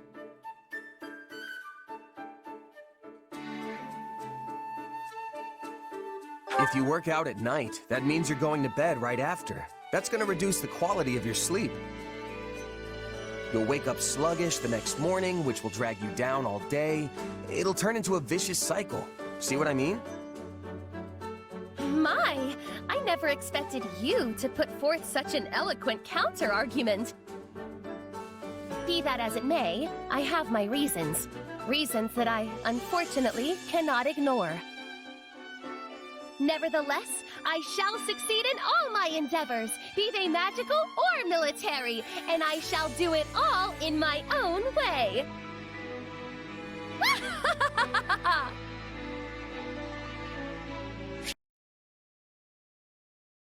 Constance, is that you? I don't think I've ever seen you train during the day. Good day to you, though I fear my presence is as a storm cloud in an otherwise clear sky. My sincerest apologies for subjecting you to this wretched sight. I shall vacate the premises at once to spare you any further distress. No, wait, don't go. Since you're here, why don't we train together? You're here because you're trying to achieve your dream, right? Though it pains me to deny such kind words, of which I am truly unworthy. I am afraid my dream will likely never come to pass. This pathetic excuse for athleticism you see before you is nothing but a futile attempt to strengthen my frail body and stave off death. How could I possibly ask an exemplary warrior such as yourself to squander your time with one such as I? Training so you don't die is as good a reason as any. I'd say that's why I'm doing it too. See?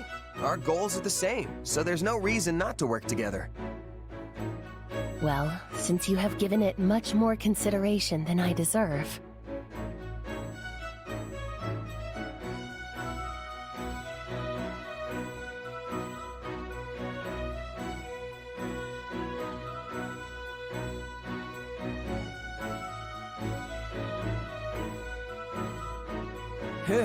What a workout. I'm beat. To think my other side would be able to keep up with such rigorous training. You okay, Constance? Never better. In fact, I am just getting started. Are you leaving so soon? You're still raring to go? You're weirdly energetic all of a sudden. I surprise even myself sometimes. Making my dreams a reality takes effort, you know. I cannot allow something so trifling as exhaustion to stand in my way. Who knows how long things would take if I did? Therefore, I shall spare no opportunity to train today. And tomorrow, all of Fodlan will behold my military prowess. That's all well and good, but then why didn't you want to train before? told you there were extenuating circumstances.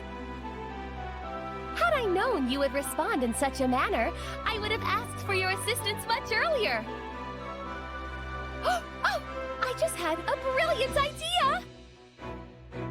I've got a bad feeling about this. We can train together and conduct magical experiments at the same time! You see, I've invented this particular spell that imbues the palms with a suction power that makes dropping one's weapon a hindrance of the past.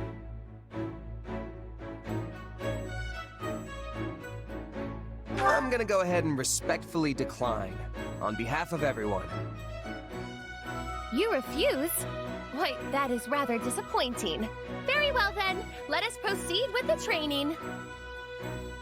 One side has an overabundance of confidence, while the other clearly has some deep-seated issues. Maybe the two balance each other out.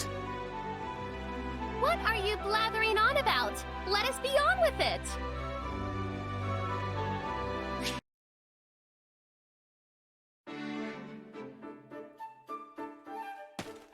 Oh, hey, Hapi. You sure like the outdoors, huh? I guess you could say that. Probably because I grew up in a forest. Or maybe it's because I was forced to live in Abyss all that time. Oh, that's right. You were at Garrigmach too. I wasn't there for very long, but I never would have guessed there was a whole town hiding just below my feet. Well, it was. I should know. What about you, though? What did you do before hopping into the mercenary business? Before that? Oh, well... I lived with my mom in a village deep in the mountains. Feels like forever ago now. Oh, I call her my mom, but we weren't actually related. She was more like a foster parent. So what was she like? I don't suppose she was interested in magical research, was she? I don't know about research, but yeah, she knew how to use magic. Interesting. How did you two end up living together? I don't really know the details. I can't remember anything from before I was with her. Apparently, I was a foundling. Sadly, finding a starving, abandoned child isn't that uncommon. But for her to take me in and raise me as her own, I think my mom was someone special. Yeah, I guess. She was probably a good person. Something on your mind, Hapi? I was just wondering why someone who could use magic was living in a remote mountain village. You know, someone told me one time that she wasn't actually from there. But when I asked her about it, she just gave me this sad smile. Very interesting. Seriously, Hapi, what's going on? Does it have something to do with my mom? No, it's nothing.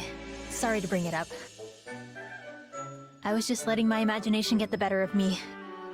Sorry if I upset you, really.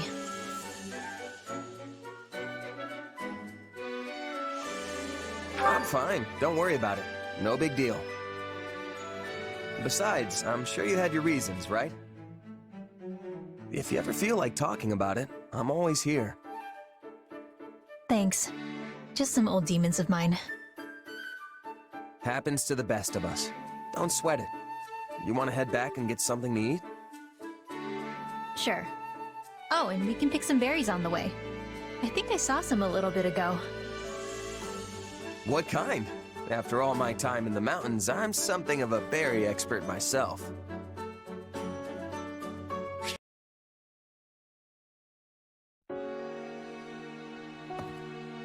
Hey, Hapi. You got a minute?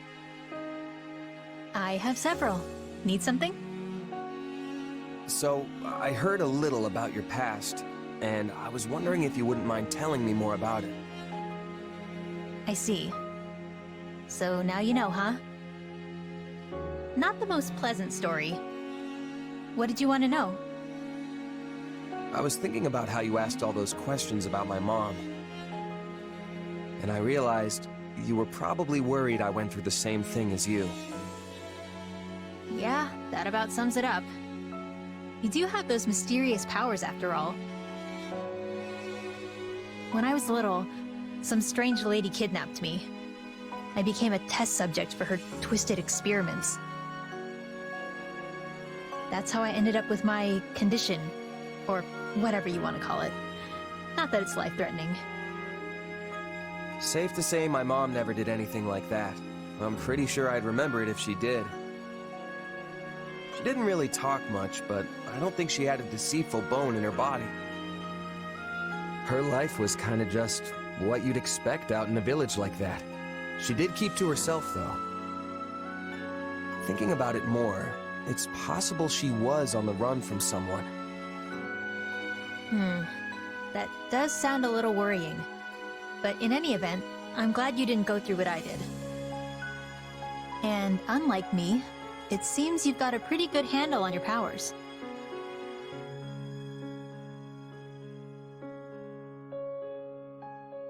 Yeah, I think I've gotten the hang of them for the most part. But that still doesn't make them safe. One day that sword might overtake me, and I'll turn into a monster. Like something out of a fairy tale. If that ever happens, I'll just sigh, and you'll come running. Then me and all your old friends would put you out of your misery. Now that's a real fairy tale ending. Well, that won't give me nightmares at all. But if it ever came to it, I think that's how I'd like to go. Mercenaries need to use every weapon and tactic at their disposal. Maybe flinging these powers around isn't such a good idea, but right now I need to do whatever I can to stay alive. Though, honestly, I should probably take a page out of your book and only use them as a last resort. I think that's what makes you pretty incredible, Hapi. You've got this power right there, but choose not to use it. I think that means I just gave up. You're way more amazing because you're still trying. No doubt about it.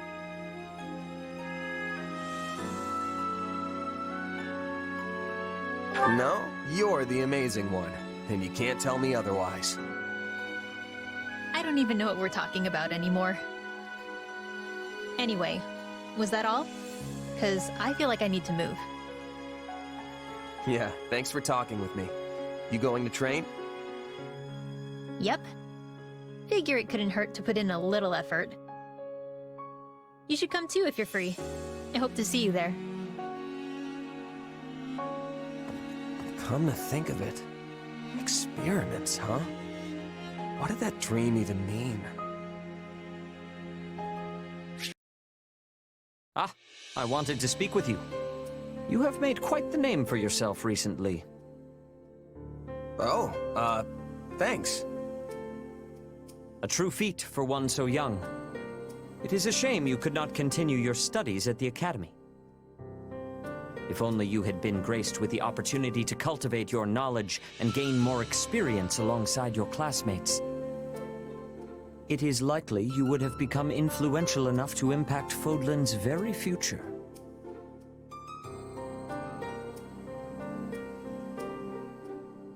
You have grown silent.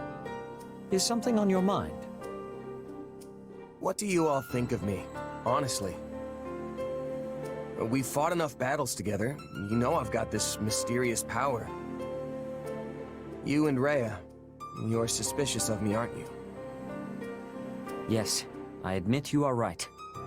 We have yet to determine if you are truly trustworthy. The power you possess is different from that of a crest. That alone is cause for suspicion, if I may be so blunt. You might not bear us any ill will, but what if you were to succumb to the manipulations of someone like Tomas? That doesn't sound very likely. Although I guess it's possible I could accidentally hurt someone with it. Precisely. And furthermore, the victim of said accident could be the Archbishop, or my sister, Flame.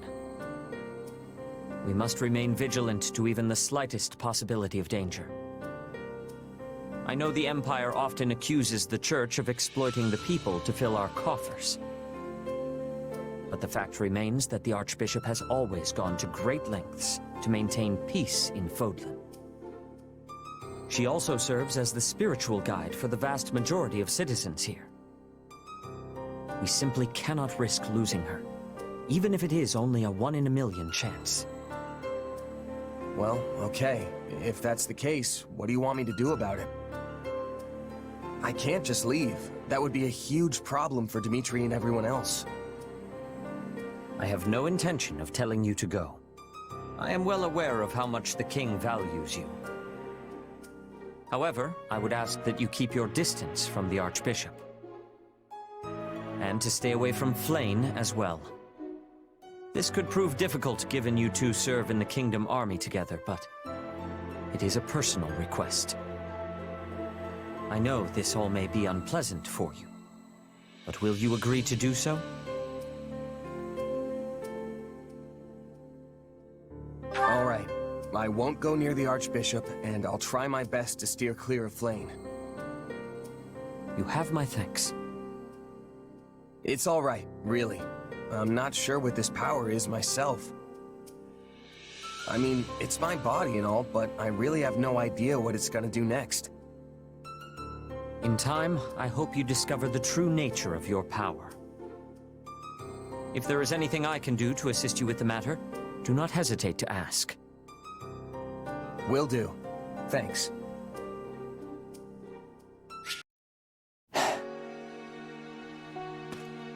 Hey, Sedith. What are you staring off into space for? Oh, it is you. I was just reflecting on the monastery. Yeah. It's that way, isn't it? In the mountains? Correct. So close, yet still beyond our reach. Can't say I ever learned much about it when I was there, but I know it's important to the church. Yes. It serves as the headquarters of our order. Many saints have been laid to rest there as well. As a sacred ground, Garreg-Mach Monastery is irreplaceable. It is also a place that Flayn and I hold dear to our hearts. So your sister feels that way too? Due to our circumstances, Flayn and I traveled around Fodlan as nomads for a very long time. When we accepted the Archbishop's gracious invitation, I thought we had finally found our safe haven. That it would be taken from us so easily is almost too much to bear. Well, that's all the more reason to take it back then. I'll do whatever I can to make that happen. Oh, I mean, while staying away from the Archbishop, of course. You must forgive me for saying what I did back then. My position required I do so. I do not personally believe, however, that any evil resides within you. Whatever the true nature of your power, I trust you wield it with a righteous heart.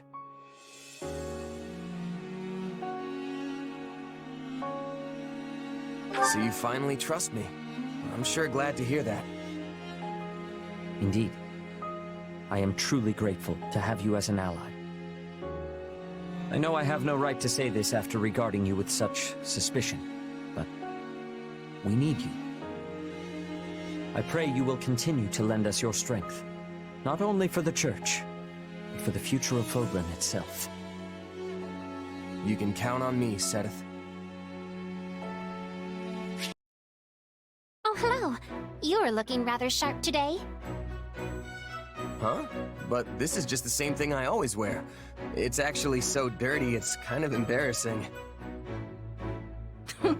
Well, aren't you humble? I happen to think that all that grime complements your rugged appearance rather well. Grime?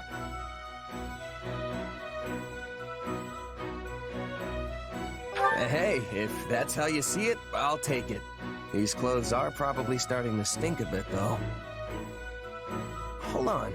I smell something, and it's definitely not grime. Flayn, are you wearing perfume? You noticed? This delightful fragrance is apparently in fashion. A dear friend of mine gave it to me.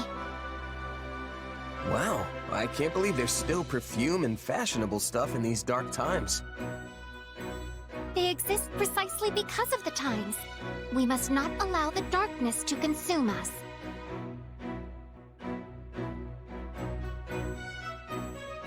I'm not sure we're gonna get consumed, but you've definitely got a point. The battlefield can be a depressing place. A little positivity goes a long way in raising morale. Besides, discussing popular trends always livens up a conversation, don't you agree? Oh, I know! Why don't we go to town and seek out the newest styles? You do not have any other plans today, do you? Come then, there is no time like the present.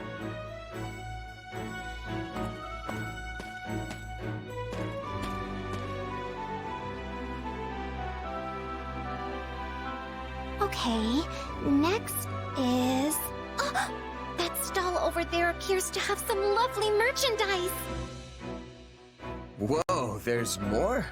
We should probably head back soon, or Sedith will... Worry not. My brother is still working.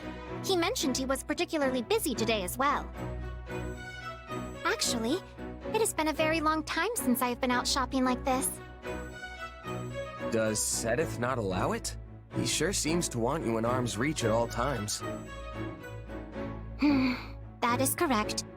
I am afraid he cannot help but worry incessantly about me.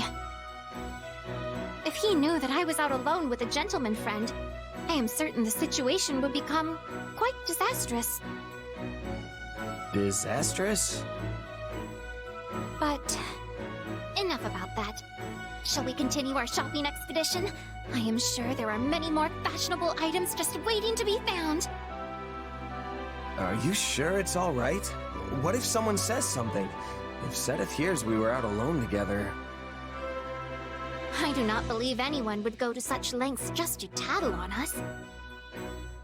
Most people find my brother intimidating, so it is unlikely anyone would approach him over something so trivial. Well, all right. I'll keep you company a bit longer then. Hey, was it not I who initially offered to keep you company? You did? Don't you remember? You spoke of your low spirits and said that the latest fashions would cheer you up. I did? Yes, you did. Now come along. Let us look over there next. Well, not gonna rain on her parade now.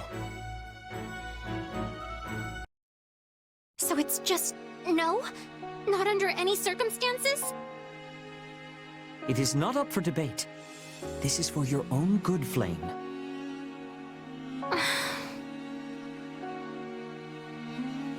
Hey, you okay, Flame? Why the long face? My brother has seen fit to forbid me from going out entirely. That doesn't sound unusual for him. But as long as he doesn't know, what's the harm, right? A fair point, but my brother truly is concerned for my safety. Perhaps... It does seem like the church has enemies all over the place these days. So, I don't know, I think I get where he's coming from. As you know, my brother and I have lived in remote and secluded places for a very long time. All we had was each other. Then we went to Garrick Mach and suddenly we were surrounded by all these people. I had hoped to make many friends and listen to their countless tales of all the places I hadn't been. But before I got to really know the people at the Officers' Academy... Everything went all topsy-turvy and the Academy had to shut down. Do you remember when we went into town together to look at the latest fashions?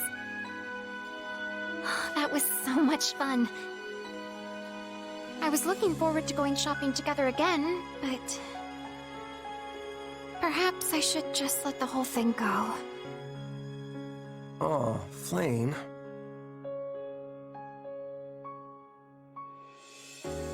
Don't give up so easily.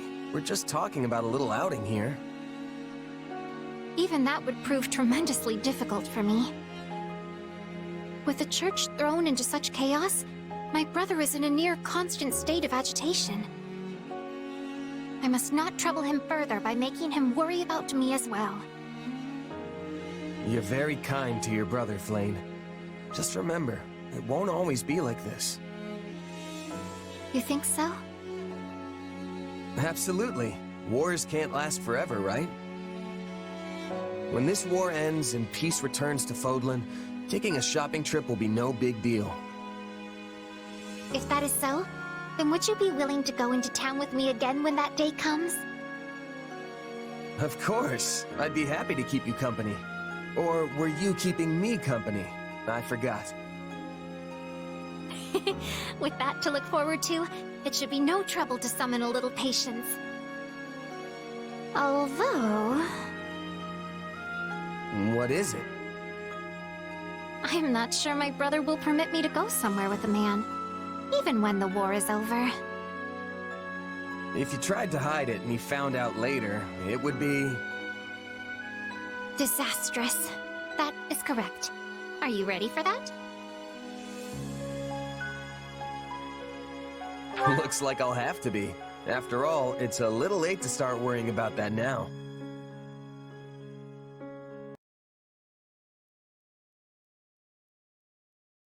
Hey, Manuela? Huh. She must be out.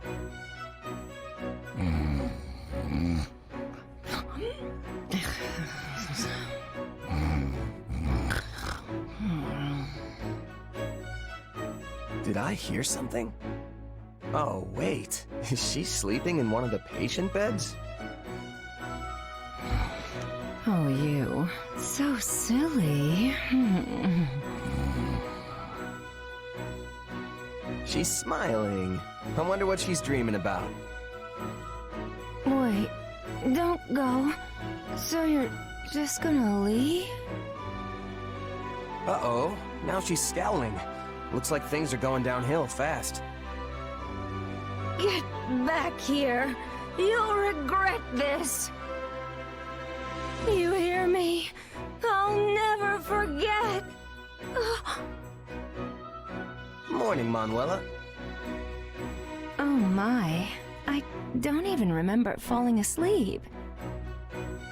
I don't suppose I was talking in my sleep, was I? Nah, I didn't hear anything. Really? I have a feeling you're just saying that. It's sweet of you, though. Actually, I had the most dismal dream that I'd finally found my soulmate, only for him to dump me. Just thinking about it makes me furious. How is it that even in my dreams I am hopelessly single?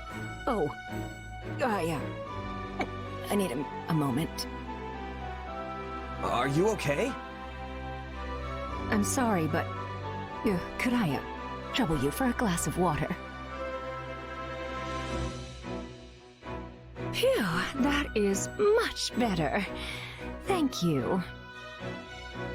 No problem.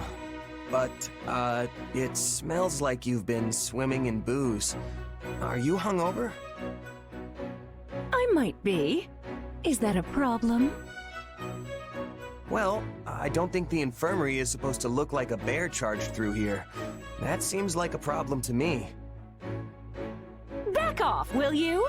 You're the one who trounced in here unannounced and eavesdropped on my private, if humiliating, sleep-talking.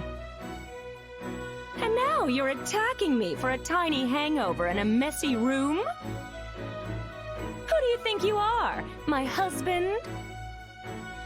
What? No, but as your friend and comrade, I can't not say anything. I know, you're right. I'm sorry. I tend to fly off the handle when I'm embarrassed. Hey, can I ask you for one teensy favor? You want me to pretend like none of this ever happened, right?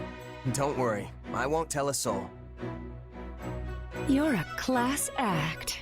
Thank you. Well, I don't want everyone to think worse of me than they already do.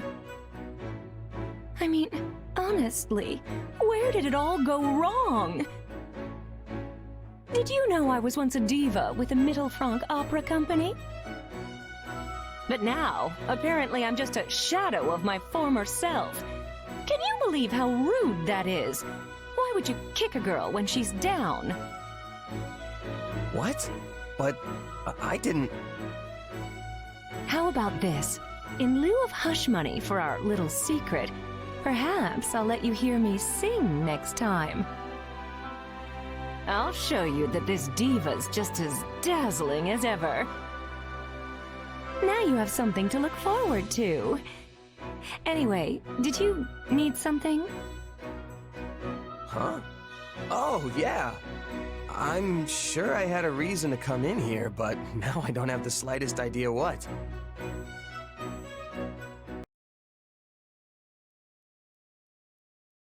Another rough night, Manuela? You could stand to learn some manners, you know. I had a little too much to drink yesterday, that's all. More importantly, you saw me perform, right? Yeah, I was at the inn. You really do have a beautiful voice. I was impressed. I told you so. But was it just my voice you were impressed with? Well, I mean, when you were singing in front of everyone, you looked stunning. Seriously. Is that how you always are when you perform for the people in town? Oh, please. In their dreams, maybe. Yesterday was a special occasion because you were there. We had a deal, remember? Ah, yes. The hush money. You haven't told anyone, right? About what I said in my sleep and such? Nope, not a peep to anyone. Not even about the dream where you got dumped.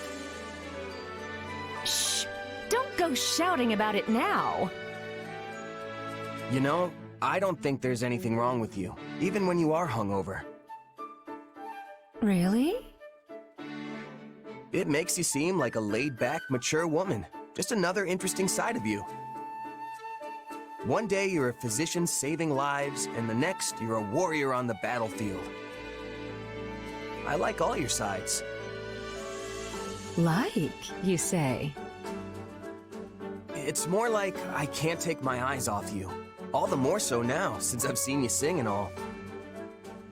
You have all these different sides that come together to form a complete person. Maybe that's what draws me in. It's like, which one is the real Manuela? Of course, the real me is the majestic diva shimmering in the spotlight. If only. I'm not that delusional. Those days are long gone. Apparently, I've reached the age where I must take comfort in the glories of yesteryear. Do you really think so? I think you're probably way more attractive now than when you were all famous. My word! Is it just me? Or are you trying to sweep me off my feet? Huh? Wait, no, I didn't mean it like that. I just meant that a person's attractiveness gets more, I don't know, refined as they get older. Like a fine wine or something. Now, no need to get embarrassed. How about we get together and talk about our future later tonight? Oh, I've got some stuff I gotta do tonight. Sorry. Maybe another time. Oh, really? Fine. We'll save it for another day. It'll give us more time to talk anyway. Just don't blow me off, okay? Or you'll be sorry. That was a joke, right? Manuela? Right?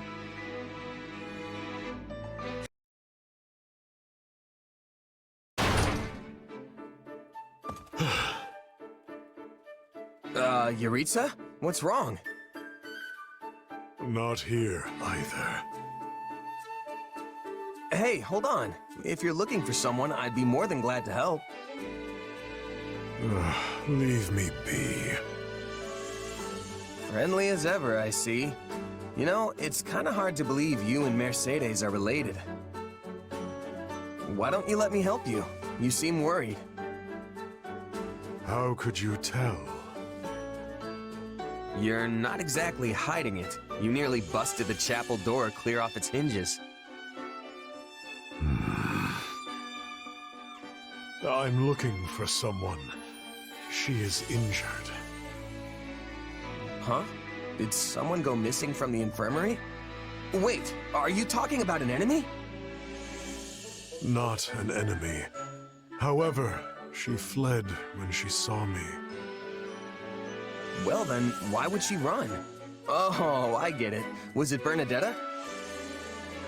Not her.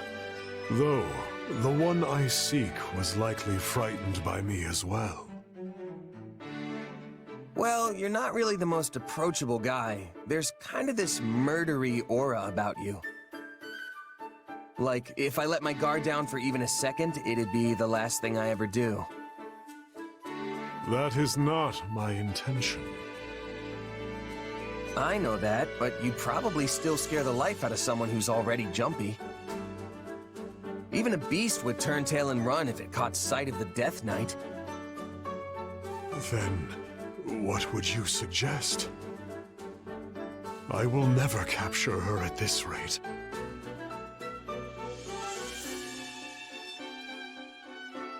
Why don't you just let me help you? You know, strength in numbers and all that. She wouldn't be able to get away if there are two of us out looking. It is vexing when she flees, yes. But this matter does not require assistance. Time is wasting. I must go. Wait, Yuritsa! Huh. Is he really gonna be okay?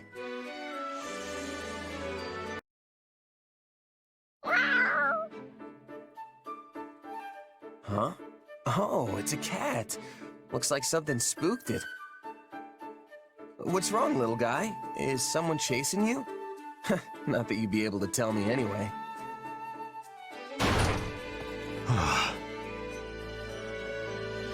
Yuritsa? What's wrong? Wait a sec.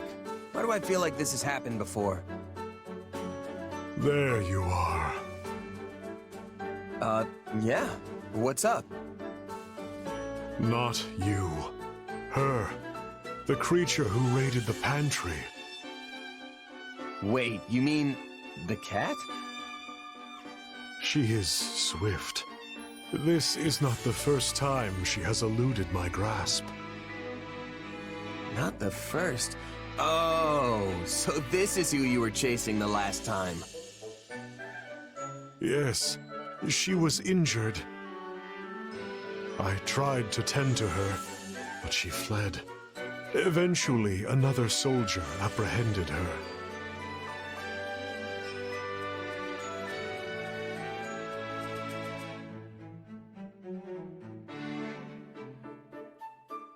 So that's what was going on. It wasn't a person who went missing, it was a cat. Now that I think about it, I don't know if you ever said she was a person. Sorry for jumping to conclusions. The fault is mine as well. My word choice was poor. Honestly, I'm more surprised than anything. Never really saw you as a cat person. I always thought your antisocial tendencies extended to everyone, human and animal. I only loathe people. I had a cat once, back at House Bartels, with my sister. No kidding. So they weren't always scared of you? No. However, the cat vanished after my mother and sister left. Perhaps it was frightened by the sight of me covered in blood. I'm no cat expert, but they say animals can sense danger. Maybe it could tell that you'd become a threat somehow.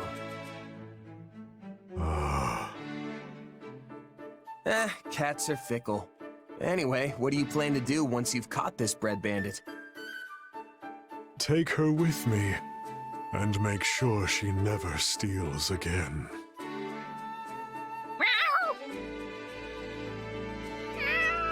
What's that supposed to mean? Look, you practically scared the whiskers right off her. I only planned to give her some food. I wonder why she was frightened. Yeah, I think it's gonna be a while till she realizes you just want to help. What a pain. Everything all right, Catherine? Thought I saw Count Karen a second ago. Yes, I just had to talk to my father about something. He wanted to request some of the church's soldiers as reinforcements, but I don't have the authority to make that decision. For the life of me, I can't understand why he'd come to me for something that only Lady Rhea or Dimitri could help him with. Whoa, wait. Count Karen is your dad?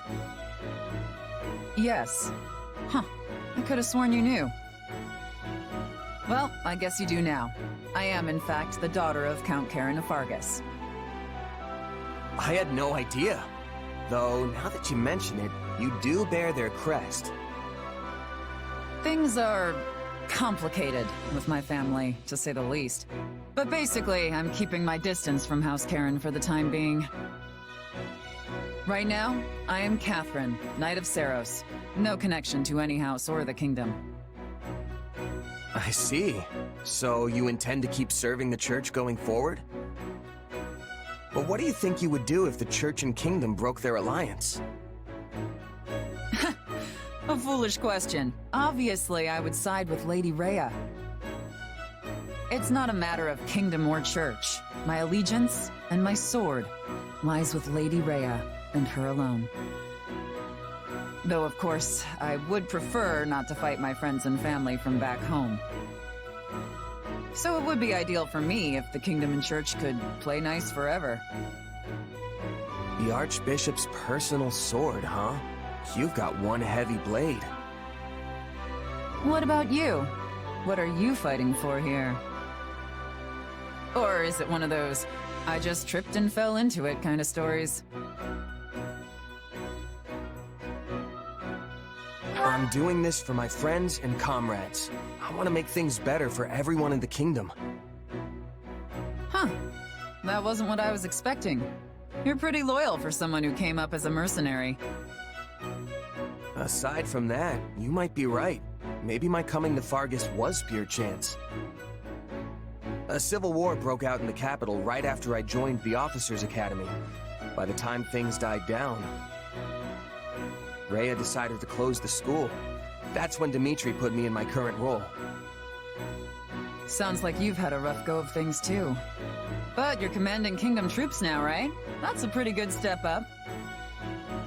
I say that as long as you're living life in a way that would make your past self proud, that's enough. Make my past self proud, huh? Easier said than done, I know. But it can't hurt to try, right? Just keep challenging yourself. You'll get there eventually. Oh, hey. On your way back from training? It's admirable of you to keep at it so late.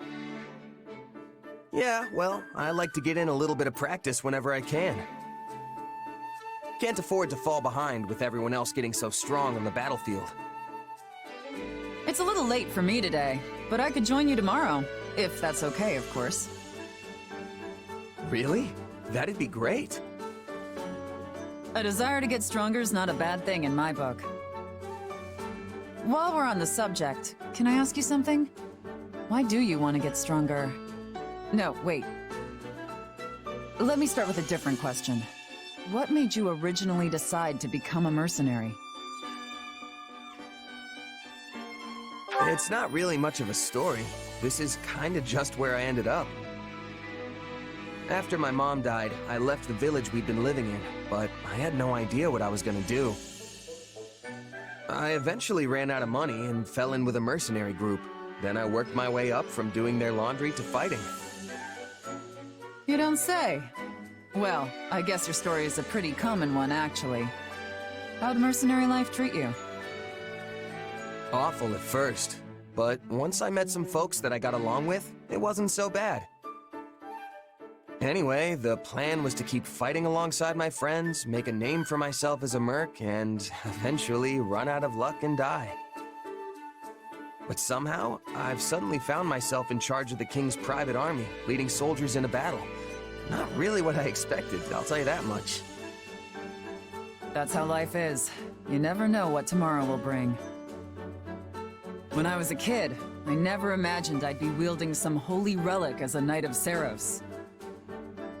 I thought my destiny was to follow in my father's footsteps and become the next Count Karen. It seems like you've been through a lot. I heard you were a fugitive at one point. Yes, well, something happened. My best friend lost his way, and I couldn't set him right. Eventually, it cost him his life, and I let it happen. I couldn't stay in my hometown after something like that. But despite all that pain and sadness, I have no regrets about the choices I've made in my life. Not many can say that. So, you've succeeded in making your past self proud, huh? That's right. My past has made me who I am today. I'm going to keep moving forward, no matter what hardships lie ahead. You're a strong person, Catherine. I think I could learn a lot from you. Hearing your story and what you said about making yourself proud gives me so much to think about. No matter how hard we try, there will always be times when we have to make tough choices, right? My past self fought hard to get me here. Am I gonna make the choice that past me would have approved of? The tough part isn't making the right choice, though. It's what you do after. You must try your best to make whatever decision you land on into the right one in the end. You make it sound so easy, but the more I think about it, the harder it seems. Then don't think about it. Just keep trying your best day after day. Put one foot in front of the other, and eventually, you'll look back and realize how far you've come. That's all I've got to do, huh? That's all. You could even start right now. If anything I said struck a chord, that is.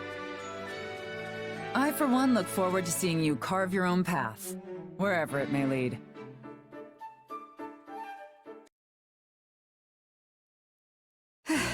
I should call it a day. You sticking around? Nah, I should finish up too. Thanks, Shamir. I have to work out new unit formations for our next battle. You're pretty conscientious for a mercenary. That's rare in our profession. Well, sorry to cut and run. Good luck with all that. No worries, I can handle it. It's my responsibility after all. Right, well, if you ever need a hand, just let me know. Really? Thanks. Dependable as always, Shamir. Honestly, you're so mature for your age. You always seem so composed, almost wise, even when we're just chatting. I wouldn't say wise. Save that for the higher-ups. I just mind my own business. Plenty of mercenaries do the same. Yeah, you're definitely right about that. You know, you're pretty easygoing yourself, even by merc standards. Have you been on your own for long? Didn't you belong to a mercenary group at some point? Yeah, but I bounced around a lot. Let's see, the company I was with the longest was... probably Burling's Mercenaries, the last one I joined. But then we clashed with Gerald's band, and I was the only one who survived. There isn't a mercenary who hasn't lost someone or something along the way. The losing trusted comrades stays with you. Yeah. Captain Burling, Getz, Lasley. We were a tight-knit group, if a little rough around the edges. I would have been content staying with them till the end. Maybe your experience is what's made you so pragmatic. It takes real strength to overcome past hardships and move on. That's what I think, anyway. You know, you seem way more pragmatic than me. I wonder what made you that way. You should know not to pry into a mercenary's past. But if the right moment comes, maybe I'll tell you about it. That's hilarious. Who knew there could be a merc like that? Yeah, he'd say it with a completely straight face, too. I take my pay in apples. This guy would storm onto the battlefield lugging around a sack full of apples. Truly one of the strangest things I've ever seen. I guess you could say he was hungry for battle. Wish I could have seen that myself. He was probably the best-smelling guy out there. I'll give him that. That reminds me. Remember when you asked about my past? Yeah, sorry if that was out of line. I shouldn't have pried. No, it's okay. Actually, I thought I would tell you, if you're still interested. Are you sure? I'm sure. It's not much of a story anyway. Besides, it's already been 7 years. I used to belong to an organization that was less a group and more like one giant mercenary state. Not the kind of place you go for building bonds of trust and camaraderie. Still, there was one person there who I thought of as a partner. As you can probably guess, he was killed. And that was that.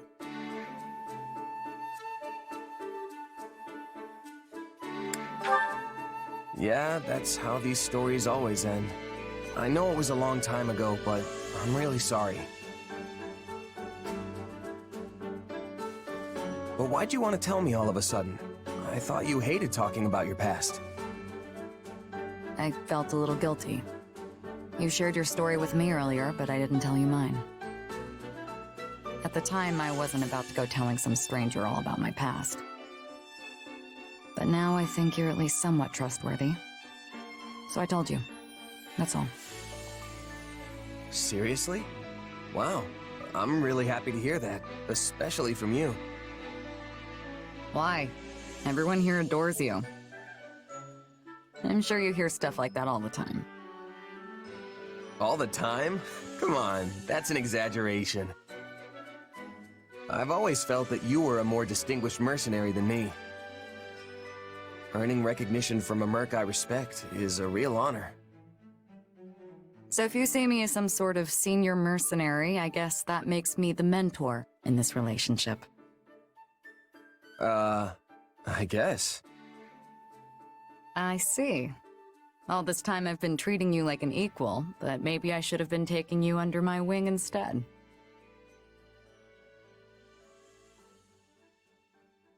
How would you feel if I took you up on that? Seems like fun. Yeah, well, you know what else is fun? Any person I mentor has to pay for drinks. All of them. No way! What kind of deal is that? Just a joke, sorry. I have no intention of treating you any different. I should have known. That's why I like you, Shamir.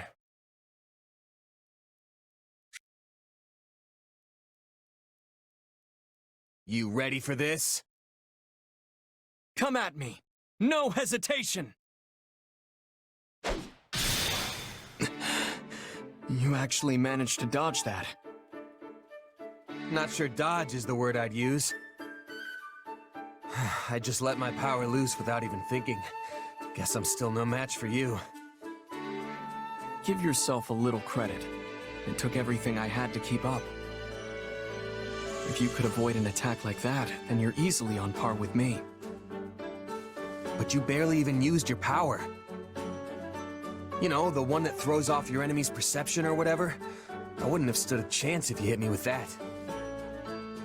So you've noticed it. How could I not? We've fought about 1,000,000 times by now. Your power's not exactly visible, so it's definitely tougher to catch on to than mine. But I've experienced your kind of beatdown firsthand, so I'm painfully aware of the damage you can inflict. Sorry about that. I couldn't afford to pull any punches back then. It's fine. Water under the bridge. So, have you had your power for long? Where'd you learn it? I was kinda wondering if I could pick it up myself. I only became aware of it when I was fighting hard against you. But I don't think it's something a person can learn. Even I barely understand how it works. Right, gotcha. Sounds like we're in the same boat then. Yes, just two strange people with even stranger powers. And I'm not only talking about your sword. Hmm? Do you ever feel like there's some sort of mysterious presence within you? Oh, It's just that sometimes it's hard to tell what you're thinking. Like you get distracted by something from time to time. Almost like you're talking to someone else inside your head.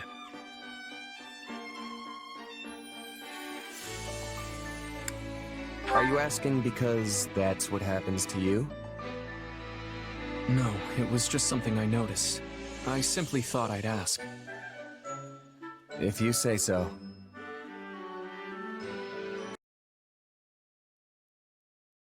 I want to apologize again. I'm really sorry. Can't believe I tried to kill you. It's all right. I know that wasn't really you. Still, the one who did it was a part of me. Literally. You asked me about this before, about some mysterious presence within me? That's right. Well, sorry I couldn't give you a straight answer back then. Arval told me not to tell anyone. That's the name of the presence that was inside my head, by the way. The one that took control of my body and tried to kill you. Or maybe it was someone else entirely. The one that called himself Epimenides. Arval and Epimenides, hmm? I wonder what manner of beings they are. That beats me. And it's not like I can just go and ask them now. Honestly, I kinda wish I'd talked to Arval more, now that I can't. That's how these things work, sadly. When you're ready to talk, the person you want to talk to is no longer there. But there's still so much I don't know. Remember how I got trapped inside that void with Edelgard and the others after our fight? That's when Arval used the name Epimenides, and then tried to kill us. Are Arval and Epimenides the same being? I'd like to think they're different, but maybe I'm wrong. Maybe Epimenides is just Arval's true identity. I don't know if they were just using me, or if they had some other goal in mind. All I've got are a bunch of mysteries that I'll probably never solve. I did notice one thing. What's that? It was when we were fighting and you were being manipulated. It seemed like Arval was trying to keep your body from getting hurt. They could have fought more recklessly. I don't see why it would have made a difference to them. But they were making sure you weren't harmed. Seriously? Arval was protecting me? It's just a feeling I got. But yes, I think that could have been the case. I guess Arval's the only one who knows the truth. Or as the Saros folks say, only the goddess knows, right? But, hey, thanks for telling me that. Really, it does make me feel better. I've got no choice now but to keep moving forward, live out the destiny the two of us once shared. Funny, I came here to apologize, but you ended up cheering me up instead. Catch you later, okay? Only the goddess knows, hmm? Well, the goddess may have been the one telling you that.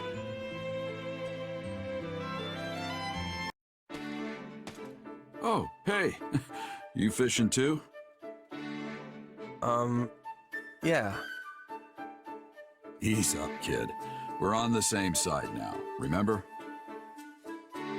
I know. Guess I'm just not used to it yet. We're not getting paid to kill each other anymore. We can just sit here like normal folks and catch some fish. You're a mercenary, right? For us, there's no such thing as friends or foes once that contract's paid. Yeah, I know that too. You, don't remember me, do you? Should I? I used to run with Burling's mercenaries. Burling. Ah, yes. That woman was an army unto herself. Yeah, but you and your company wiped us out. My captain, my comrades, every last one of them died in that battle. So that's what this is about. You have a grudge against me?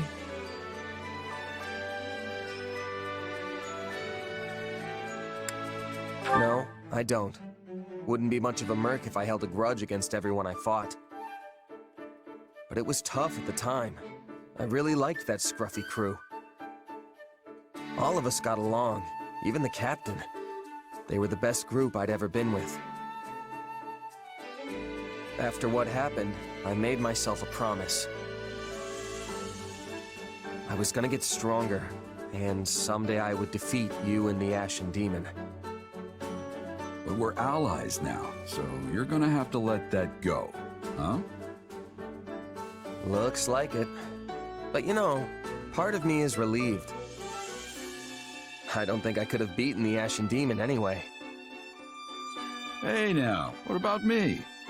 Or are you saying you could take me? Won't know unless I try. By the way, for a regular guy just catching some fish, you haven't even got your hook on. Yeah, well, these old mitts aren't exactly made for tying tiny knots. Give it here. I'll do it.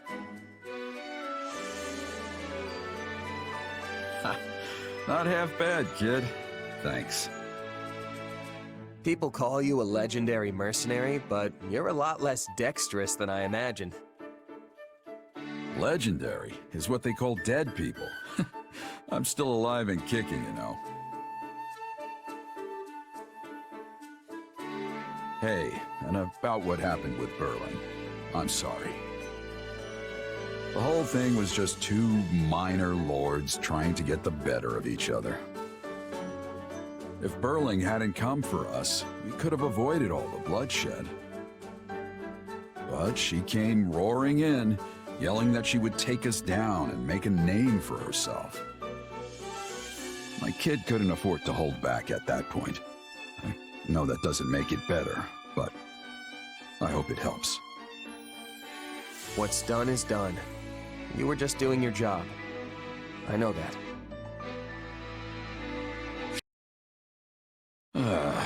Well, this is great. Having some trouble there, Gerald? I wanted to replace the clasp on my gauntlet, but I can't quite get the blasted thing to stay. Here, let me try. Oh, look at that. You got a real knack for these things. Thanks, kid.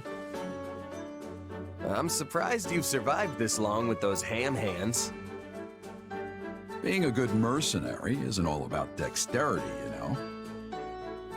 Besides, when you've lived as long as I have, your body just doesn't work as well as it used to. Trust me.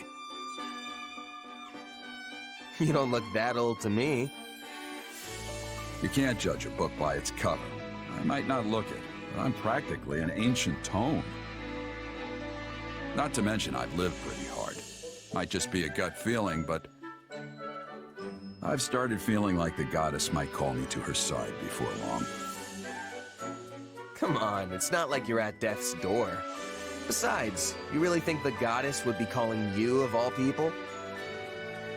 You don't hold anything back, do you? If the goddess won't have me, then I'll just have to make do in hell. Do you think you'd have any regrets if you died right now? Not one. Except maybe living too long. What about leaving your kid behind? Can't say I wouldn't be worried, especially because that kid isn't exactly normal. Yeah, that's a good way to put it.